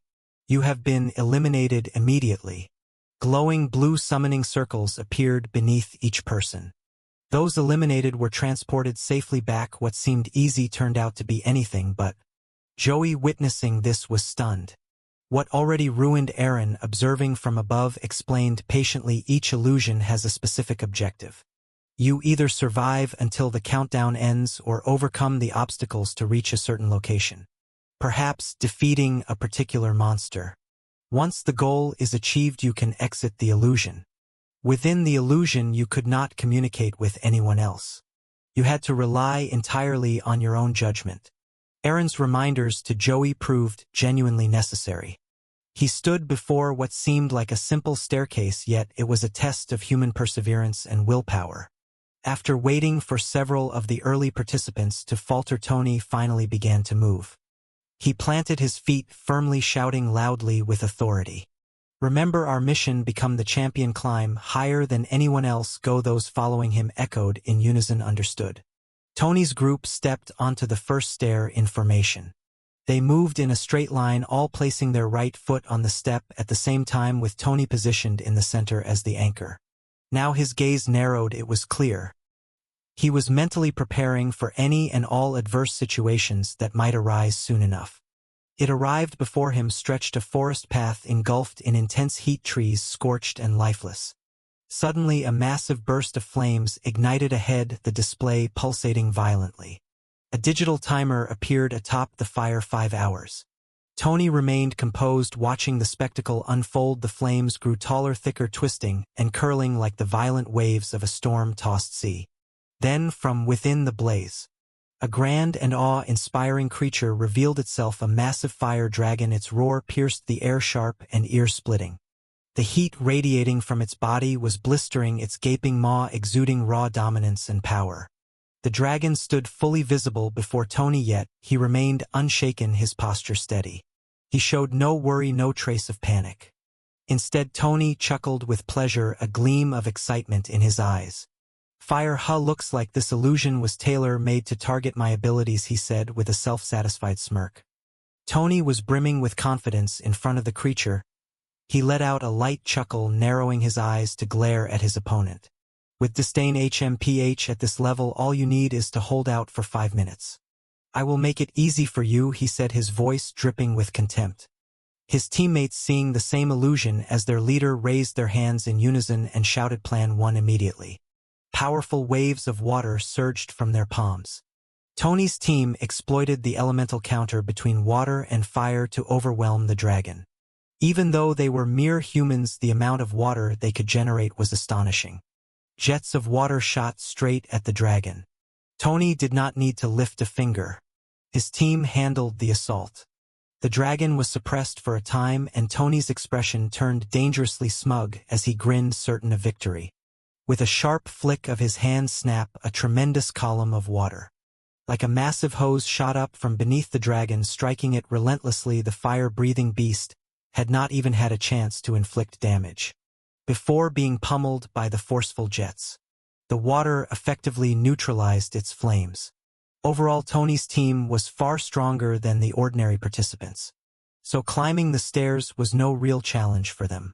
Tony led the way, and the general captain, observing from the stands, could not help but praise them. "Not bad at all, almost no obstacles.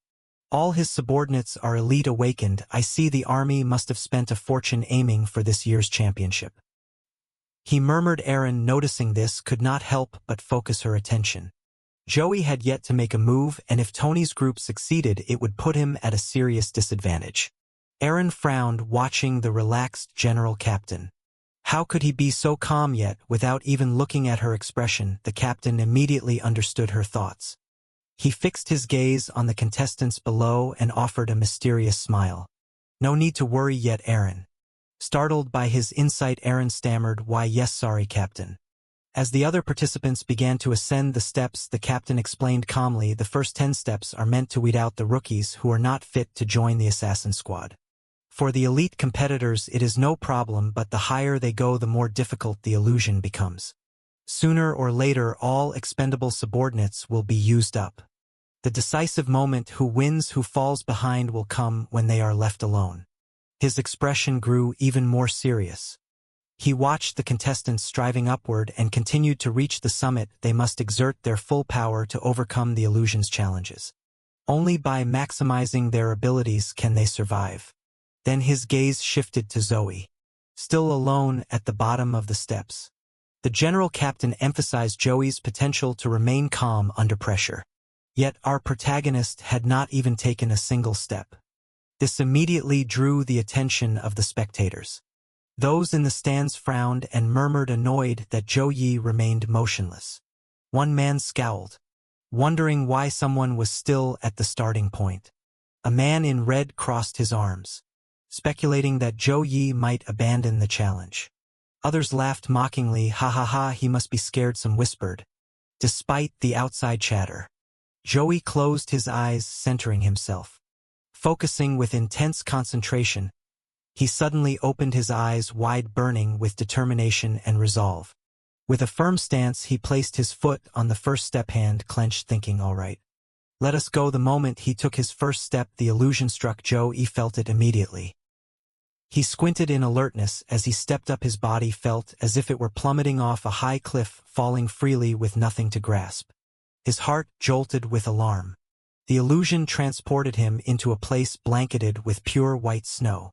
And Joe was plummeting uncontrollably into a deep icy chasm. He was completely alone. Utterly disoriented, staring at the mirror-smooth cliffs around him, thinking quickly. Joey summoned a fragment of the burning beast. While still in freefall, he had to be extremely careful. Any small mistake could deal real damage. Wielding the fragment of the beast's spear, Joey took advantage of the moment and drove it straight into the ice wall to anchor himself. The spear pierced firmly into the hard ice, and Joey landed on it with the precision of a bird, temporarily halting his free fall. But he was not done yet. Just as he was planning his next move to escape the demonic illusion, a massive shadow appeared overhead. Panicked, he looked up to see what it was: a gigantic bird, its beak wide enough to swallow a group of people, diving straight at him as prey. Not only was it enormous, but its entire body crackled with dangerous electrical sparks. This cursed illusion was already making things difficult enough. Joey looked up at the bird, feeling a surge of irritation. The ice walls were too slick to stand on, and now he had to simultaneously fight a flying monster. The situation was dire. In this critical moment, Joey summoned his system. Instantly, a holographic interface analyzing his body appeared before him, raising his two antennae like strands in concentration. He focused intensely, thinking through his options. Beep. He selected the attack function, then chose a special ability. Spider tail sting with elastic tongue. The system confirmed the combination. In Joey's hands, a whip materialized as supple as a flexible vine, yet elastic like a frog's tongue, bristling with sharp thorns. Brimming with confidence, he swung the whip at the giant bird. The bird immediately shrieked in pain as sparks of electricity scattered wildly across its body. Joey's thorned whip not only inflicted damage but also absorbed the bird's electric energy. The electricity sizzled and crackled as it was drawn into the whip, merging with its power. Very quickly, the whip and the bird's electric sparks fused into an even more formidable weapon. The massive bird, now overwhelmed and drained of its energy, could no longer maintain flight. It plummeted into the abyss, blood spraying as it fell. From his position on the ice wall, Joey watched it tumble helplessly, claiming victory over the beast. Joey showed no mercy, only exhilaration. He grinned confidently, baring his teeth. 3 monsters easier than pie. With that, he successfully cleared the first step. Joey planted his foot firmly on the second step, stomping down with resolve. Clenching his fists, brimming with fighting spirit, he had already grasped the principle behind this treacherous stairway. He understood now that the creatures in the first illusion were fearsome, comparable to those in the dark forest Aaron had mentioned at the highest levels. Monsters in the illusions would be upgraded. But now Joey was ready. He could handle them. Joey continued, stepping up the staircase. Before him now sprawled a vast maze, its winding paths twisting like a game designed to test him. A wave of unease washed over him. Amazed this time, and the walls were glossy, reflective, making it even harder to discern the correct path. Leaning against a wall, Joey contemplated the situation. The most challenging aspect of an illusion, he knew, was its unpredictability. Summoning the large spear of the burning beast into his hands, he ignited it and took a defensive stance. Scanning the maze as he muttered to himself, "When your weapon meets an environment that hinders it, it is hard to overcome, but with strong force." He swung the fiery spear in a powerful arc. The walls erupted in flames, scorched by the beast weapon's intense energy. The force of the strike was long and forceful, creating a spiraling blaze. As the flames subsided, Joey found the walls in front of him destroyed, leaving a wide, unobstructed path. There was no need to carefully navigate every twist and turn. The destructive power of fire had carved a clear route, allowing him to see the exit door at the far end of the room. Had he just cleared the illusion this easily, satisfaction showed clearly on his face. Joey smiled smugly to himself, thinking, "My abilities adapt perfectly to any situation." Confident, he surged forward. Reaching the third step, he began catching up to the others. This drew attention from those ahead, though not favorably. MPH only 2 steps and already acting like a big shot, one of them muttered, clearly irritated at Joey's rapid progress. Deliberately starting last, thinking you were the protagonist or what? Joey merely smiled faintly and ignored the comment. Stepping firmly onto the 3rd step with determination.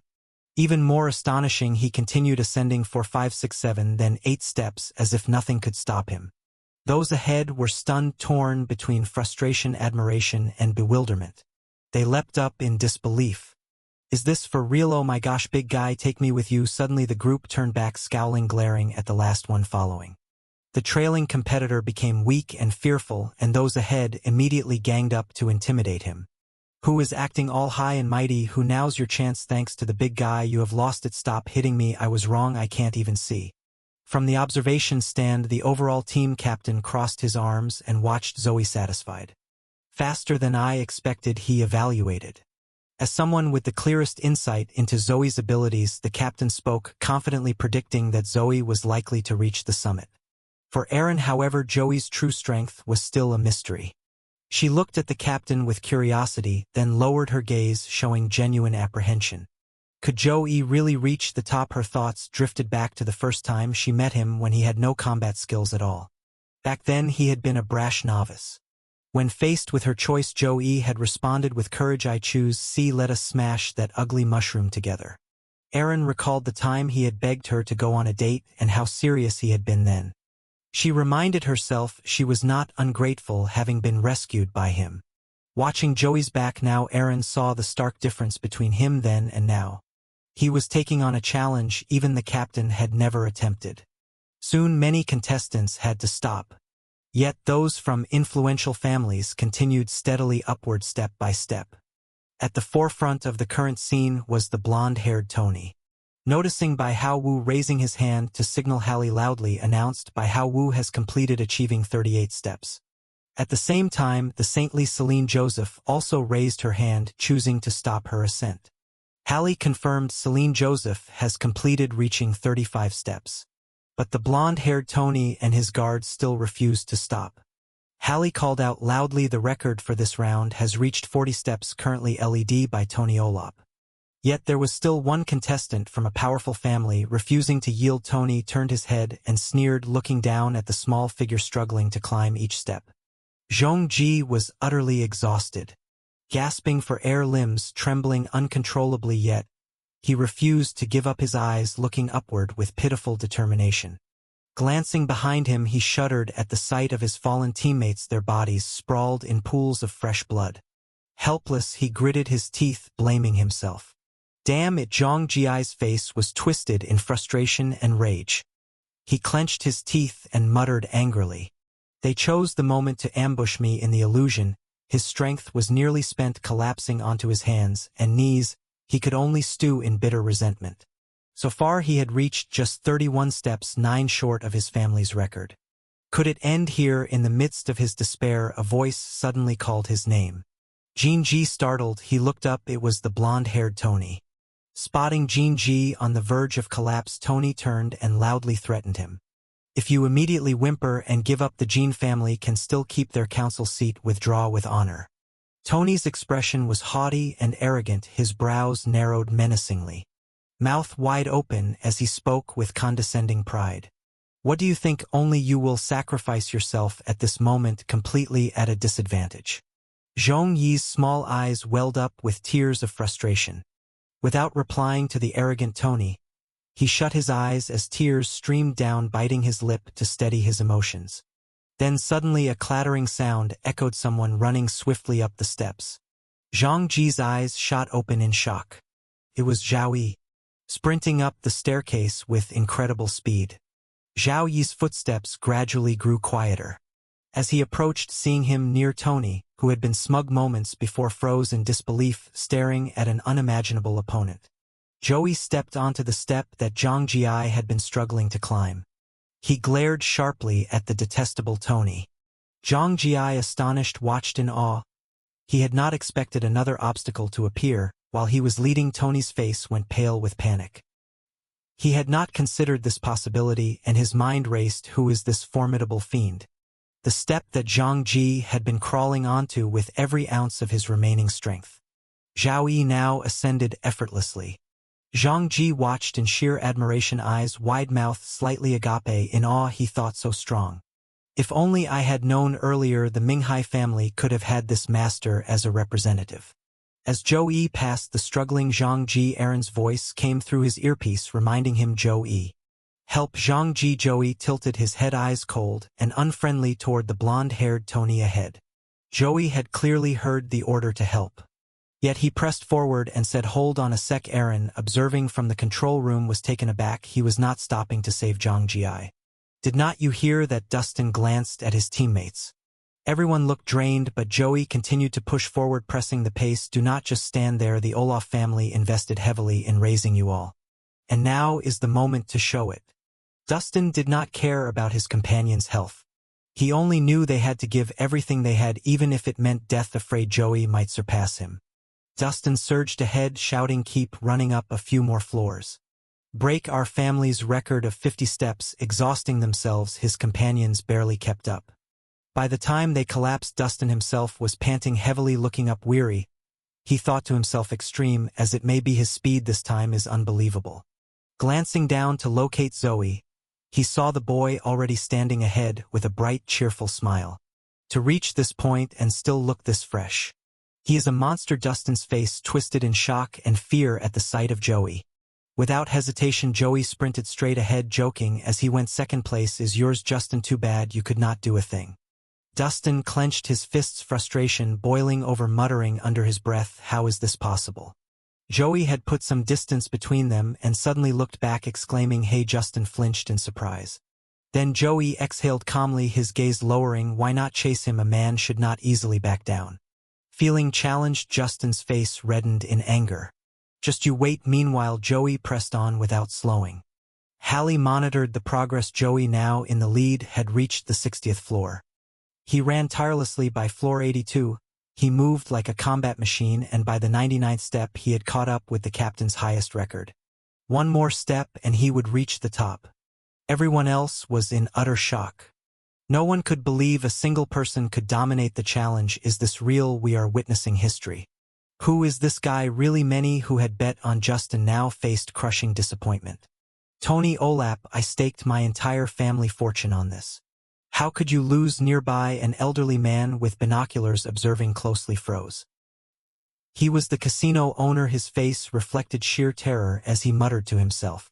That kid just now. He staked all his organs on winning the championship, and now Zhou Yi's leading. I am ruined. Zhou Yi planted his foot firmly on the final step. Standing atop the peak, wind whipping his coat dramatically, he declared at this moment. I just want to say, turning around brimming with joy, confidence, and pride, he asked, is there anyone else? Suddenly a voice crackled through his earpiece. Aaron, unable to sit still, yelled at him, enough posturing. Zhou Yi, I told you to help Zhang Ji, and you pretended not to hear, winning first and now showing off. Zhou Yi winced slightly but replied, absolutely not, I will make sure the mission gets done. With that, he launched forward, sprinting down at incredible speed. Zhou Yi moved like the wind. Spectators on the stands gaped in disbelief. What is he doing? Is not the match supposed to end by leaving the stone steps and taking the side path to avoid the illusion? Zhou Yi headed straight for Justin. Seeing Zhou Yi turn back toward him, Justin froze in confusion before Zhou Yi effortlessly streaked past. Zhou Yi even put on a deliberately teasing expression. Still have not hit the 50th floor, you alright there? He mocked, his tone playful but sharp. Run up then run back down. Justin's face twisted with irritation as he watched Zhou Yi. Damn it, he still has not had enough, and now he is intentionally coming back to humiliate others. Finally, Zhou Yi stopped at the step just in front of Zhang Ji, who was struggling desperately from above. Zhou Yi looked down. His presence seemed immense and commanding. Jin Ji craned his neck, utterly confused. Without a word, Zhou Yi acted. One arm scooped up Jin Ji. Zhou Yi hoisted him onto his shoulder like a sack of rice, then dashed upward without hesitation. Zhang Ji was stunned, unable to comprehend what was happening. Justin, witnessing this, turned pale, sweat pouring down his face. He is going to carry another person up to one man handling two people through this illusion. Zhou Yi's glare alone radiated killing intent. Leaving no room for doubt inside the illusion on the steps where Zhou stood, a massive flame erupted surrounding him with molten rocks and flowing molten eyes. He planted his feet wide, raised one arm high, forming a protective circle that safeguarded both of them. Next came the forest with mutated monsters, massive and grotesque in form. But it was simple enough. Zhou swung along on a rope holding Zhong-yi, dealing with a few basic attacks from the creatures. He guided Zhong-yi smoothly through each illusion, eventually navigating a vast ocean filled with sharp-toothed fish. Zhou easily let Zhong-ji hold onto his legs, soaring effortlessly. Zhong-ji, being led through one illusion after another, was in complete chaos. At first he had wanted to contribute a little, to not be a burden to the elder, but the speed at which Zhou moved was unbelievable. He had not even adjusted to the illusion before Zhou was already acting. The elder has already started moving. Zhong-ji's small mouth curved into a bright smile, overwhelming joy swelling inside him. He realized he did not need to do anything, just being a passive passenger was already helping Zhou tremendously. Within minutes Zhou landed safely, stopping at a step. This time he carried Zhong-ji. Though the one exhausted was Zhong-ji, gripping tightly to avoid falling. He exhaled heavily, releasing tension. Spotting a milestone marker, Zhong-ji shouted in surprise. Floor 5, as Zhao said calmly, noting that it was only slightly higher than Tony Olap's mark. Zhong-ji started feeling both fear and awe toward Zhao, tears streaming down uncontrollably. Bowing seriously, he spoke sincerely, "Brother, when this is over there will be proper thanks. From now on you are a benefactor of the Zhang family." Before he could finish, Justin's voice rang out from a lower step, loud and confrontational. Zhou's expression shifted into one of mild annoyance, and he shot a glance back. Justin was fuming, frustrated at being overtaken and sabotaged. "Do you realize what you are doing? You are ruining 4 years of careful planning by the Olap family, struggling for each step, yet your mouth keeps running." He shot Zhou a glare full of venom, his eyes narrowing. "You brat from Narumi, how dare you touch the Olap house?" He continued, threatening, his posture aggressive. "You are dead." Zhou, indifferent, merely glanced at him. One look was enough to show Justin what respect, or the lack thereof, meant. Zhou recalled the captain he had faced before in the forest labyrinth. He had the same sneering, obnoxious demeanor back then. Explosives had been planted in 4 of Zhou's pieces of equipment, ready to be triggered once Zhou retaliated against the bot. The only cost was sacrificing a weak member of the team. Ha ha ha. Upon returning, he had even been restrained and beaten by the security team. Back in Xinyuan, what happened? They treated people like Zhou as nothing. He remembered the memories of being oppressed flashed through his mind. Zhou lowered his gaze and thought quietly. These people are used to forcing others to comply, causing conflicts everywhere, because it has always been that way for them. As he reflected calmly, Zhou turned his gaze towards Zhong-ji beside him. Zhong-ji was taken aback, his eyes wide and blank. "Hey." Zhou clenched his fist and stepped forward, offering, "Want me to help you out a little?" Zhong-ji, once in a millennium opportunity. You grab it like gold, say yes, and it is done. I will even pay extra with that." Dust kicked up from the ground. In the next instant, Justin went pale when he saw Zhou's dirt-streaked foot in front of him. Zhou delivered a solid kick straight to Justin's face. Justin flew back, blood spraying. His face was badly busted, nose, mouth, eyes all bloodied, his features ruined in pain and humiliation. He seethed with rage. Even the Diet Set team's commander would not dare act insolently toward us. Who did he think he was with that thought? Justin tumbled helplessly down the steps like a discarded toy. Cameras caught the whole thing. Justin was shaken to his core. Somewhere else, in a closed room, someone watched Justin's fall on the monitors. The man sat in a large chair with an aide at his side.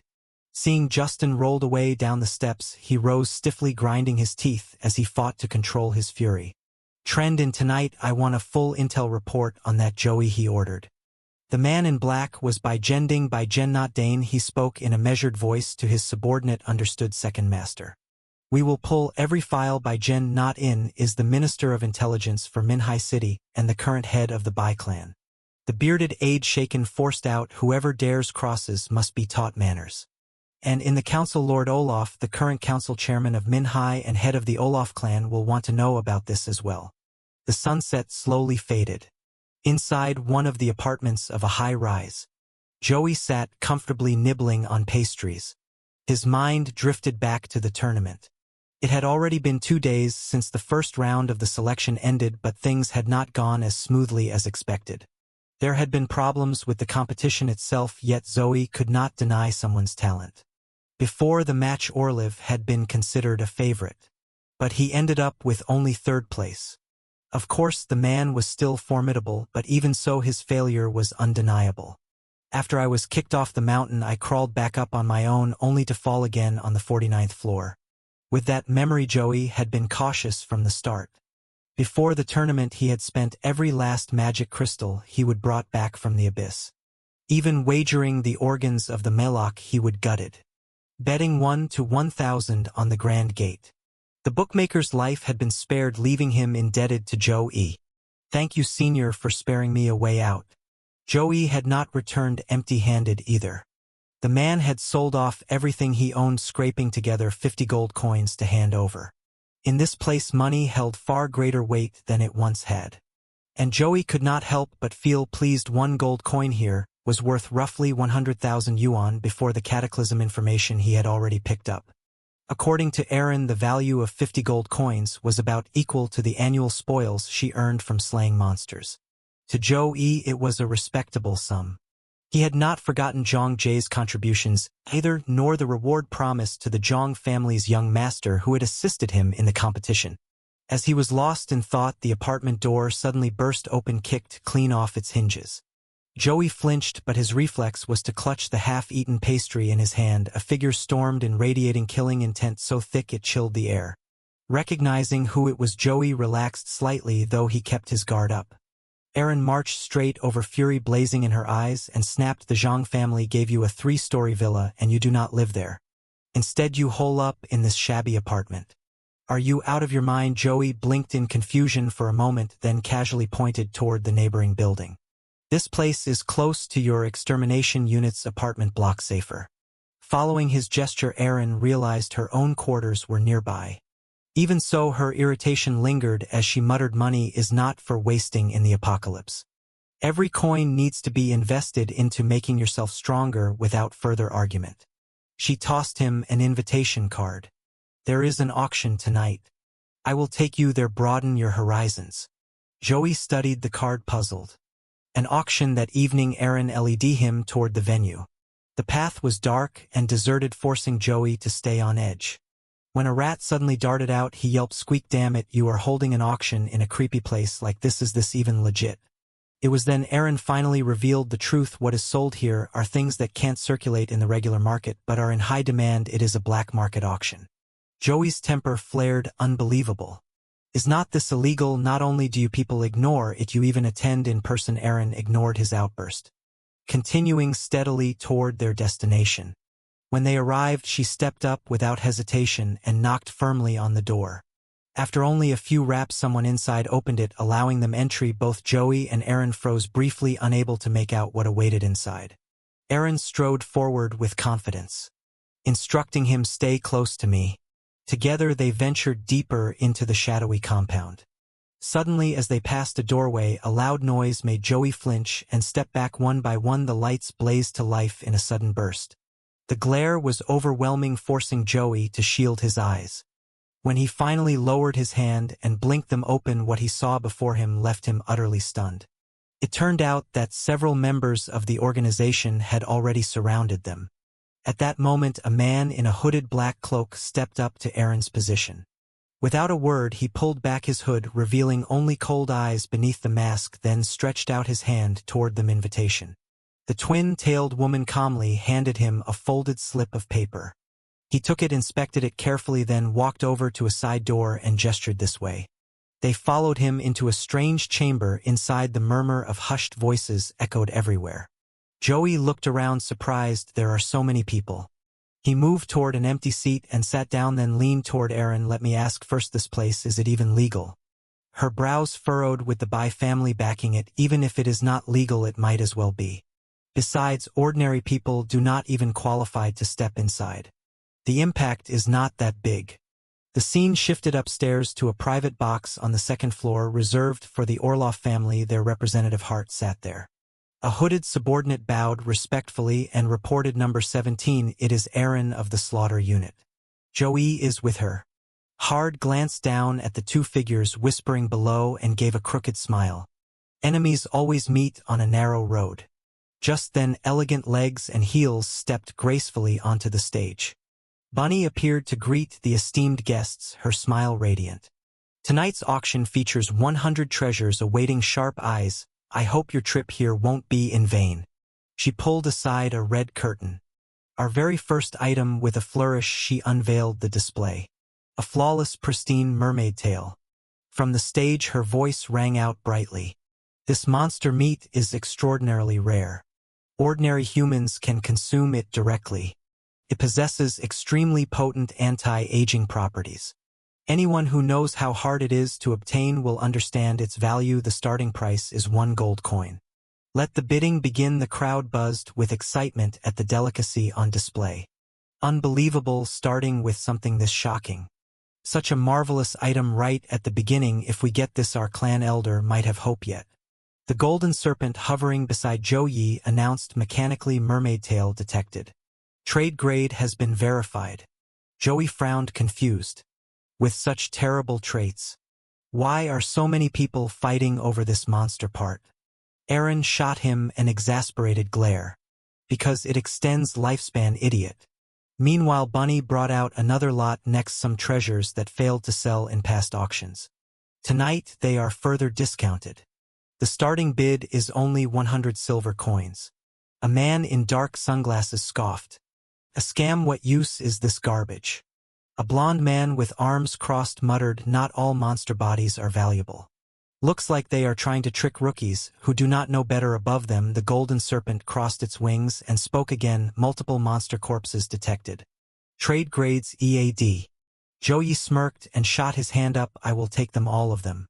From the stage Bunny's smile widened. Knowingly perfect, we have found ourselves a gullible one. Joey chuckled smugly. This is a huge profit. Aaron leaned in, muttering in defeat, you really are an idiot. The assistants rolled out another table covered by a crimson cloth. Bunny's tone grew more dramatic.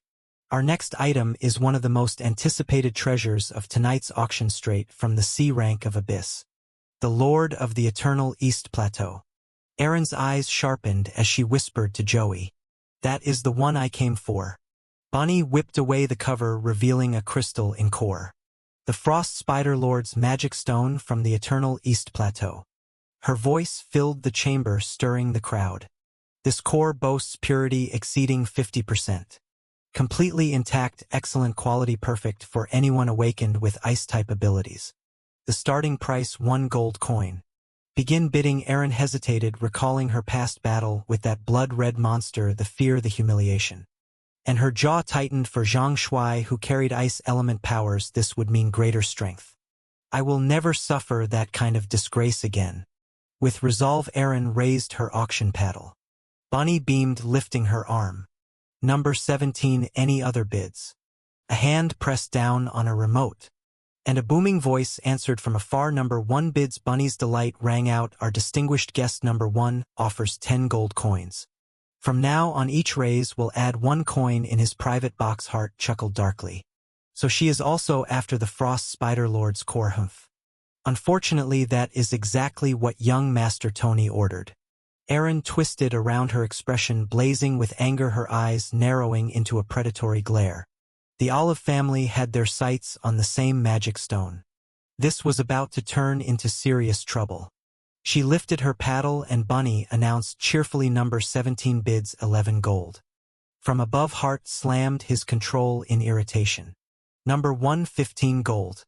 Aaron raised her paddle again. Number 17 20 gold. Hart sneered, pressing once more. Number 1 25 gold. Someone leaned forward from the audience whispering, is 17 insane, competing against the Orlov family? His companion tugged him back quickly.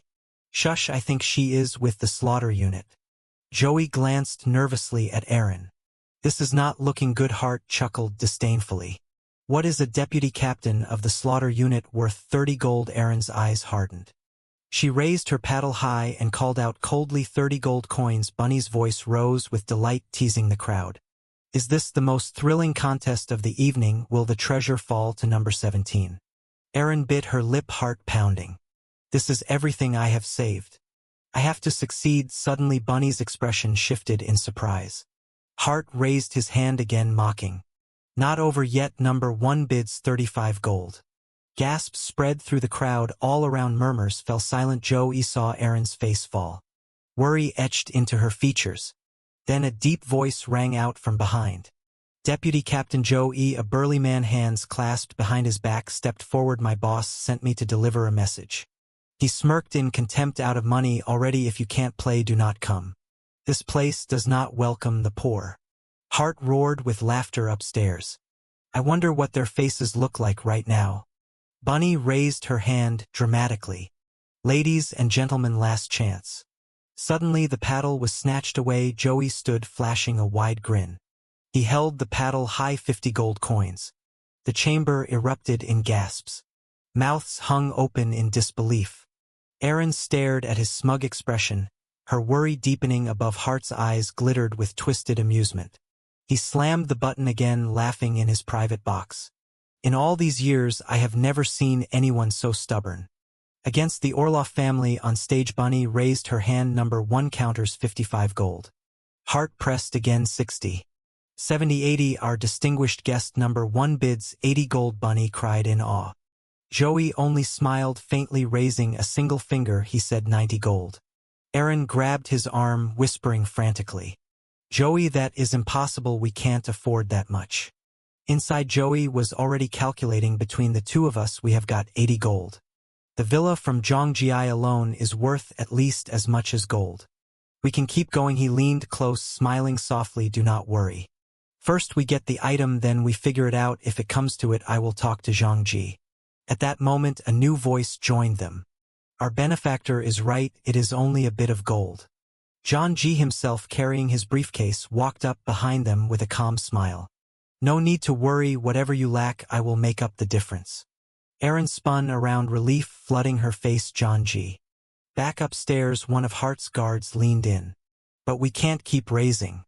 The current price has already exceeded the budget the family allotted us, and with Zhongji here backing them. Joey tilted his head upward, mocking, and waved his finger in a friendly gesture. If you can't keep up, do not play poor fools. Hart's face twisted with fury, infuriating. Later, under the moonlit street, Erin shoved her hands into her pockets. Thanks for tonight, both of you. Joey gave her a thumbs up and a grin. Come on, do not thank me. Every coin should go toward making yourself stronger. I just did exactly what you told me. Suddenly a strange sound broke the night air, making the three of them tense. Zhongji stammered, fear in his voice. What is that? Erin whipped out her phone. Her expression darkened as she read the urgent message. All slaughter unit members enact disaster response protocol class. She repeated firmly. All slaughter unit members execute class a disaster response protocol.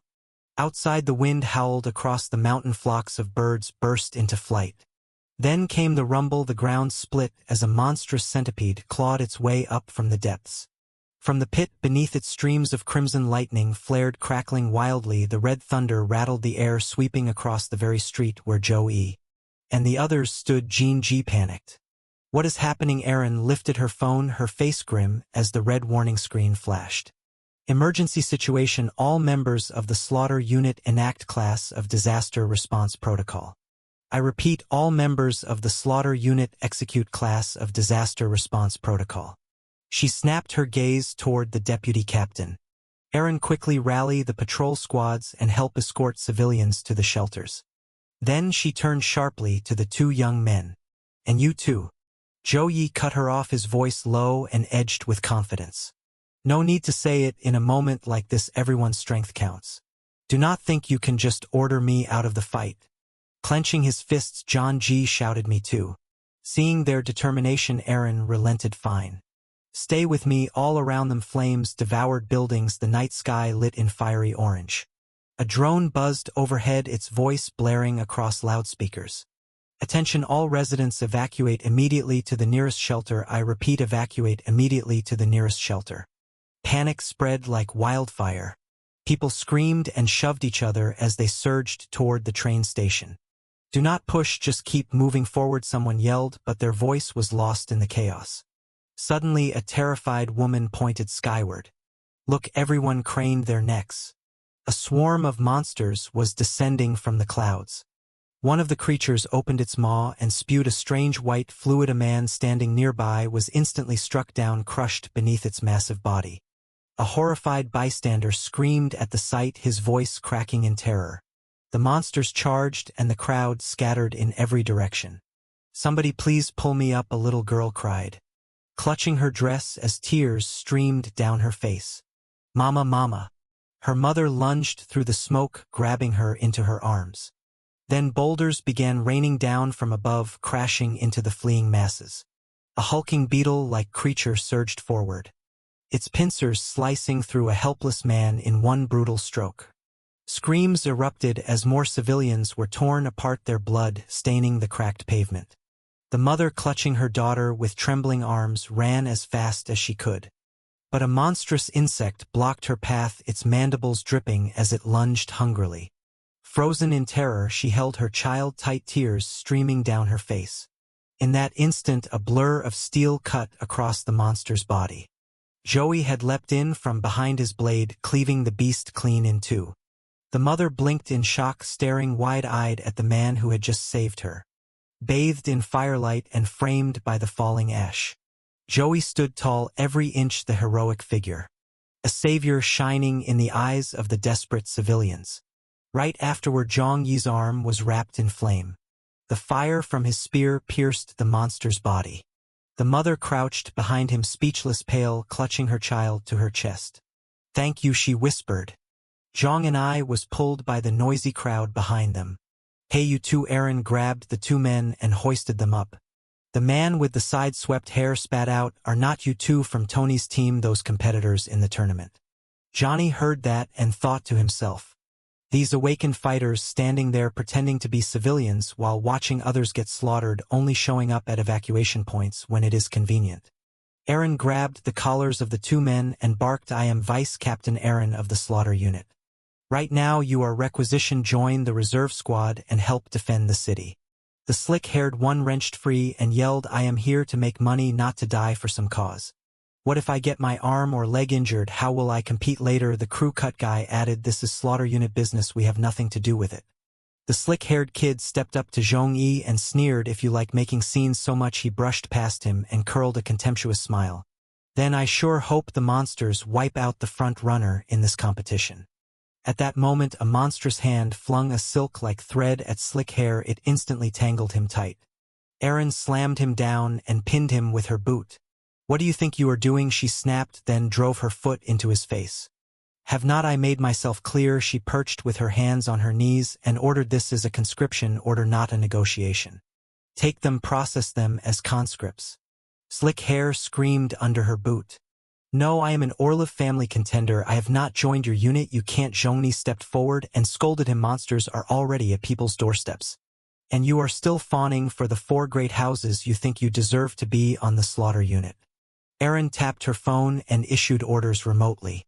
All combat personnel near the Chuzhou Gate report in and reinforce Chuzhou Gate immediately. Repeat, move to reinforce Chuzhou Gate now. A while later at Chuzhou Gate, the two of them stared at the city corner burning in black smoke. Eren said, Johnny, follow me. He answered, got it. In seconds they were on the war horse and racing away from the city. Then an explosion rocked the air as more monsters surged forward. Jean Eni rode pillion and suggested, we can't wait for the rear teams, let us move ahead with that. He and Eren leapt from the bike. Eren grabbed his hand. And together they swung up onto the ramparts where carnage and fallen monsters littered the streets below. Seeing the dead civilians, Nick cursed under his breath, damn it, too late. He looked over the rampart and asked Eren, can we handle all of them by ourselves? She surveyed the scene and hesitated, then spotted a heavy cannon nearby. If that gun still works, she said, we can hold this position. Hold on 2 minutes, I will get that gun online. Before she was gone, the monsters stampeded toward Jin-ne. He turned alarmed. 2 minutes alone, looking at the horde charging him. He steeled himself, all right. I will hold. He sprang into action, spinning his mantis blade. Zhong-yi eyed a fallen beast. Suddenly his tongue shot out, sticky barbed. One monster was snagged and toppled. He used his elastic dexterous tongue to catch one after another. Not a single one slipped past. A particularly fierce creature surged at him and smashed into his midsection, forcing him to brace his spear against the rampart so he would not be thrown over. His hands flared with fire as he fought. Breath ragged, the creature attacked again and again. After a moment of painful clarity, he realized why so many fighters were unwilling to face the front line anymore. Against these monsters, even the smallest lapse costs you your life. Jin-ne cast a glance at the cold corpse of a civilian, his eyes lingering on the man's disfigured face. A knot twisted inside him, leaving emotions he could not put into words. His brow furrowed in grim silence. Suddenly a beetle-like monster slashed at him with its razor-sharp pincers. Zhong-yi leapt aside, narrowly avoiding the strike, then drove his spear hard into the creature's leg. He pressed every ounce of strength into the thrust. His voice low and resolute, "This is not an excuse to keep choosing cowardice." Bending down, he tore off a hunk of the monster's flesh and shoved it into his mouth. At once the system chime trade acquired.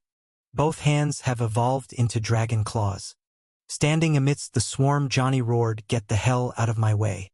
As the horde surged forward, he swung his clawed hands, flinging them aside with brute force. A monster's talon slammed into the ground with a thunderous crash, throwing up a thick cloud of dust and smoke. As the haze thinned, something round dropped from the insect's body, splitting open to release a swarming mass of grotesque spawn that poured out in waves. From its tail shot a strange orb of energy that detonated on impact, blowing its body apart and thickening the smoke until visibility was nearly gone. The swarm pressed in relentlessly. Jin-ne staggered from the blast, his body shredded with injuries. "Damn it," he hissed through gritted teeth. Staring at the endless tide of beetles swarming toward him, frustration tightened in his chest. If this keeps up, it will never end. He scowled, his voice edged with impatience. 2 minutes, Vice Captain Aaron. Was that what you said? His gaze drifted toward the city beyond the wall, and he forced himself to focus. If I can't hold this line, the city behind us will be destroyed. His expression hardened, weighed down by the vision of countless more innocent slaughtered by monsters. Fire blazed to life in his hands as his resolve locked in, raising his flaming spear. He muttered in a grim final tone, "There is no turning back for me now." His body was engulfed in the flames of the spear. The moment the monsters saw this, they swarmed forward in hordes. He hurled the spear into the air and a fiery vortex burst forth. Fenty and Rongwo Walu, the monsters shrieked as the flames consumed them. Inside the control room, chaos erupted. The city defenses, none of the defensive systems are activating, one operator shouted. A burly man slammed his hand on the table, his voice filled with rage. Still no response from the core crystal. He leaned over the console, barking in order, "Run the activation sequence again." Another technician shook his head. "It won't work, the program has already been executed," but the crystal shows no sign of response. Then a bespectacled young man stood up. "Let me." The commander spun around, startled. "You?" All the staff turned their heads in curiosity. "Who is he?" "A newcomer," someone whispered. "No," another replied. "He is the young master of the Zhang family. Their clan developed the entire city defense system." The black-clad agents muttered among themselves, eyes narrowing on the boy. "Right now there is no one here who understands this system better than him." Zhang Jie sat down at the console. From his back, 2 mechanical arms extended with a hiss of gears. Together with his own hands, he dove into the controls at rapid speed. But then he froze, staring at the red indicators flashing across the screen. The crystal's feedback circuit normal. The crystal's energy storage normal. Enemy monitoring signals also normal. His face paled. If neither the crystal nor the device is malfunctioning. Zhang Jie swallowed hard, a dreadful thought forming. Could it be? His fingers hesitated mid-stroke. After a tense round of probing, the truth clicked into place. So that is it, an energy disruption. He frowned deeply. Someone triggered a system diagnostic program and then forcibly shut down the crystal's energy output, cutting off the entire power supply. His gaze sharpened as the surveillance feed shifted. The monitoring station. The automated defense turrets outside the city. He scanned the screen, each cannon displayed as unresponsive, all the defensive firepower, all 3 layers of the city's barriers completely paralyzed. The black-clad men whispered urgently. Who would deliberately sabotage the city defenses? Do they want the monsters to overrun Minhai City? Jean Jay's fingers flew faster across the keyboard. The internal defensive weapons were located in the high-priority sector.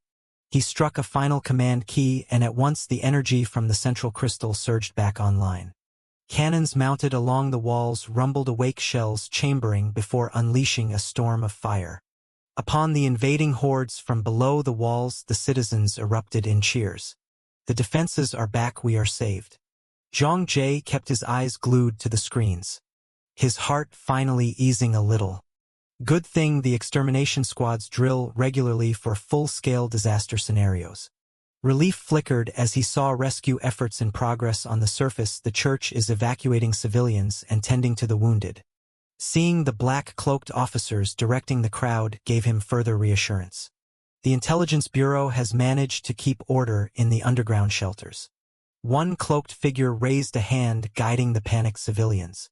Corridor C is full. Everyone else moved to the rear. Armed personnel began deploying as well. Soldiers who had originally intended to let the extermination squads shoulder the fight alone, hoping to weaken them through attrition. But with the monsters flooding in, even the military could no longer stand idle. The crisis threatened to topple the entire city at any moment. Frustration rose in Zhang Jie's chest as he observed the battlefield. If the army had stepped in earlier, even with the defense system down, the monsters would not have caused such massive damage. So quickly his gaze shifted to 2 muscular commanders clasping hands, and he reminded himself sternly, now is not the time to get distracted. A chill crept down his spine, a bad premonition gnawing at him. Even though the city defenses are reactivated and the firepower is still intact enough to hold the line, if anything happens to that section of the wall. His expression hardened with conviction that place must not under any circumstances fall. The fiery vortex still blazed in the sky, a raging inferno that scorched the battlefield. If the city walls fell, everything would be over. Zhou Yi staggered, his body battered and bleeding, chest heaving for breath as the tide of monsters pressed forward. He cursed under his breath. Damn it, his teeth clenched with fury. Not even a second to rest. That last flame was strong, but there is no way I can unleash it again so soon. His voice rose in a hoarse, furious shout. Still not enough. A monster lunged at him, its mouth a gaping maw filled with jagged teeth. A massive centipede reared up, preparing to swallow him whole. Zhou Yi gritted his teeth, enduring the burning agony coursing through his body. Summoning the last of his strength, he drove the flaming spear straight through the centipede's head. He landed heavily, panting, his eyes locked on the battlefield. Turning toward the artillery, Zhou Yi dragged his wounded body closer, muttering in frustration, we agreed on 2 minutes. Then it was another 2 minutes. It has been nearly 10 now. He was so caught up in his complaint that he failed to notice the monster creeping up behind him. You still have not finished. Aaron, he barked just as another centipede screeched and lunged, its head snapped forward like a whip. Zhou Yi sensed its intent.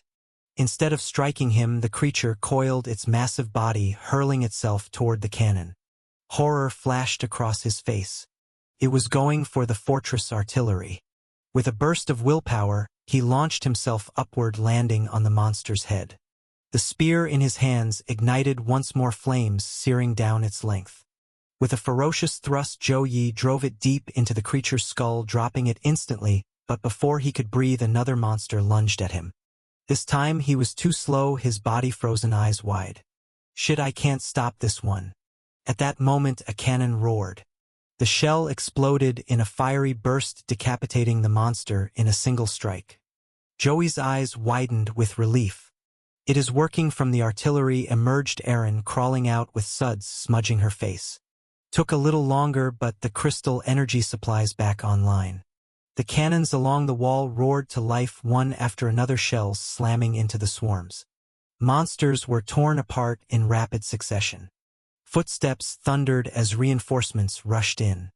Zhou Yi narrowed his eyes, spotting the armored soldiers streaming toward them with rifles in hand. Finally. They're here. Aaron stepped forward, voice sharp with authority. The wall's defense systems will be back online soon. Until then we hold no matter what. The soldiers fanned out along the battlements, forming a defensive line against the crawling horde. The swarm of insect-like beasts scaled the walls, their segmented bodies writhing as they launched black corrosive fluid from their tails. The soldiers braced, shouting in unison as they raised their rifles. Gunfire erupted in a storm of lead, mowing down wave after wave. But the creatures were relentless. One soldier screamed as a beast leapt and sank its fangs into his neck. Another fell, dragged down in a spray of blood. Chaos spread across the wall.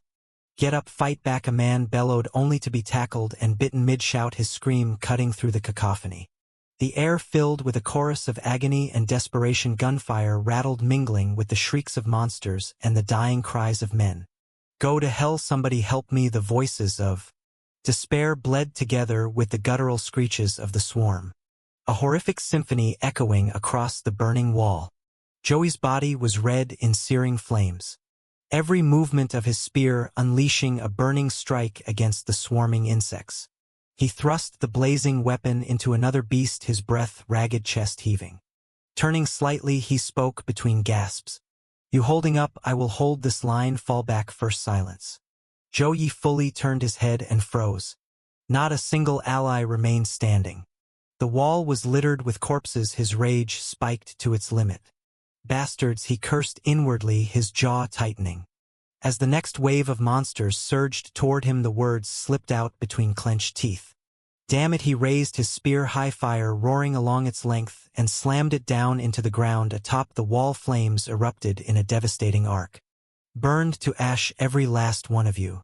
At that moment, the signal tower's light flared, and a strange door appeared, spilling a wave of scorching smoke into the air. Joey spun, eyes widening as his gaze fell on the massive fortress cannon where Aaron had been stationed. Something unnatural and shadowy flickered around it. "Vice Captain Aaron!" Joey roared. Meanwhile, inside the command room, the black-clad operators worked furiously. Cannons across the fortress walls finished charging, each one primed to fire. Seeing the swarm pressing in, Aaron did not hesitate. Her voice rang with sharp authority. "Fire!" The fortress guns thundered as one. Blazing shells streaked through the air and detonated with deafening force. Each blast shredded the monsters into mangled flesh, shock waves tearing through the rest of the horde. On the wall, Joey steadied himself. Watching the battlefield through the smoke, his tense features softened slightly as the thunderous echoes faded. When the haze finally cleared, the ground below lay eerily silent, devoid of life. He held his spear, scanning the ruined landscape, then called out toward Aaron. "Almost all of them are gone. The few that survived have already fled." Her voice was firm but low. "The Guardian's cannon is powerful, but after each firing it needs time to recharge before we can fire again." She hesitated, speaking carefully. "Normally before, in a rank of abyss breach, we detect abnormal energy waves days, sometimes even a week in advance, and prepare at the likely entry point." This time Joey remained silent, his eyes steady on her. Aaron's hands trembled as she clenched them, her voice breaking, but there was not a single warning. He looked at her with quiet warmth, then stepped closer, resting a reassuring hand on her shoulder. His gaze swept over the devastated battlefield. Before he spoke softly, "This is not your fault." I know," Aaron murmured, brushing her eyes with the back of her hand. "I just can't help feeling sick about it." A thunderous rumble split the air. Both of them jerked at the sound. The ground below convulsed violently as something massive pierced upward. A colossal tentacle burst through the earth, writhing into the open sky. The creature's massive tentacles coiled around the fortress walls, hammering down on the cannons with terrifying force. Joey gritted his teeth. "This is bad." With a single crushing blow, one of the cannons was reduced to rubble. The impact hurled him off the battlements, and Aaron slipped after him. Thinking fast, Joey's arm morphed into a colossal giant's limb. One hand caught Aaron mid-fall, while the other clung desperately to the shattered wall. Dangling amid the wreckage, Aaron's face went pale. She looked upward and cried out. All the cannons destroyed in an instant. Joey lifted his gaze, his expression twisting in shock. "What the hell is this thing?" The monster heaved itself up onto the wall and shrieked, this guttural roar shaking the stones. Joey and Aaron shouted as one resolved burning in their voices. We can't let it destroy the wall. Together they launched themselves upward, charging straight for the creature's head. Their strikes combined spear and blade piercing with synchronized force. Yet their attack landed harmlessly as though striking solid steel. Joey's eyes widened, not even a scratch. He immediately kicked off its body, pouring his strength into a desperate gambit. If its hide is harder than an armored carrier, then I will take the eye. His flaming spear drove straight into the beast's glaring orb, only to bounce off without so much as a mark. Fear flickered across his face. What the monster's body writhed violently. It lunged, fangs clamping down onto the fortress wall. With terrifying strength, it tore free an entire section of stone. Joey and Aaron were flung skyward by the shockwave, tumbling among the debris. Damn it, Joey spat. Aaron's voice trembled as she stared back at the crumbling battlements. If this keeps up, the wall will collapse. They landed beneath the looming beast, its jaw unhinging in preparation for another strike. Just as despair loomed, fury blazed in a pair of eyes that were not theirs. A massive crimson warhammer came crashing down, smashing into the creature's skull. With bone-rattling force, Joey and Aaron both froze stunned. From the haze of dust, a familiar figure emerged. Their voices rose in unison, almost relieved. Captain Ling, Xiao Division, one of the Extermination Corps. Captain Xiao Ling Xiao, standing behind him. Joey could hardly believe it, his words tumbling out clumsily. Wait, that old guy is a captain. Aaron's eyes lit with excitement. He is my captain, the strongest unit leader in the Corps. The only one ranked just under Commander Corey himself. As she explained, her tone carried both awe and warning. Captain looks like this because his power lets him manipulate blood as a weapon. He has bled himself dry in countless battles, so now he suffers from chronic anemia. But do not let appearances fool you. Every drop of his blood became a weapon in motion. A massive fist of blood coalesced and smashed down, sending sparks flying as the monster held in pain. Even Joey was shaken by the sheer force he witnessed. The beast faltered for only a moment before its strength surged back. It lashed out with its tentacles, slamming all of them toward Ling Xiao in a relentless barrage. The ground shuddered. Joey leapt aside, his face pale. Just one hit and the whole wall could come down. Do not worry, Aaron said firmly at his side. The monster slammed down with two colossal tentacles, trying to crush Ling Xiao flat. He stood firm beneath the shadow, bracing with what looked like a fragile spear. His voice rang out, calm yet defiant. If this is all you have got, it won't be enough to trouble me. With a sharp twist of his fingers, the spear dissolved into blood and reformed instantly into a massive crimson hammer. One swing sent the monster's head snapping back. The weapon shifted again, reshaping into something new. This time a blood-forged shackle gleaming with murder's intent. The iron collar clamped the monster's head into the ground, forcing it to howl in agony. Lang Xiao stood calmly, watching it thrash and roar. He raised his hand and bit into it, blood pouring freely from the wound. The souls that rest eternally in this place, he murmured at his call. The blood from countless corpses surged together. Your fear, your unwillingness, your wrath, I have known them all. The blood condensed into a single mass. And in his grip formed a colossal blade of crimson. His eyes hardened as he declared, with your remnant blood, I will strike down this beast. The monster writhed desperately against the blood shackle, but Lang Xiao leapt high, swinging the blood-forged sword down. A blazing crimson arc split the air, etching itself vividly across the battlefield. Joey could only watch, sweat pouring down his face.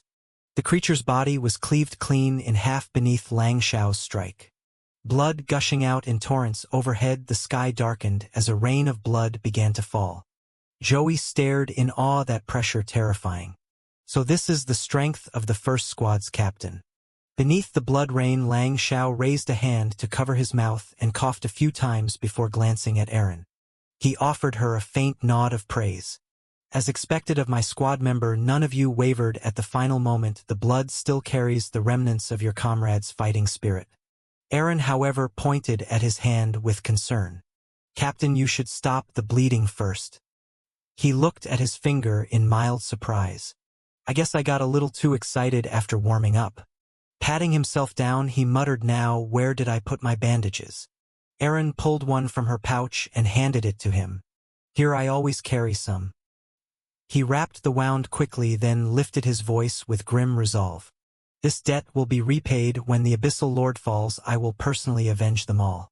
Joey clenched his fists and muttered inwardly, I can't let my guard down. Compared to when I first revived, I have grown a lot, but against the squad captains of the Extermination Corps the gap in strength is still enormous.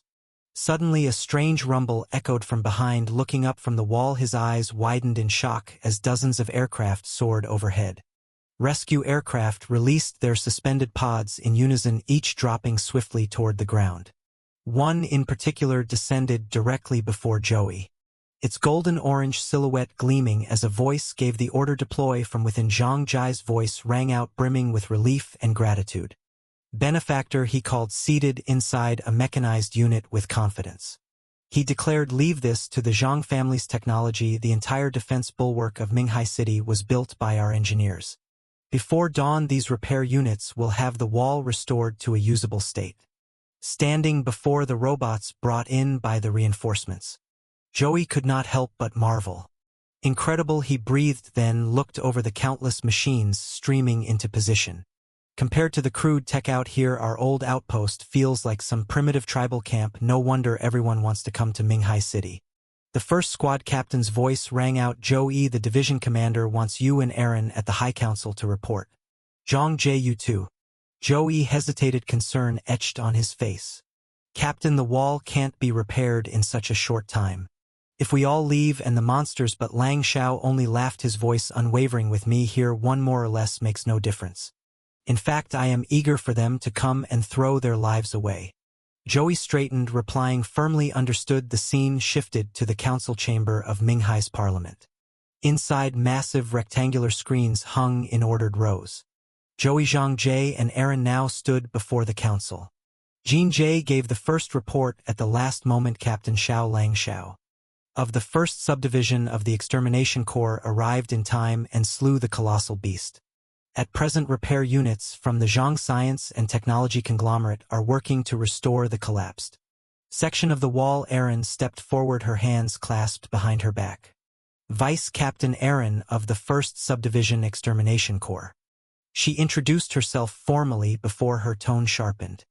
Jean Shiwei, President of the Gene Science and Technology Conglomerate and head of the Gene Clan, has made clear the root cause of this incident. The abyssal incursion that devastated Minhai City was the result of deliberate sabotage against the core energy supply of our defensive bulwark.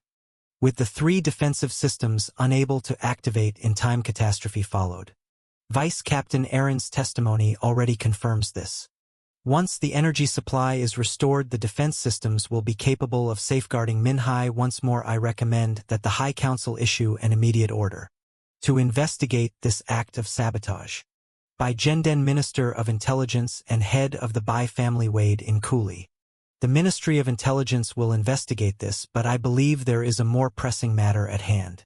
Chun Gang, visibly displeased, snapped back, oh, so now that you can't pin the blame on us, you would rather sweep this under the rug.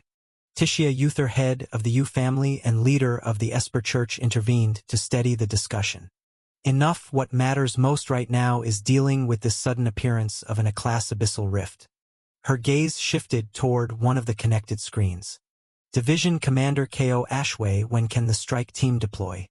Mentioned by name, Ko Ashway responded promptly.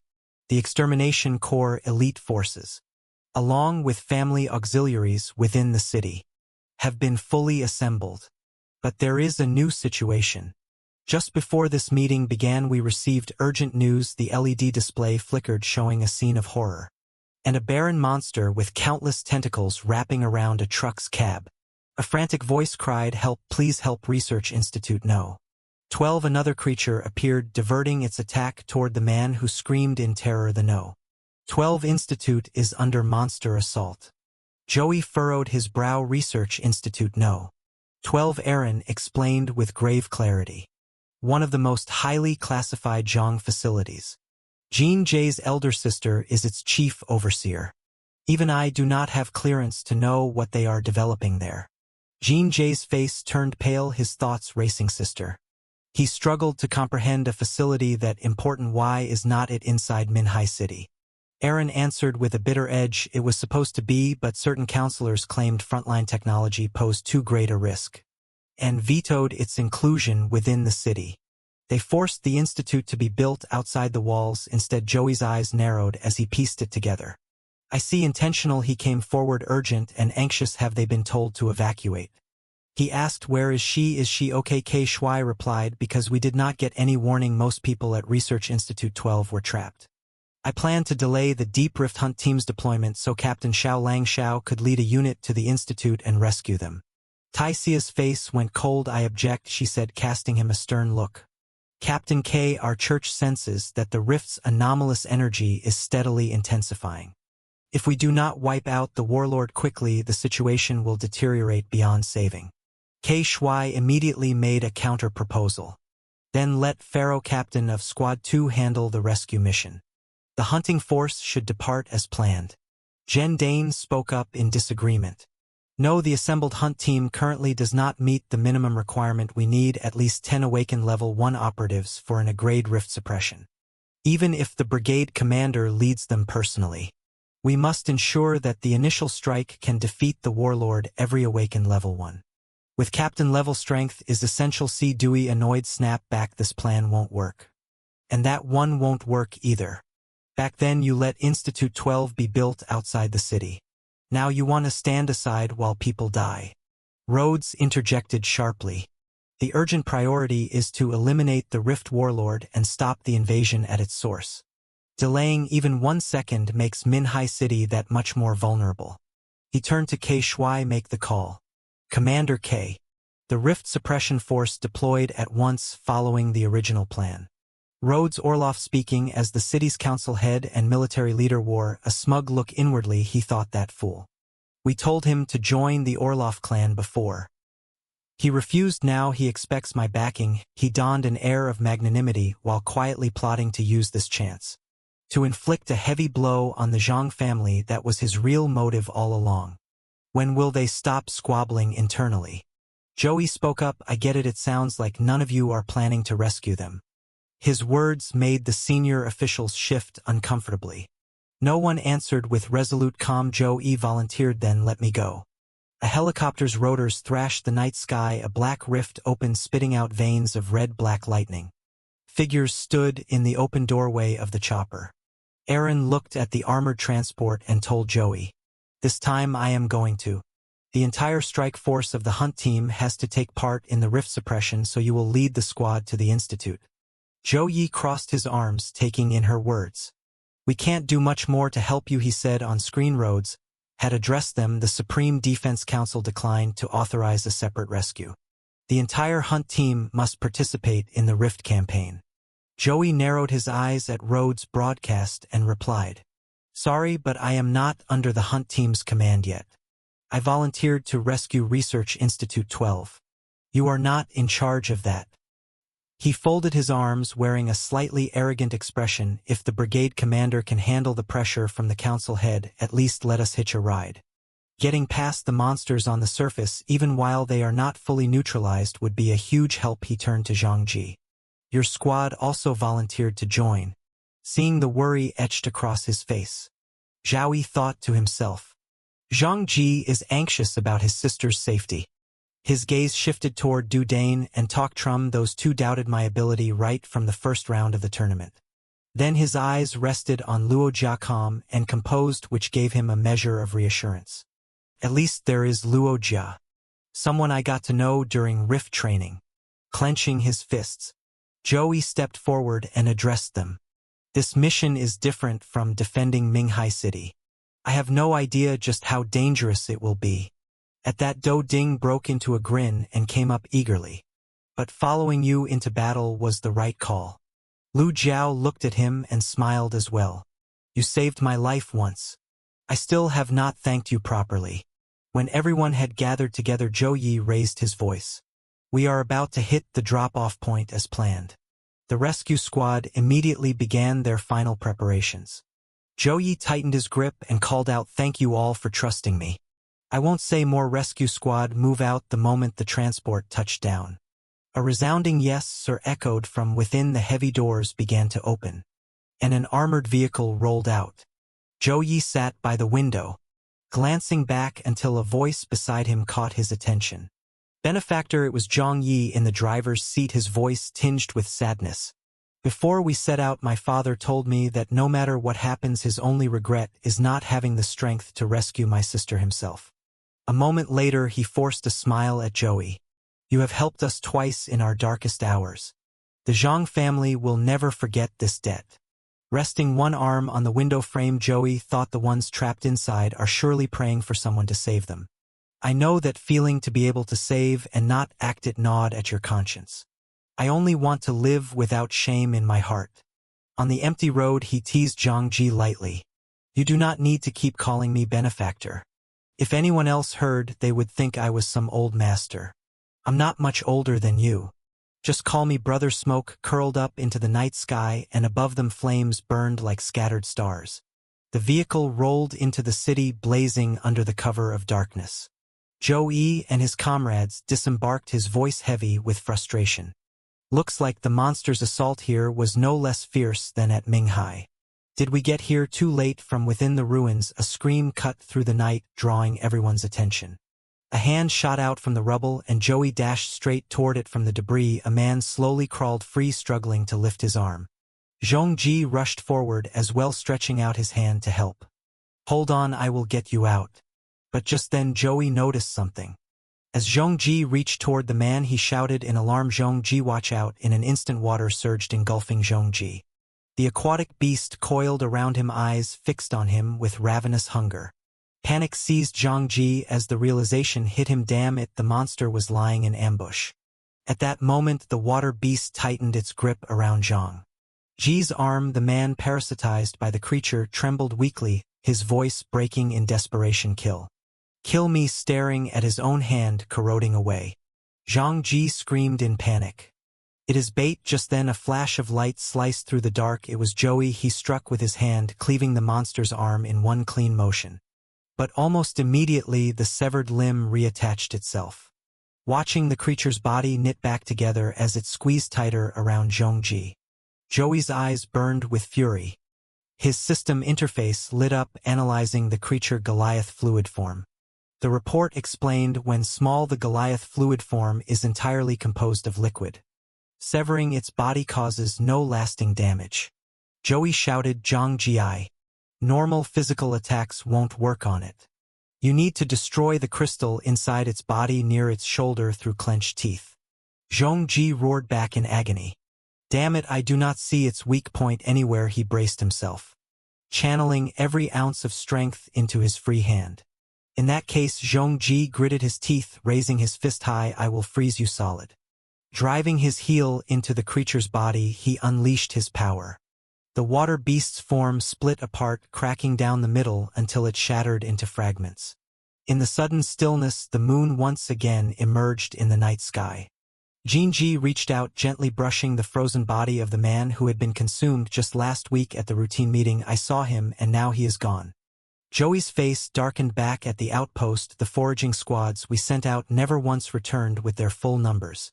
This is the reality. From behind, Lu Jiao called out, Captain. She approached, holding a light-emitting device, and reported there is no one else trapped nearby. We tried calling through another channel, but got no response. Is anyone here still alive? Zhang Ji's eyes brimmed with tears. He turned, his voice breaking into a sob. The main structure of this research facility is underground. The defenses down there should be strong enough to withstand those monsters. His gaze fell on the collapsed ruins, grief twisting his features. My sister's team must still be trapped somewhere below. Suddenly, a massive block of ice burst from the ground, startling Zhou Yi and the others.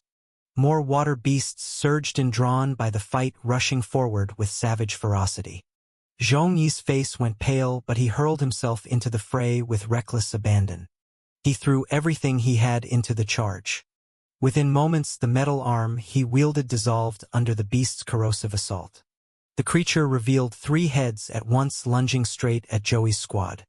Its body expanded, swelling to engulf them completely. Lu Jia raised her staff, summoning lightning, but one of the heads whipped toward her. The monster's body coiled around her group, binding them tight. Tong glanced back to see scarlet strands. Constricting around them, the water beast's form wrapped all three together, pressing in close as if savoring its prey.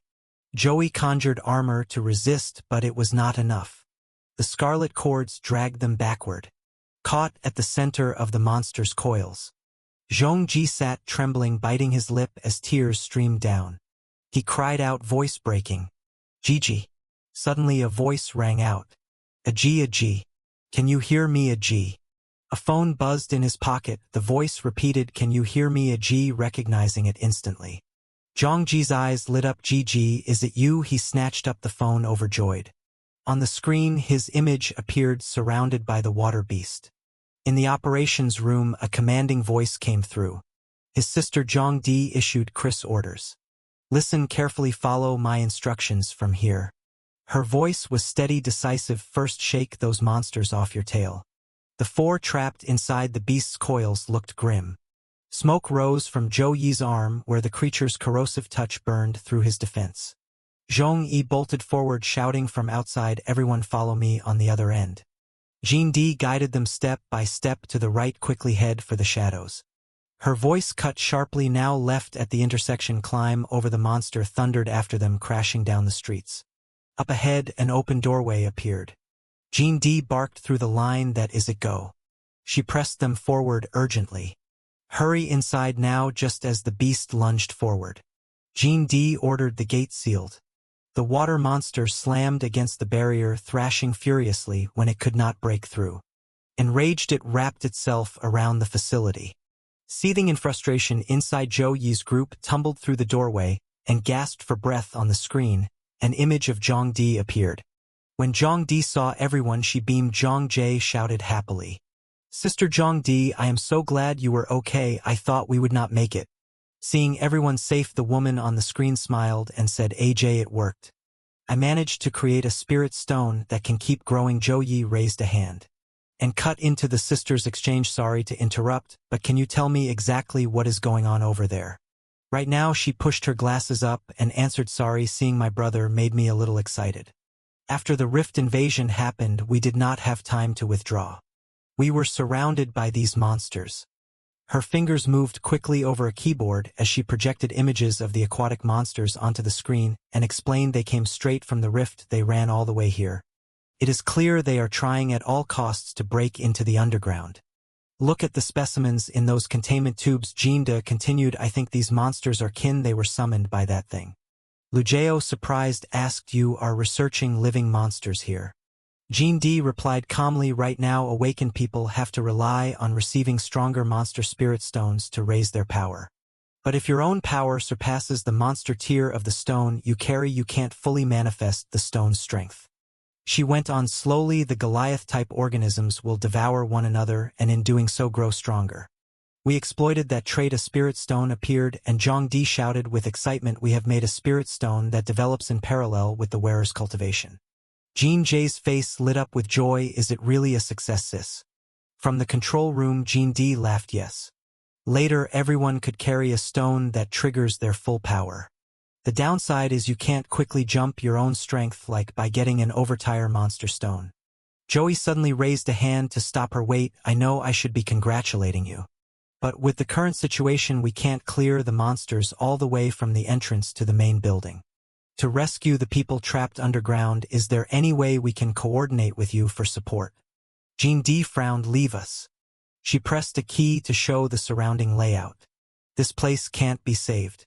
I will direct you to the internal data vault. Get the research files out of there." Jean J panicked. "SAS, what are you saying? You want me to watch you die?" Jean D soothed him. "J. The tech for growing spirit stones is more important than anyone here." A reply came through the line that left her silent. "I refuse." Joey clenched his fist and stepped up to the screen. "If you do not have a better plan, I will try to go in on my own." Zhang Di was quiet for a beat, then showed a metro car on the screen. "There is another option. Every underground level has a sealed supply conveyor line. It has not been destroyed yet. We can use it to leave," she then explained, "but the underground control center has been taken. Power to the line has been cut. We need to get to the subterranean power hub and restore the feed first." She brought up an image of the gate and warned, "Also we have to open the gate leading to Minghai City. The noise will surely attract monsters outside. Whoever opens the gate will be heading straight into death. Zhang objected, that is too dangerous. Joey flexed his hands and grinned, we will do it together, you head for the transport tunnel now. He moved to the front and laughed, Zhang, you and your team restore the power. I will take care of opening the gate. It is a plan. The scene shifted to the power supply station. Confronted with what lay before them, doubting gasped in shock, blurting out, what the hell is all this? Zhang stepped forward and instructed, you to wait for my command. Whenever you see a light come on, press that spot. Both of them answered in unison, got it. He approached the control station, moved his robotic arm closer and began releasing cables, plugging them into the console. Zhang tapped his earpiece and reported, I have connected to the system. Power will be restored in 600 seconds. At the same time, he checked on the other team's progress. Brother Yi, sister, how are things on your end? The scene cut to Zhou Yi and Lu Jiao, who were making their way toward the gate. Once they caught sight of it, he immediately informed Zhang over the comms. We have reached the barrier gate. We will definitely get there before you restore power. Upon receiving this update, Zhang urged everyone with urgency, once the power comes back online, you will only have 30 seconds to activate the barrier gate. If you fail when the train reaches it, the gate won't open in time for it to pass through. Zhang voice grew more anxious, we had to move fast. Uncle De clutched a crate as he hurried outside, reminding everyone, do not forget these, and the documents inside this box must also be taken with us.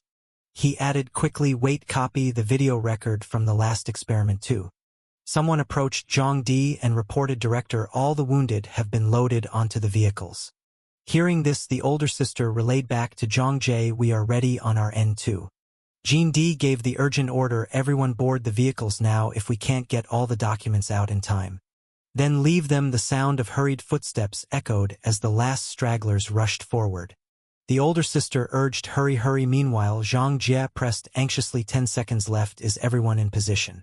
Zhao Yi confirmed the barrier gate is in place. Everything's ready. Zhang reported the train is already at the gate. With both updates in, Zhang activated the controls and began the countdown, 3, 2, 1. Restoring power, the station lights flared to life, followed by the thunderous roar of the train's engine. All along the train cars, lamps lit up as power surged through.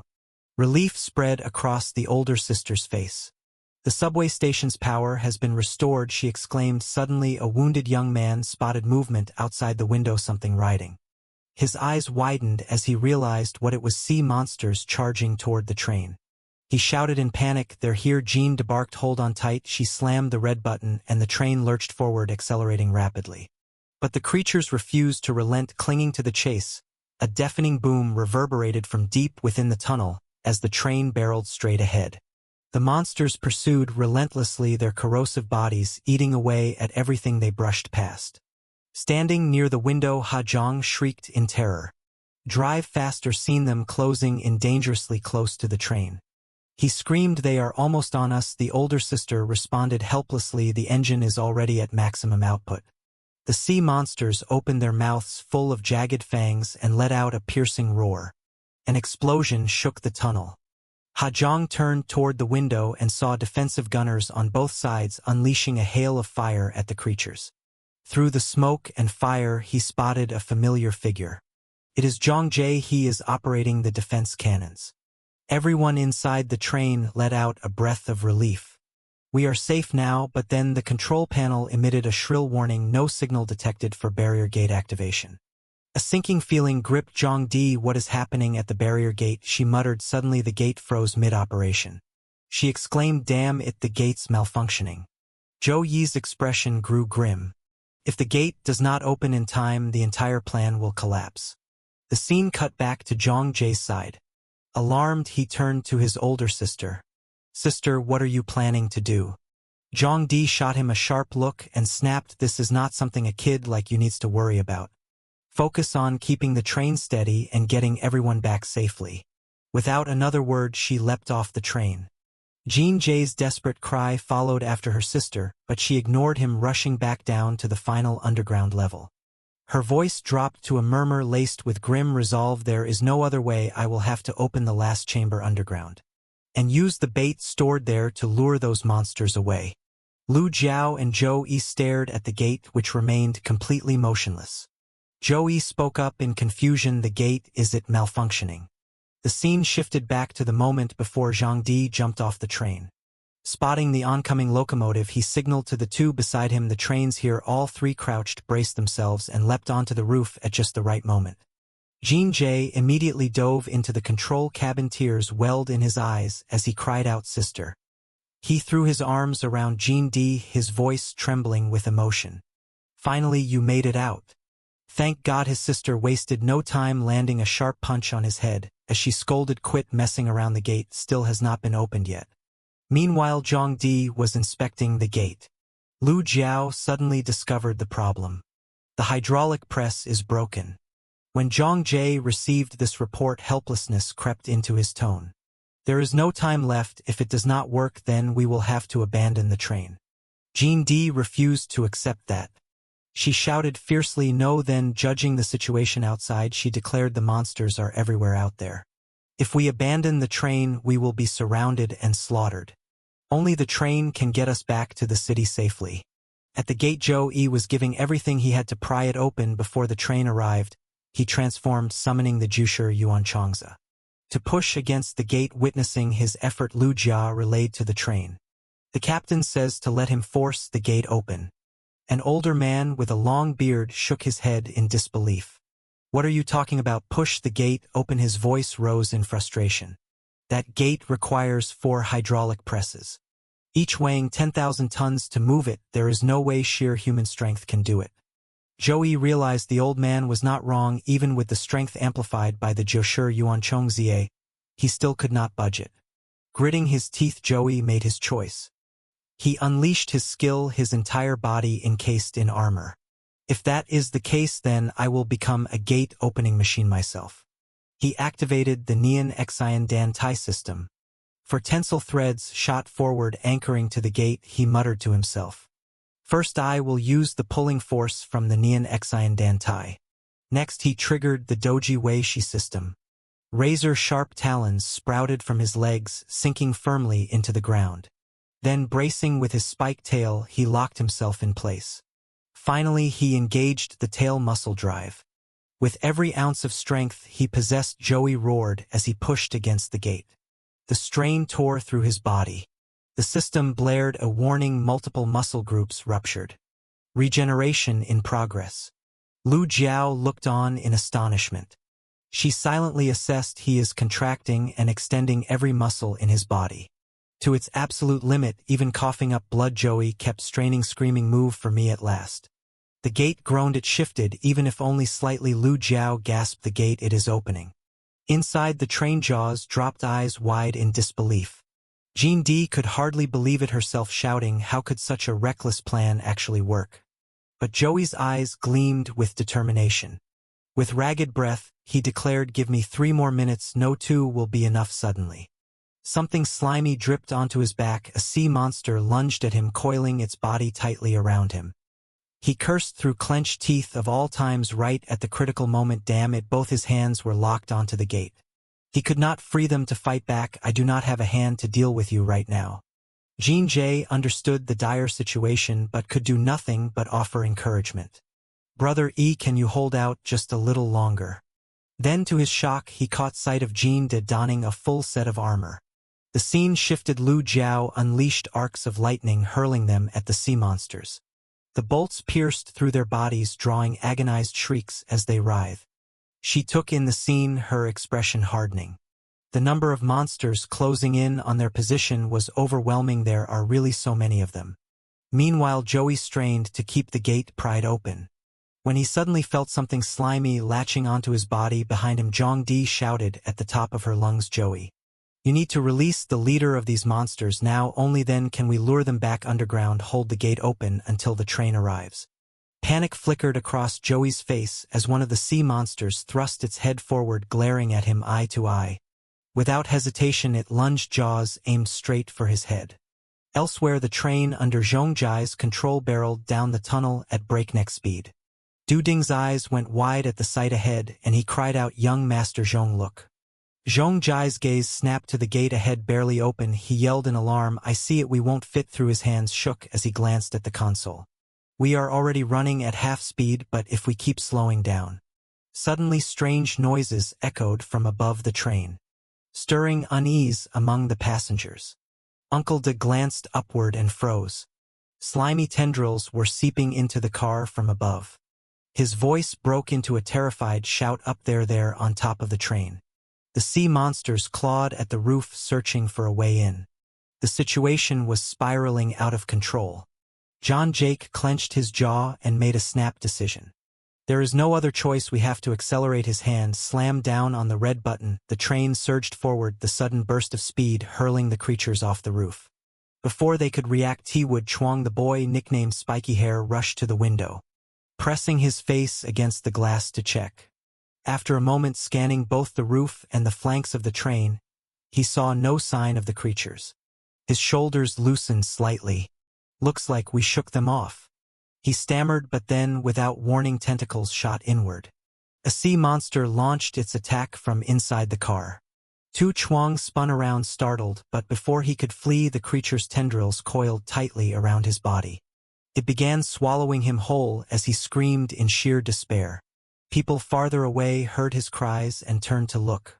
Horror dawned as they saw the beast moving toward them. "We are doomed. We are all doomed," someone shrieked. Only Uncle D remained calm at the back, eyes locked on the monster. He stood in silence, lost in thought. After a moment, he donned his combat armor. Seeing this, Zhong Jai's voice cracked with panic. Uncle D, the older man, glanced at him, eyes brimming with a quiet determination. "And trust you young people are the future," he said. Then he sprinted straight at the monster. "For now, let us old men make ourselves useful one last time." John Jay shouted through his tears. No, Uncle De wrapped himself around the creature with his entire body. He ignited the thrusters on his legs, propelling both himself and the monster away from the others. At the same time, he triggered his armor's self-destruct sequence. Once he had pushed far enough to ensure the passenger's safety, a thunderous explosion echoed through the tunnel. Zhang Jian clenched his fists, biting back tears. On the other side, Lu Jia and Zhui Yi were still locked in a desperate struggle against the monsters. John Jay slammed his palm against the console and roared helplessly, "Damn it!" Suddenly a piercing screech erupted from the direction of the main building. The sound was so shrill that Zhang Jay and Du Ding both had to cover their ears. "What the hell is going on?" Du Ding muttered, then his eyes widened. All the monsters had abruptly turned and were rushing toward the main building. Cut to Zhang Jay bracing himself, both hands straining to pull at the train's jammed brake lever. "Forget about outside, the brake system's malfunctioning, we can't slow down." Du Ding rushed up to him shouting, "We have to jump off, if we do not we are going to crash."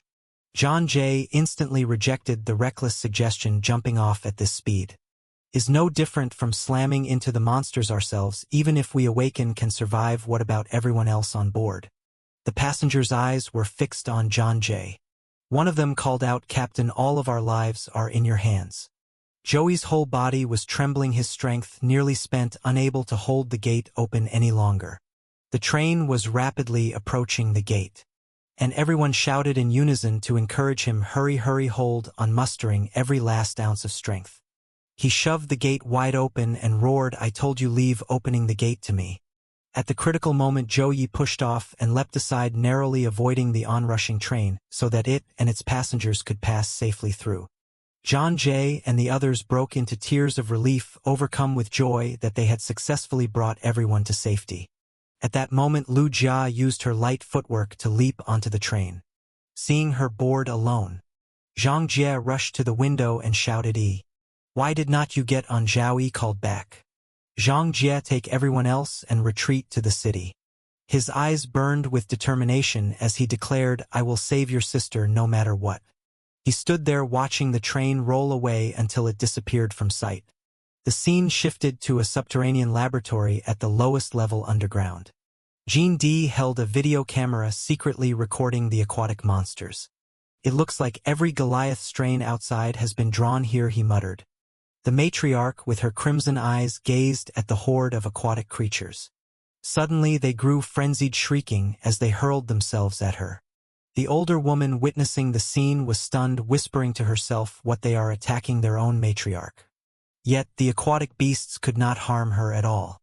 Instead she absorbed them effortlessly, their bodies gradually merging into her own, pushing his glasses up the bridge of his nose. Jinda exclaimed in shock, "So that is it." After a moment of careful observation, the older woman came to a realization. These creatures are not willingly being devoured by their patriarch as I thought. She is using some kind of method to lure them to her. Jinda watched as the monsters began consuming one another. They're trying to. After merging to the aquatic beast that stood before the matriarch let out a piercing roar, the woman grew curious. So after devouring their kin and growing stronger, they then challenged their own matriarch.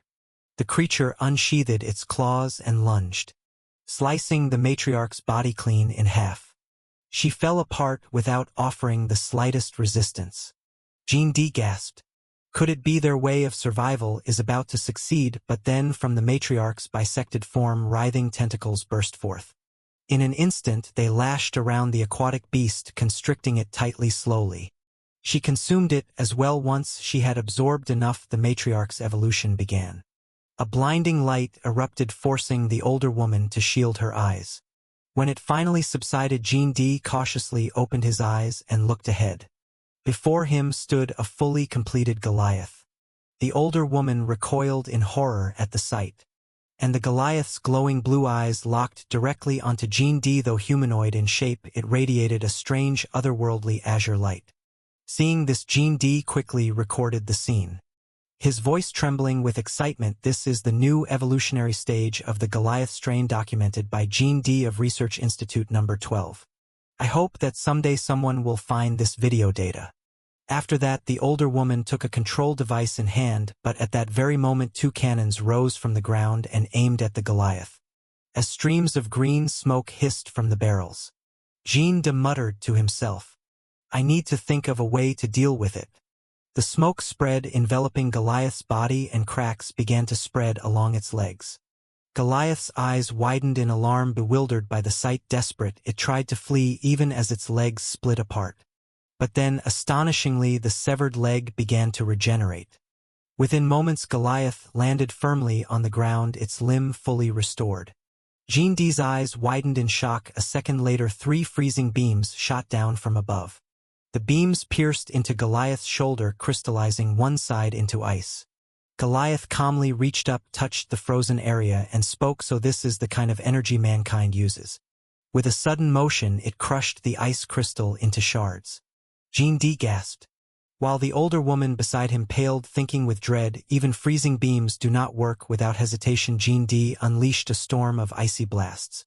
The Leviathan stood unmoving, watching in silence as the beams pierced through its body. Then something miraculous happened. The ice beams dissipated harmlessly. Jinda dropped to his knees in shock. What happened? The woman's face was filled with disbelief, but her eyes gleamed with a feverish thrill. This evolution is extraordinary. The new stage Goliath can adapt to enemy attacks, evolving resistance on the spot. Enough games. Goliath snarled, its voice edged with fury. Its arms stretched unnaturally long, lashing out to seize its foe. Jinda did not react in time. The colossal hand wrapped around him, lifting him effortlessly, raising Jinda high. Goliath sneered, "So it was you, the one who imprisoned me here?" While Jinda grimaced in pain, Goliath continued, "In my current state, I wonder what will happen if I devour a human." It pressed him close to its face, smiling wide, almost ear to ear. "I want to savor your taste." As it spoke, Goliath's body expanded, coiling around Jinda and crushing him in its tightening grip. Just as Jinda thought his end had come, something unexpected happened. A golden beam shot through, tearing into Goliath's structure. The creature recoiled in shock, twisting around, seizing the chance. Joe-E rushed forward, ripping Jinda free from its binds. At that moment, Joe-E strode with the aura of a god. He scowled as Jinda weakly muttered, "Are you an idiot?" Her pained face twisted into bitterness. "If I had sacrificed myself just now, at least one of us would have survived. Now both of us will die." But Joe-E shouted back, his voice burning with conviction, "I hate these so-called sacrifice one to save all plans. The reason I became strong was so that I would never allow something like that to happen before my eyes. John D. scoffed, looking at him with contempt. So you are just a delusional fool. From a distance, Goliath stood frozen, watching the two humans argue. Finally, it exploded in rage, bellowing enough. Joey immediately spun to face it, his gaze narrowed as he studied the monster. That is the leader of the beasts. Why is it so small now? Were not there hordes of them earlier? Jean D. quickly explained, it devoured them all.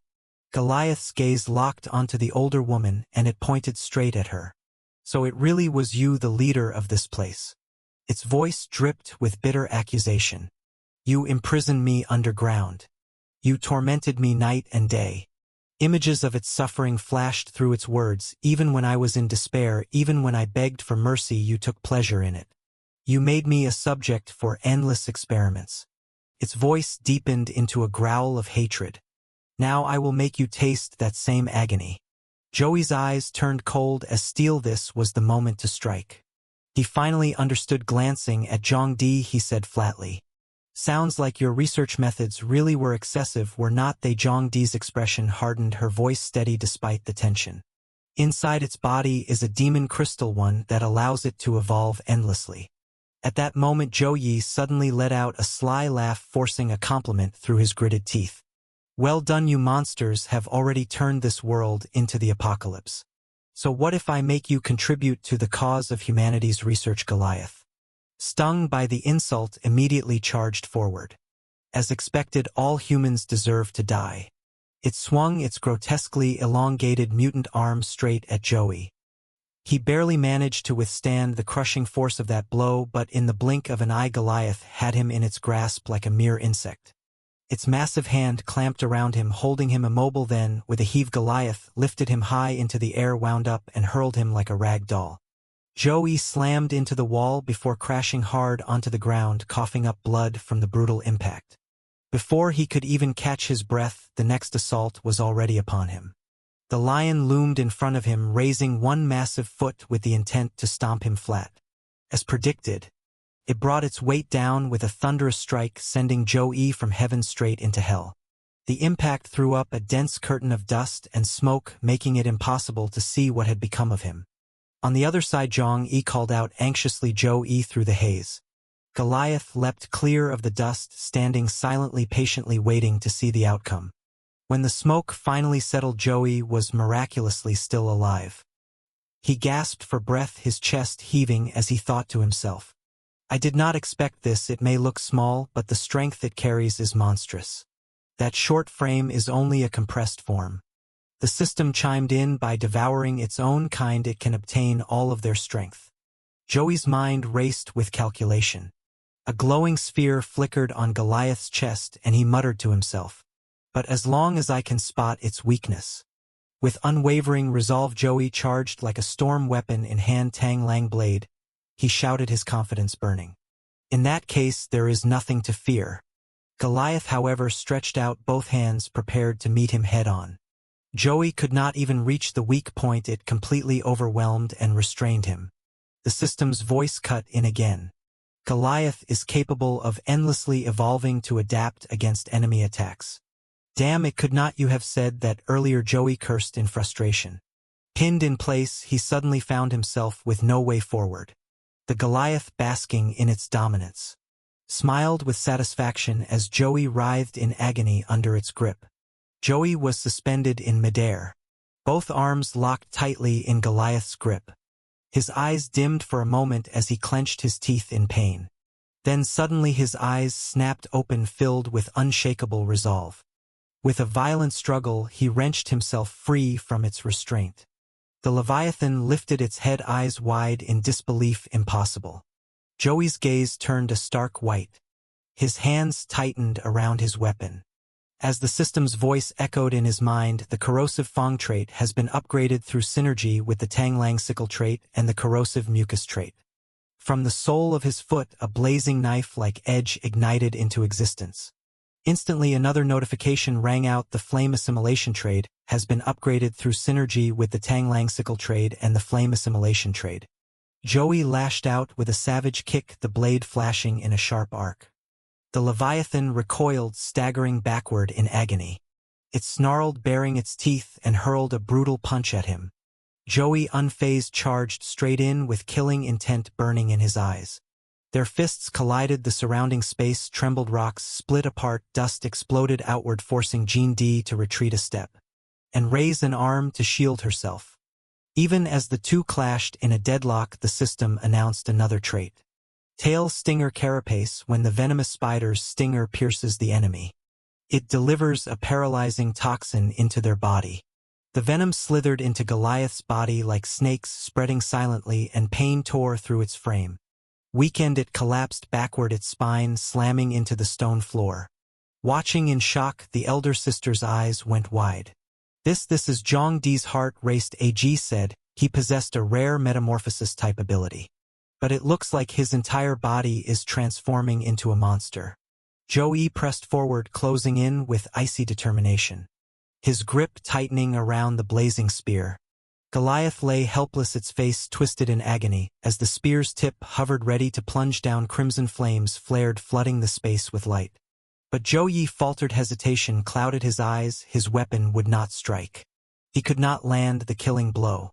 The Leviathan burst into gleeful laughter, its gaze mocking, rising to its feet. It snatched up its weapon and taunted. Your chance is over. Joey's brow furrowed, his eyes narrowing with frustration. Its evolution is too fast. It already developed resistance to the flame assimilation trait. Just then 3 arrows whistled through the air from a distance. Goliath froze, wincing in pain. It whipped its head around in fury, gripping its bow tightly. The elder sister stood tall and resolute, her voice calm. Joey, let me help you. His eyes widened in surprise. But Goliath lunged immediately, its massive elongated arms sweeping toward her. Jean D remained perfectly composed, her gaze unwavering. Dodge, she called, vaulting into the air. Her grip tightened on her bow, loosing an arrow that streaked forward and struck its target, siphoning energy on impact. Goliath's body convulsed with pain. Its enraged glare faltered for a heartbeat as shock crossed its features. From behind, Joey rushed in, his blade cleaving across Goliath's arm. The beast winced, its face paling, sweat pouring, breath ragged. Jean D landed lightly beside him. So if we combine different abilities in a simultaneous strike, it can actually hurt it. Goliath's arm disintegrated and its furious voice thundered, humans stealing divine power. Relying on strength that was never yours. In an instant, a new fully formed hand sprouted where the old one had been. That is your greatest weakness. The elder sister's expression hardened. This is bad, murderous intent radiated from Goliath. As it prepared its most dangerous ability, the release of a barrage of medium-frequency harmonic waves. Once unleashed, these waves would corrupt the surface of magic crystals, stripping them of their energy and preventing normal power output. Zhang De drew her bow in haste, her voice tense. If it manages to activate that ability, strike at once. We will only have one chance. What? Joey's heart sank. Her arrow shot forward, piercing through Goliath's body. Yet her expression darkened. It is still unharmed. She raised her hand high, unleashing a barrage of glowing circles that spun and hurtled forward in rapid succession. Both of them instantly twisted their bodies, dodging aside. The bow in Zhang Di's hands suddenly shuddered and without warning broke apart. Her brow furrowed, eyes dimming in dismay. The Leviath burst into gleeful laughter. Without magic cores, humans are nothing but insects. One squeeze and you are gone. Jean D dropped to her knees, her voice heavy with despair. It is too late. The elder sister's face went pale, her thoughts in turmoil. Its power completely restrains humanity's awakened ones. We have run out of ways to stop it. The creature advanced at a measured pace, arrogance dripping from its voice. That expression of yours is priceless. Its lips curled into a mocking smirk, eyes burning with provocation. I will make you merge with me. Slowly it sneered. When that happens, you would better scream nice and loud. A massive fist suddenly descended, primed to crush, but before it could land, something shifted. The impact threw Goliath violently to the side. Its body was hurled backward, its face twisted grotesquely as it slammed into the ground. Rage flooded its eyes as it struggled to rise. Joey's gaze slid toward it, dark and cold. The Leviath froze in shock. Impossible. How are you? Completely unscathed, Joey stood calmly brushing his wrist as though nothing had happened, his demeanor icy and detached. Watching in disbelief, Jean D could hardly form words, her eyes wide with confusion. Joey, are you saying you can use abilities without relying on magic crystals? In the middle of the open courtyard, 3 figures stood facing one another. The Goliath roared in fury, "Wretched humans, how can you still wield power?" One of its arms suddenly bulged grotesquely. With a challenge dripping in contempt, Goliath bellowed, "But now it is just you alone. What can you possibly do to me? I will let you taste the despair of going all out. Only to realize you can't hurt me at all." A mocking grin twisted across its face. Joey crushed something in his hand and answered coldly, "Thanks for the reminder." He flicked his wrist and gave a sharp command, "Go Shao Ban." From above, a flash of light split the sky. A colossal foot slammed into the ground with a thunderous impact. Brawn appeared, shaking heaven and earth with its arrival. Zhang Di's face was filled with disbelief. What in the world did he just summon? A bot? Brawn dropped to one knee. Goliath recognized the familiar figure and exclaimed in shock, "Brawn, why are you here?" Joey's brows furrowed at the name. So the horned beast lord from the secret realm actually has a name. Could there be some connection between them? The creature stayed silent, offering no reply. Instead, it raised its fist and hurled a punch. Brawn drove a fist straight at Goliath, catching it off guard. Goliath managed to block, but its enraged roar shook the air. "So you have betrayed as sold yourself to become humanity's hound." It staggered back a few steps. Brawn pointed at Goliath and struck again. A weapon shimmered into existence in Goliath's grasp, a massive blade with feral intensity. It lunged at Brawn, swinging furiously. Brawn also drew a blade, bracing for the clash. The 2 monsters collided, their blows sending shock waves through the earth. Watching the spectacle, Zhang Di's mouth fell open, "A monster I have never seen before. And yet it is overwhelming, even the evolved Goliath." Her elder sister's gaze lingered on Joey's back, a storm of questions swirling within. Just who is Joey? Is he truly human? Zhongdi herself glanced at him with bewilderment. How could a monster this strong obey his command? The duel raged on, their power shaking the land. Stones shattered free from the ground and flew toward Joey and Zhongdi. With a flick of his hand, Joey swept the debris aside. Turning quickly, he asked with concern, "You okay?" Zhongdi gave him a strange look. Joey forced an awkward smile. "Why are you staring at me like that? You are making me nervous." His elder sister pressed her hands together, her face alight with excitement. "After this, please let me dissect." "No, I mean research, at least run some health checks." Joey shuddered at her words. "Great, leave it to a researcher to sniff out every secret I have been hiding." He froze, staring at her, a finger trembling as he pointed. Actually, she placed a hand on his shoulder and smiled. "You do not need to lie, I will keep your secret." Then, with a spring in her step, Jean D dashed ahead. "Finish off Goliath quickly, I will go find somewhere safe to hide." The 2 beasts clashed relentlessly, strength against strength. Hearing Zhang Di's words, Goliath ground its teeth, furious. "Finish me quickly, you dare.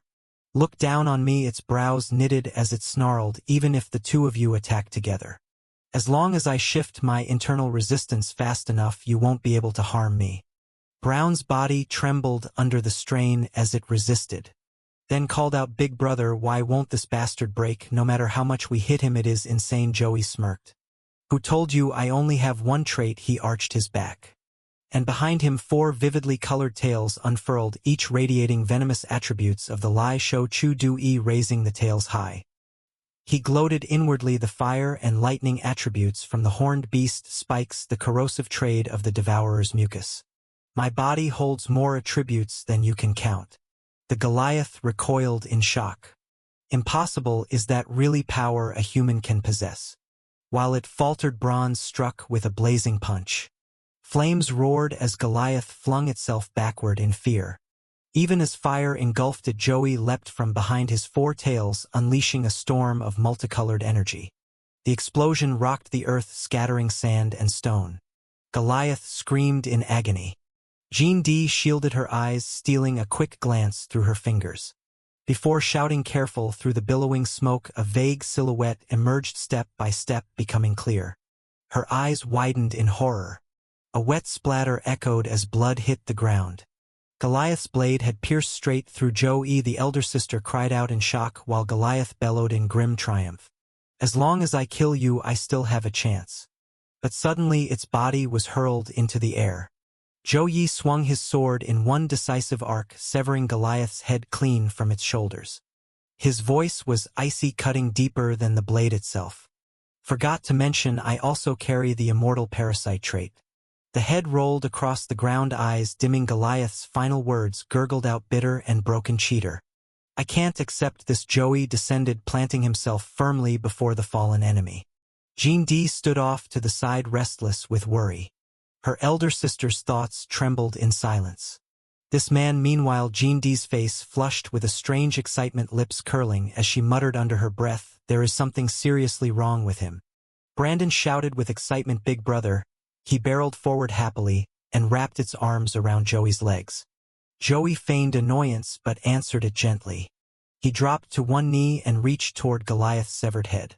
The system flashed a warning as his hand moved. During Goliath's evolution, numerous traits formed. It is impossible to predict which of those traits you might acquire. His hand brushed the green slime on the ground. Zhou picked some up, eyes lighting with delight. If I can get the anti-moss stone ability from this, I will be unbeatable, he said, and then shoved the stuff into his mouth and swallowed. Immediate changes crawled across him. The system alarm rang out, warning the substance is spreading across Zhou's face. His body began to be covered in something like ice. The frozen layer spread, encasing him. 2 days later, after the Zhu Yuan operation, in a recovery room at the private Zhang family manor, Zhou lay motionless beneath the ice. Erin stood beside the bed, anxiety in her voice. Why is he like this? Zhang Di, clutching a clipboard and wearing a solemn expression, said his vital signs are stable. He should wake up soon then. She said something that made Erin and Zhang Jie go pale. Zhou is not human. Jean D pointed to the research panel. Though he looks like us, speaks and thinks like us, his DNA is entirely different from humanity's. She frowned, addressing the two of them. I suspect he disguised himself in a human form to blend into the world. Erin stared back, baffled. Zhou groggily opened one eye and muttered, I am okay. What happened to me? A tiny yellow creature fluttered in front of him and chirped. You ingested Goliath's spirit stone. The preservation and cold traits in it are complicated and even internally conflicting. The little parasite-like insect continued. This is the first time I have seen this. Your body rejected it at first, but do not worry, the side effects will wear off. Erin moved closer to examine him. Jean De added, just the monster signatures on him number dozens, including evolved traits from Goliath. She leaned over his bedside and warned, if he can disable nearby spirit stones the way Goliath does, he will be a serious threat to humanity. Jean D looked at him and added, before he regains full consciousness, this is our last chance. Erin snapped back, angry. What do you mean? Are you saying we should lock him up? Jean D fell silent for a heartbeat, then said, no, he is even more dangerous than evolved Goliath. The best course is, her suggestion stunned them all, eliminate this threat entirely. Zhang Jie sprang forward, planting himself between Zhang Di and Zhou. I won't let you, he shouted. Even if you were my sister, do not you dare touch our big brother. Zhang Di's voice hardened. He saved the Zhang family, that is why I called you both here. If this leaks, he will be doomed. Erin clenched her fist, saying fiercely, no. Since the first day Zhou came to Minghai, he has been fighting with us. I trust him. Jean D joined in, tears in his eyes. Even if Zhou is a monster, can't a monster still be good? Erin and Jean D snapped, quiet. Brown pounded the ground and yelled, big brother. It rushed to embrace Zhou's legs. Zhou played it off with mock disgust, then knelt and reached toward Goliath's head. The system chimed. During Goliath's evolution, a cluster of traits formed. You cannot predict which trait will transfer to you. He scooped up the green slime on the floor and examined it, delighted. If it grants the ability to nullify spirit stones, then I will be unrivaled, he said, and swallowed the substance. Immediately his body sprouted something strange. An alarm warning substance spreading across Zhou's face. Ice-like matter crept over him, enveloping his body. 2 days after the Zhu Yuan operation, in a convalescent room at the Zhang family manor, Zhou lay encased in ice. Erin stood over him, worried. Zhang Di, clipboard in hand, said gravely, his vitals are stable, he should wake soon. Then she dropped the bomb. Zhou is not human. Zhang Di pointed to the research redounds. Even though he behaves like us, his DNA diverges from humanity. She suspected Joey had adopted human form. To infiltrate human society, Aaron looked perplexed. Joey stirred and murmured, "I am okay." What happened? A small yellow parasite insect fluttered in front of him and spoke. "You ingested Goliath's masked one. The preservation cold traits within it conflict. Your body rejected it at first." The insect added, "This is unprecedented, but the side effects will pass." Jean D continued, "He carries dozens of monster traits, including evolved Goliath signatures. If he can nullify spirit stones like Goliath, he becomes an enormous threat." She concluded grimly, "Before he regains consciousness, we must act." Aaron objected, "What, lock him up?" Jean D sighed, "No. He is more dangerous than evolved Goliath. We should eliminate the risk entirely." Zhang Jie stepped forward defiant, "I won't let you. Even if you are my sister, you won't touch my big brother." Jean D snapped, "He did Jean family a favor. That is why I brought you here. If this leaks, it is the end for him." Aaron tightened her fist. "No. Joey's fought alongside us since day one. I trust him." Zhang Jie agreed. Tears in his eyes, "Even if he is a monster, can he not be a good monster?" Aaron and Zhang Jie shouted him down. "Shut up." Joey lay on the bed worrying inwardly. "Are they negotiating how to deal with me?" Jean D's voice cut through, stern and unyielding. "How do you know his help for humanity is not just a disguise?" Do not forget that she spoke with the gravity of memory, recalling their childhood. "Back then we discovered the Goliath life forms too. And we thought they were harmless monsters." What happened afterward? Jean D's face tightened as she replayed the scene of two Goliaths fighting. Once Goliath matured, it summoned other of its kind and laid siege to the stronghold. All the children who raised it were killed. In her mind, the buildings burned. Nurtured by humans, it grew up and devastated Jodi, the largest outpost beyond Minhai. She clenched her fist. "If we spare him and he truly becomes an enemy of humankind, then hundreds of thousands in this city will die because we were soft-hearted right now." Aaron, listening, felt that way too. "Mr. Lin, he is a monster," she said. Then a flash returned to her memory. Joey reaching out to help, bracing a post against a beast. "Have not we already defended the fort?" She remembered him standing before her, deadly serious. "It looks like you are not going to rescue anyone." "Fine, I will go."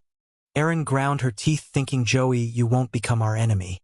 She stepped up to Zhang Di and said, "Then do it, take action." Zhang Di stared at her sister, thumb hovering over a controller. She pressed it, the injector above Joey. Word, the pump announced accumulating power. Zhang Di flinched. As someone's voice echoed in her head, "The person who opens the gate will be LED to their death. It is dangerous." She recalled Joey's cheerful grin as he joked, "Leave opening the gate to me." "That is the plan." Zhang Di's face darkened. "Joey saved my life." Memories flashed, the bright small breaths. The way he laughed with Goliath, the monster's uncanny smile bloomed in her mind.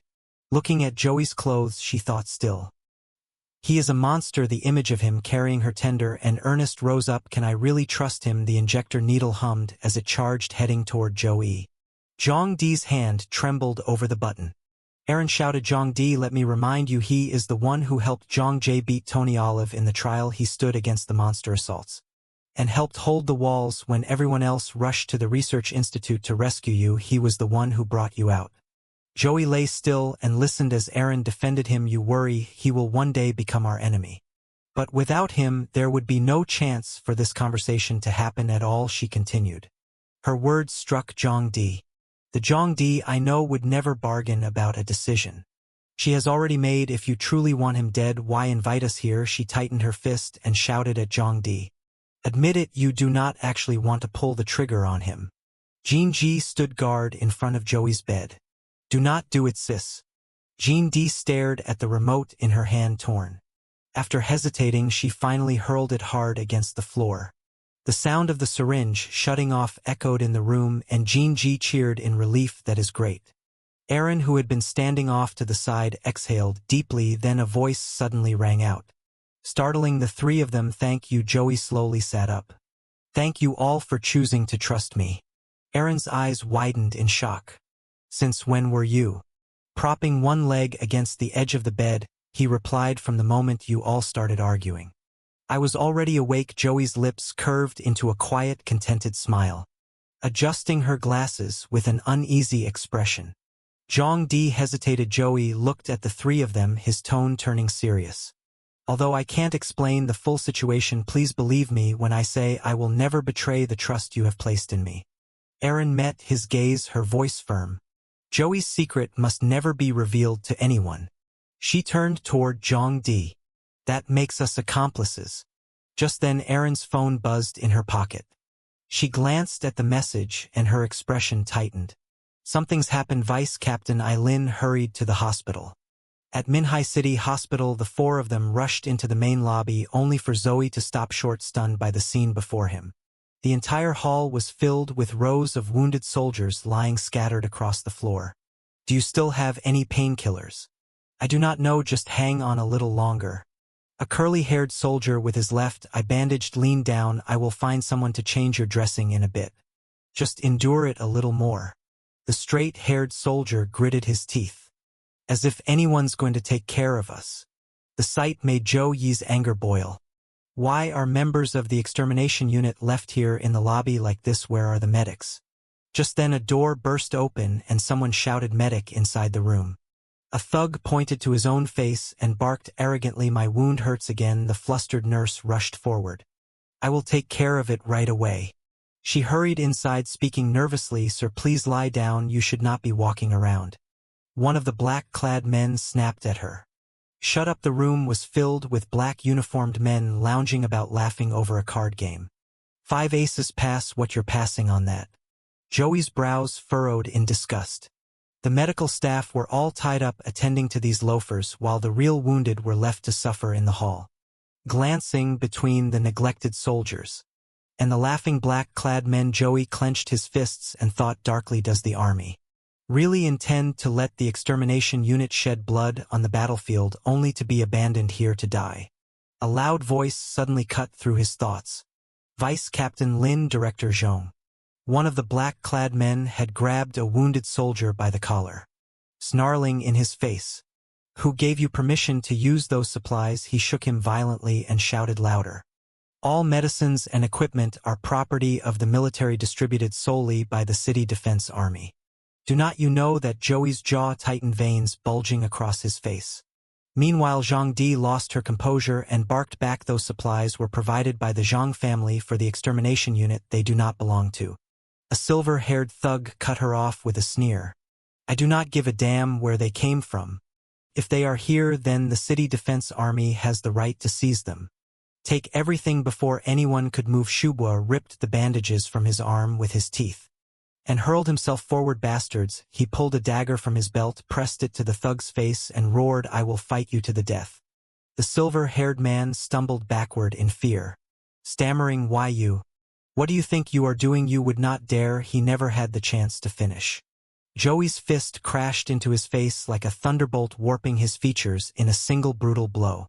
Blood gushed from the thug's nose like a burst of syrup, and the force of the punch sent him flying backward until he slammed into the wall with a sickening thud. The man holding the medicine crate froze in shock. Mouth agape. Joey advanced slowly, his expression cold, his very presence radiating suffocating, killing intent. Even a shallow breath made the crate holder tremble uncontrollably, too terrified to move. Without needing to raise another hand, Joey plucked the medicine crate from his grasp and then moved to help Shu bow to his feet. Shubwa's eyes glistened with gratitude as he looked up at him. The silver-haired thug coughed violently, glaring up with resentment. "The extermination unit, are you trying to rebel?" Joey turned back and replied coolly, "Sorry, but I am not even part of the extermination unit." His arms stretched out unnaturally, snaking forward like rubber, and clamped down on the thug with a chilling finality. "Just a passerby who could not stomach the sight of you." Suddenly a hand intercepted his strike. Joey froze in shock, his eyes widened as he realized someone had casually blocked his blow. Major General Thibet of the City Defense Army stood before him. To Thibet, Joey was no enemy, but the very savior he had been searching for. At once he cried out, "Major General Thibet." Thibet's grip tightened with terrifying force. Bones in Joey's hand first cracking, then shattering into fragments. The system immediately blared an alert warning, "Fracture detected," without uttering a word. Thibet lunged forward like a predator, silent but faster than lightning. His hand clamped down on Joey's throat. slamming him into the floor with such ferocity that the ground split apart, fissures spreading like spider webs from the impact. Joey Erin cried out, panic flooding her face as she tried to rush forward, but Zhang Di threw an arm out to block her, shouting, "Do not be reckless, they are provoking this on purpose. If anyone from the extermination unit makes a move, this will blow up into something much bigger." Thibit's eyes bore into Joey, his voice low and icy, each word falling like a sentence of doom. "Assaulting military personnel in a restricted zone under army control, suspected of colluding in rebellion.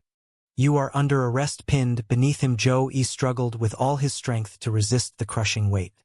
Outside the building at that very moment, the highest-level defense council of Minhai City was convening in a sealed chamber. A voice began its report in the battle to defend Minhai City. This time, with a pale face, Tan Yen gave his account. 2/3 of the city has sustained damage. Casualties within the extermination unit have exceeded half of our entire forces. Rhodes slammed his hand down on the table, cutting him off with an impatient snarl. "Enough, do not waste time." His tone turned brisk as he continued. "I have already reviewed the data. The threat from the abyss has been neutralized. I believe it is time to resume the selection trials." At those words, Saishua's eyes flickered warily toward Tijia, but she remained calm, unshaken. Across the table, Jen Dean furrowed his brow ever so slightly at the suggestion. Meanwhile, Rhodes's own thoughts turned cold and calculating. The extermination unit suffered devastating losses this time. Perfect. I can use this opportunity to plant our own people from the army into their ranks. From the ground up, the unit will be under our control. He remained silent, watching the reactions of those around him. Then he announced decisively, the second round of the trials will be finalized. For tomorrow at once. A bespectacled girl standing behind Kei Shuo raised her voice in protest. Tomorrow, many contestants are still severely injured from the battle and awaiting treatment. Yet the military so-called representatives have not even gone to the front lines. Have they? The room tensed. Rhodes did not answer. His face hardened, his eyes flashing with a steely glint as he fixed his gaze coldly on her. The scene shifted. Kashuo raised a hand, signaling the bespectacled girl behind him to stop. She frowned, calling out, "Captain," but he only replied calmly, "That is enough." Rhodes glanced around the room. With no further objections, he declared, "Since no one has anything else to say, the next round of the trials will be supervised by our city defense army. Major General the Bet will serve as the chief proctor." Cut to the prison. Thabit's voice thundered with rage, each word heavy with venom.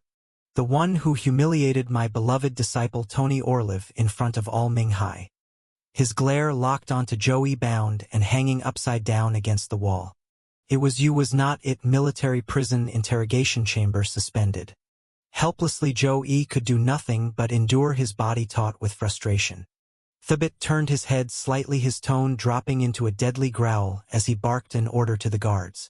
"I want every single one of these people eliminated from the competition." "Understood." The soldiers behind him snapped in unison, "Yes, sir." Joey's eyes flicked sideways, taking in the others bound beside him. These are not representatives of the four great families. Could it be that they intend? His thoughts were cut short when the captives on the floor began to tremble violently, faces contorted with terror. A squad of soldiers marched in, hefting brutal iron cudgels studded with jagged spikes. Their twisted grins deepened at the sight of the quivering prisoners. Suddenly, Zhou Yi shouted to draw their attention. "Hey!" The soldier carrying the spiked club snapped his head toward him. With absolute confidence, Joey smirked and taunted, "Why did not you let me down? I will take you all on myself. No need to waste your toys on this bunch of weaklings." He knew full well the truth of his own body. "I have the trade of undying recovery. No matter the wounds, I will heal. But these people, if they are beaten, they might actually die." The taunt hit its mark. The guards bristled with fury, abandoning the trembling prisoners to focus on him. "Cocky bastard, we will deal with you first." "Cut him loose," one of them ordered. The moment his restraints were dropped, a fist wrapped in steel thorns slammed into his gut, the force reverberating through his entire frame. Another swung a spiked club overhead and cracked it down hard against his skull. Two pinned him brutally against the ground, fists and clubs raining down without pause. "Hold him down, let us see how arrogant he is now." Blood gushed, pooling and spattering across the chamber. Bruises blossomed dark across his skin as every inch of his body bore their savage assault. The soldiers laughed cruelly, their voices dripping with satisfaction. Not so tough now, brat. Still feeling cocky, the interface of the roach system flashed before his eyes. Maintain this, find a way to make them continue. Confused Joe furrowed his brow. Continue. The system elaborated. Your body still contains remnants from your previous crystallization. This is the perfect chance to temper and repair it. Understanding dawned. So that is what this is about, he muttered under his breath. Then louder, his voice laced with mockery. What is the matter? That all you have got? If you have got guts, hit me in the face. The insult made one soldier's veins bulge with rage. With a snarl, he hammered a crushing blow straight into Joey's face. Watching him endure it all to shield strangers, the spiky-haired youth among the prisoners clenched his fists, his chest tight. Joey, you are doing this for people you do not even know. Just hang on. The guards took their cue, hammering him relentlessly. His blood splattered the walls and screens alike there, hit him in the gut again, not hard enough. More suddenly, Joey spat a spray of deep crimson, like syrup, straight into one soldier's face. The others froze, their expressions tightening with unease. Wait, shit, did we just kill him? One muttered nervously. Joey slumped forward, motionless, his head drooping low. Too quiet, he thought grimly. Damn, did I actually scare them off? Then, with a sudden jolt, he shot upright, flashing a mocking grin. Did not even feel a thing. The soldiers' faces twisted with fury. Keep going, one barked. But before the next strike landed, a strange glow flared against the prison wall. A thunderous blast tore through the chamber, smoke and debris billowing out from the haze. A group stepped forward and, when the soldiers caught sight of Shua leading them, their blood ran cold. TT total, Captain 1 stammered, his voice breaking with panic. Scene shifts. After Kahua Shuai smashed the gate with a single strike, Aaron stepped out shouting, release them from the shadows. Tabit suddenly applauded as if praising the action. He stood in a corner and said, no wonder you are Captain Kahua Shuai, the strongest awakened one. This prison gate was built from 36 layers of alloy and you shattered it with a single swing.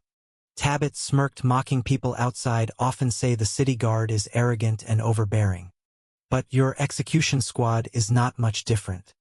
He stepped closer, grinning provocatively, his tone teasing. These people were suspected of ambushing soldiers and showing rebellious tendencies. Our army is justified in detaining them. So, Captain, have you come to demand an explanation? Despite the harsh words, Kahua Shuai remained calm, patient, and said nothing. Tabby clapped him on the shoulder, feigning friendliness, smirking and saying, but now we have clarified everything. It is all a misunderstanding. Pretending to show respect, Tabby added sarcastically, out of respect for you, Captain Kahua Shuai, you may lead them away. The two women nearby looked extremely annoyed.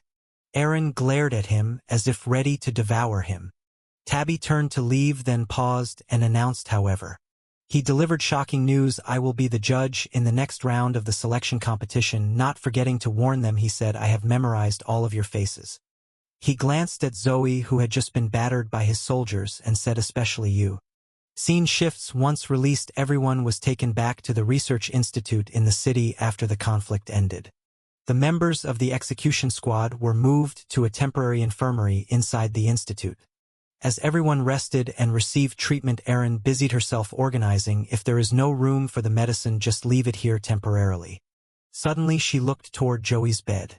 Not seeing him, she asked, where did Joey go? Talk, Zoe, and pointed toward the rooftop. I saw him go up there earlier. On the rooftop, Joey vented his frustration on a punching bag, shouting in anger, damn it. Standing at a distance, Aaron watched, helpless, speechless. He punched the bag to release his irritation and confusion, shouting unconsciously. Why is not the execution squad humanity's last hope? Why are they treated like enemies? Each strike reflected his frustration. They are heroes risking their lives to protect the city. Yet they are treated like trash, thrown aside. The harder he hit, the more he lost control. Venting the Goliath Research Institute could empower the awakened. But they would rather let monsters destroy it than send the results back. He seized over Tabby being the judge in the competition. Shouting, and the selection competition was not it supposed to choose the strongest awakened to join the execution squad and reclaim lost lands? Why has it become about these elite family representatives? Joey smashed the bag.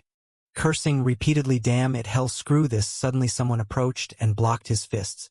Joey looked up surprised and saw it was Aaron slowly approaching him, then unexpectedly Aaron planted a sweet kiss on Joey's cheek. He was stunned, eyes wide, cheeks flushed, heart pounding.